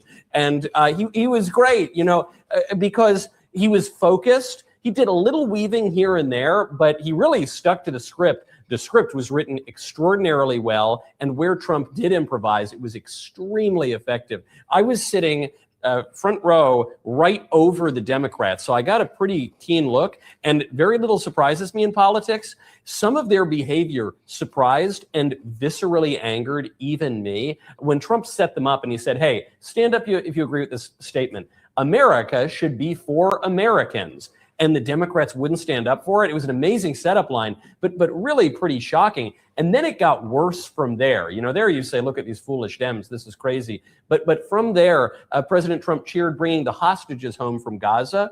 I noticed Ilhan Omar and Rashida Tlaib, who were right down there in front of me, they did not stand up. I think other Dems didn't stand up either. That was pretty shocking. And then the most egregious moment of the night, this beautiful tribute to Charlie Kirk and to his widow, Erica, who was there directly across the way. We could see her. And the Democrats refused to really acknowledge it. President Trump then gives them the final out, even moving past Charlie to the message we should all take away from Charlie's assassination by a leftist. Trump says, we're one nation under God, and we should reject political violence of all kinds. Right. And many Democrats refused to stand up for that. Chilling, a reminder that they want to kill us. And I'm not saying all of them want to kill us, but a surprising number of them want to kill us, overtly support political violence. In the Chamber of Commerce, in the Chamber of Congress at the State of the Union address, really chilling, political malpractice by the Democrats. And so I understand why Hakeem Jeffries early on said, hey, Dems, just chill out. Or you know what? Maybe don't show up at all. Just please don't pull your usual shenanigans. We want to look half normal. And they couldn't even do that. Well, we do have that clip of the president basically baiting them where he says, America should be for defending Americans, and the Democrats take the bait. I honestly, the president is a master of this game. He knows the game better than anyone else in it. He has changed the game fundamentally in just the time that he's been president, because this sort of stuff never used to happen. I'm old enough to remember when it was a national scandal when Joe Wilson, a congressman from South Carolina, once yelled, "You lie," at President Obama, who was in fact lying. And now this has become the way that politics is done. And the president has taken advantage of that to full effect. Here's the president saying, hey, guys, maybe you should stand up if you think that, America is for the American people.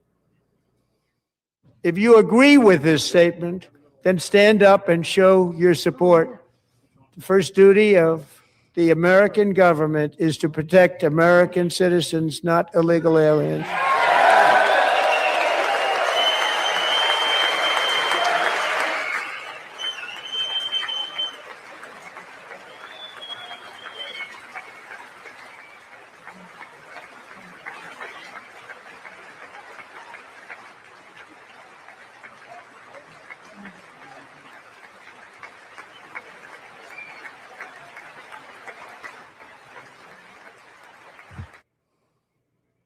And they're the Democrats committing political suicide on the air. So that again, amazing decisions being made there. Now, Michael, obviously the president comes into this with a low approval rating, historically low approval rating for him. Really? The midterm elections, right now Democrats are running about 5 points ahead in the generic congressional ballot.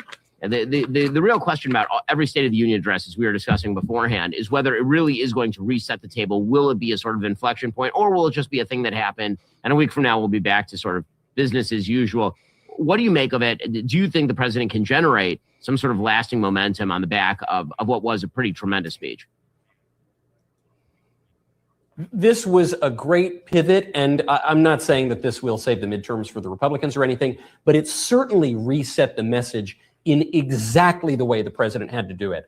We were all making our predictions before the State of the Union, and I got a bunch of the particulars wrong, how long it would be or who you'd call out or whatever. Yeah. But the one part that I got right wasn't even a prediction of what would happen so much as something I was really hoping would happen, which is that President Trump would say, look, Americans, we're making you safer. We're making this country normal again. These people, those people over there are crazy. That was an actual line from the speech, and it completely landed because the Dems refused to back down from transing the kids. I mean, it was, the extreme of their ideology. What he had to do was say, look, Americans, I understand that you feel things are a little precarious right now, whether we're talking about migration, whether we're talking about the economy. This is why I think some of the economic favorability numbers are low, even though a lot of the actual nuts and bolts of the economy are pretty good. It's just people feel uneasy. They feel big shifts. They are uncertain about the future. And what Trump had to do is say,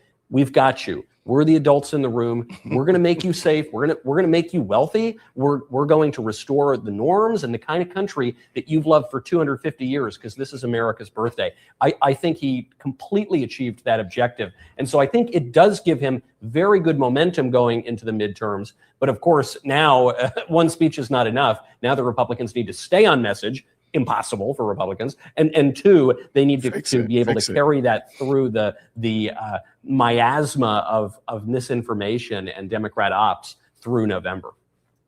I mean, obviously, I think that it is true that Republicans must stay on message. It will definitely help if we don't have, to deal with questions about whether Erica Kirk killed her husband or not. That seems to be a gigantic fail that is happening in the midst of the Republican online space. That seems like a very stupid thing for people to follow a rabbit hole on. And a lot of the infighting that's been happening around conspiracy theories surrounding the president. If you would like to see the president not impeached after the Democrats win back Congress, then now would be a really good time to actually look at all the things that he has done over the course of the last year to fix many of the problems left by Joe Biden. Mary Margaret, what is actually on the schedule for the president in the coming days and the coming weeks? Because very often you will see after the State of the Union, that there's sort of a tour that happens where the president goes around and tries to retail some of the bigger messages that he has been pushing.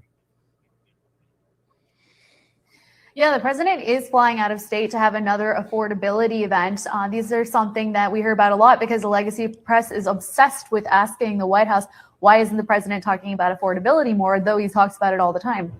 So currently this week, I believe he's headed to Georgia. I need to double check on which state, but he is having another affordability event. These are really heralded or shepherded by Susie Wiles, who's really trying to keep the president focused on this affordability message so that, all these critics who are saying he's too focused on foreign policy won't be able to say, I told you so, when the midterms come and go, if the president doesn't do so well, if his candidates don't do so well. So that's definitely on his radar. But all of these topics that we heard him talking about tonight, going into the future, these are things that he's going to continue talking about. We were able to pretty accurately assess what he'd be talking about tonight based on what the White House has been harping on. They've been really consistent in what they're focused on. What they're talking about is the economy, it's immigration, it's keeping our cities safe. It's this foreign policy, ending all these wars.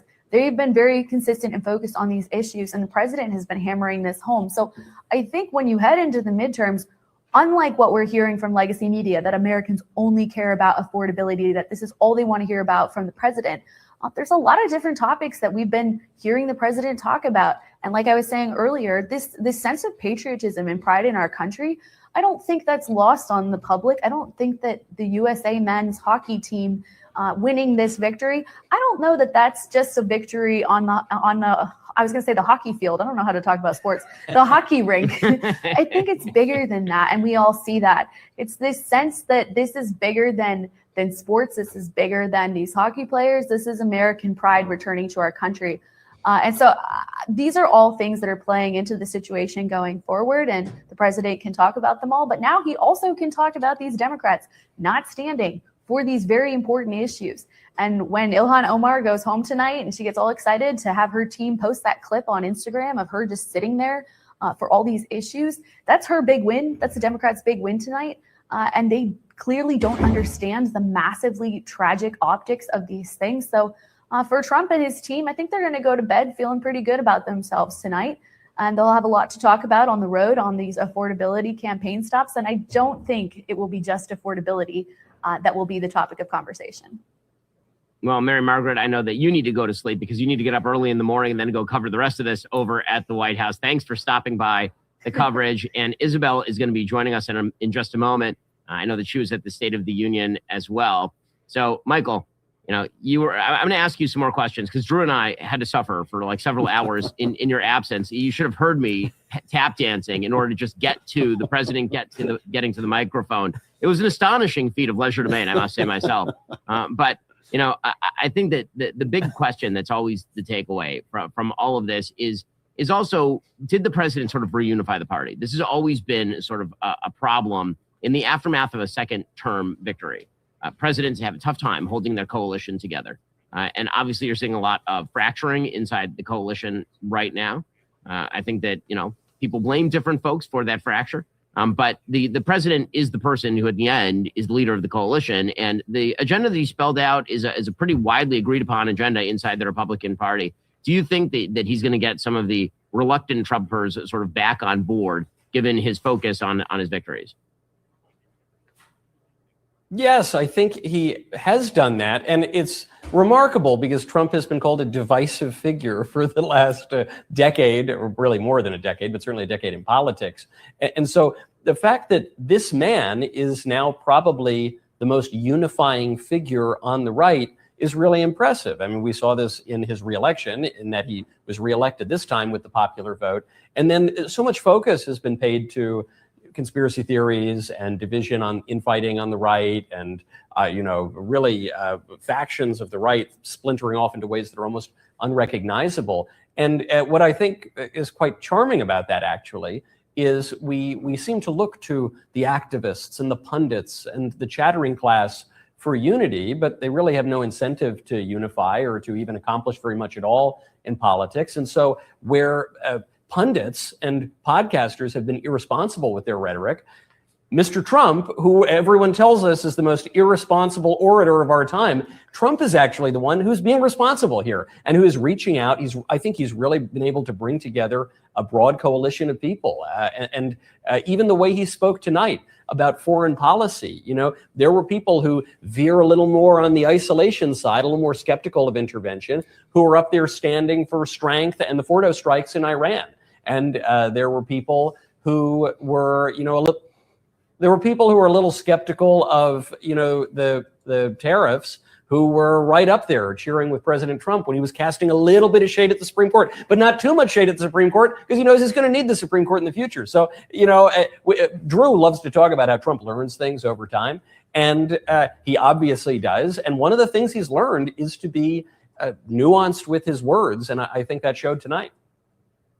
Well, Isabel, sorry, I want to welcome in Isabel Brown, and then we can get to Andrew, who has been sitting there, as always, awaiting death. But before we do that, Isabel, who is significantly more sprightly than any of us right now. All of us put together. All of us has joined us here. So, Isabel, what was the big day under the big top like over at the United States Capitol?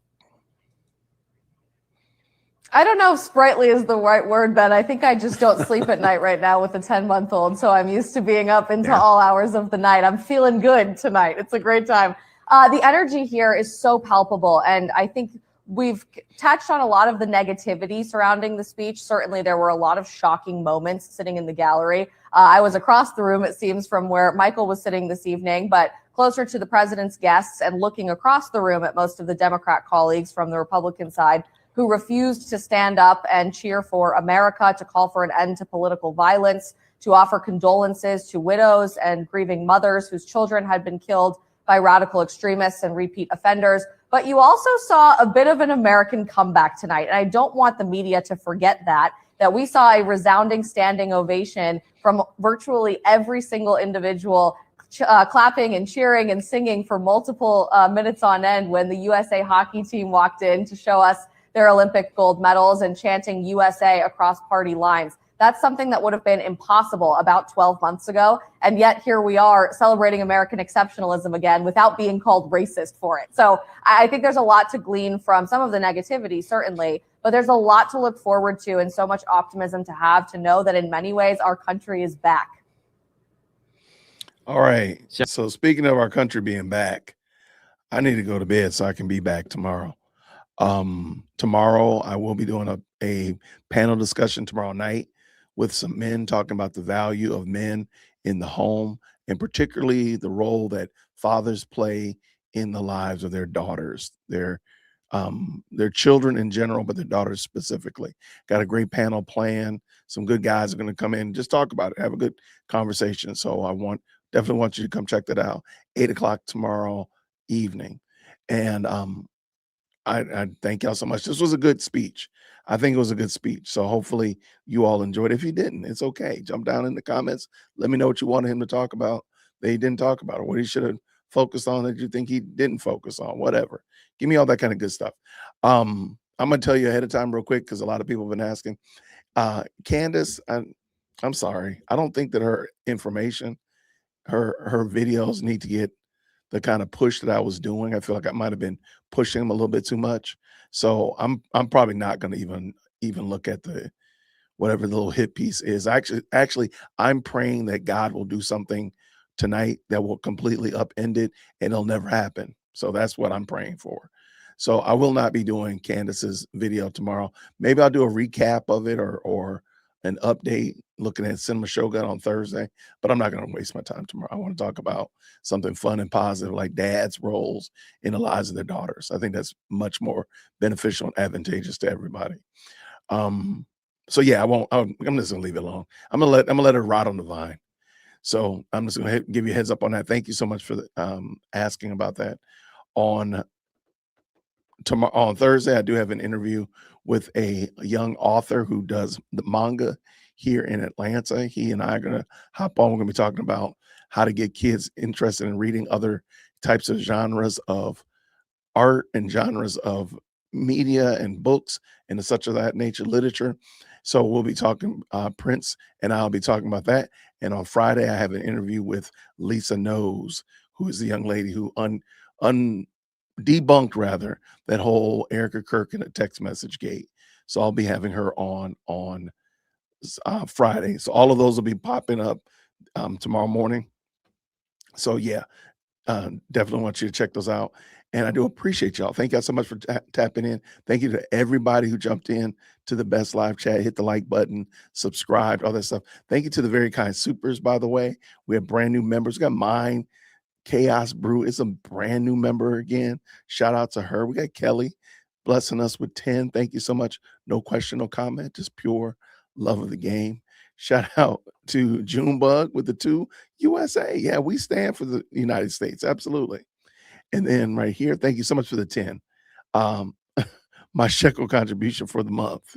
And we gotta get them shekels. Gotta get them shekels in. Thank you so much, Christine, right here for the 2.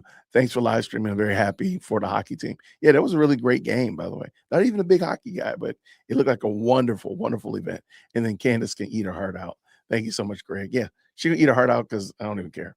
I mean, she's been going nuclear over here on Twitter, and people are just like, they're not giving her the time of day. And like I said, I'm praying that something happens that totally flips it on his head, and what she planned on doing doesn't even happen. You saw that woman, Erica Kurt, sitting right there, knowing that this lunatic is about to try to unleash and just completely ruin her life. You know what? God, can you step in and do something? I think that's a reasonable prayer. So shout out to all of y'all. I really do appreciate y'all tapping in. Thank you so much. Please make sure you tip your waiter on the way out the door. Drop those green hearts, all that kind of good jazz. Lord willing, I'll see you all tomorrow. Grace and peace. Take care. Thank you so much for tuning in to another episode of the J-Whip Podcast. If you enjoyed today's show, please do me a favor and hit me up with that 3-piece special. Like the video, subscribe, and of course, share it with somebody who would also enjoy this type of content. And make sure you leave a comment, because I do pin the best comments to the top. So thank you so much for tuning in today.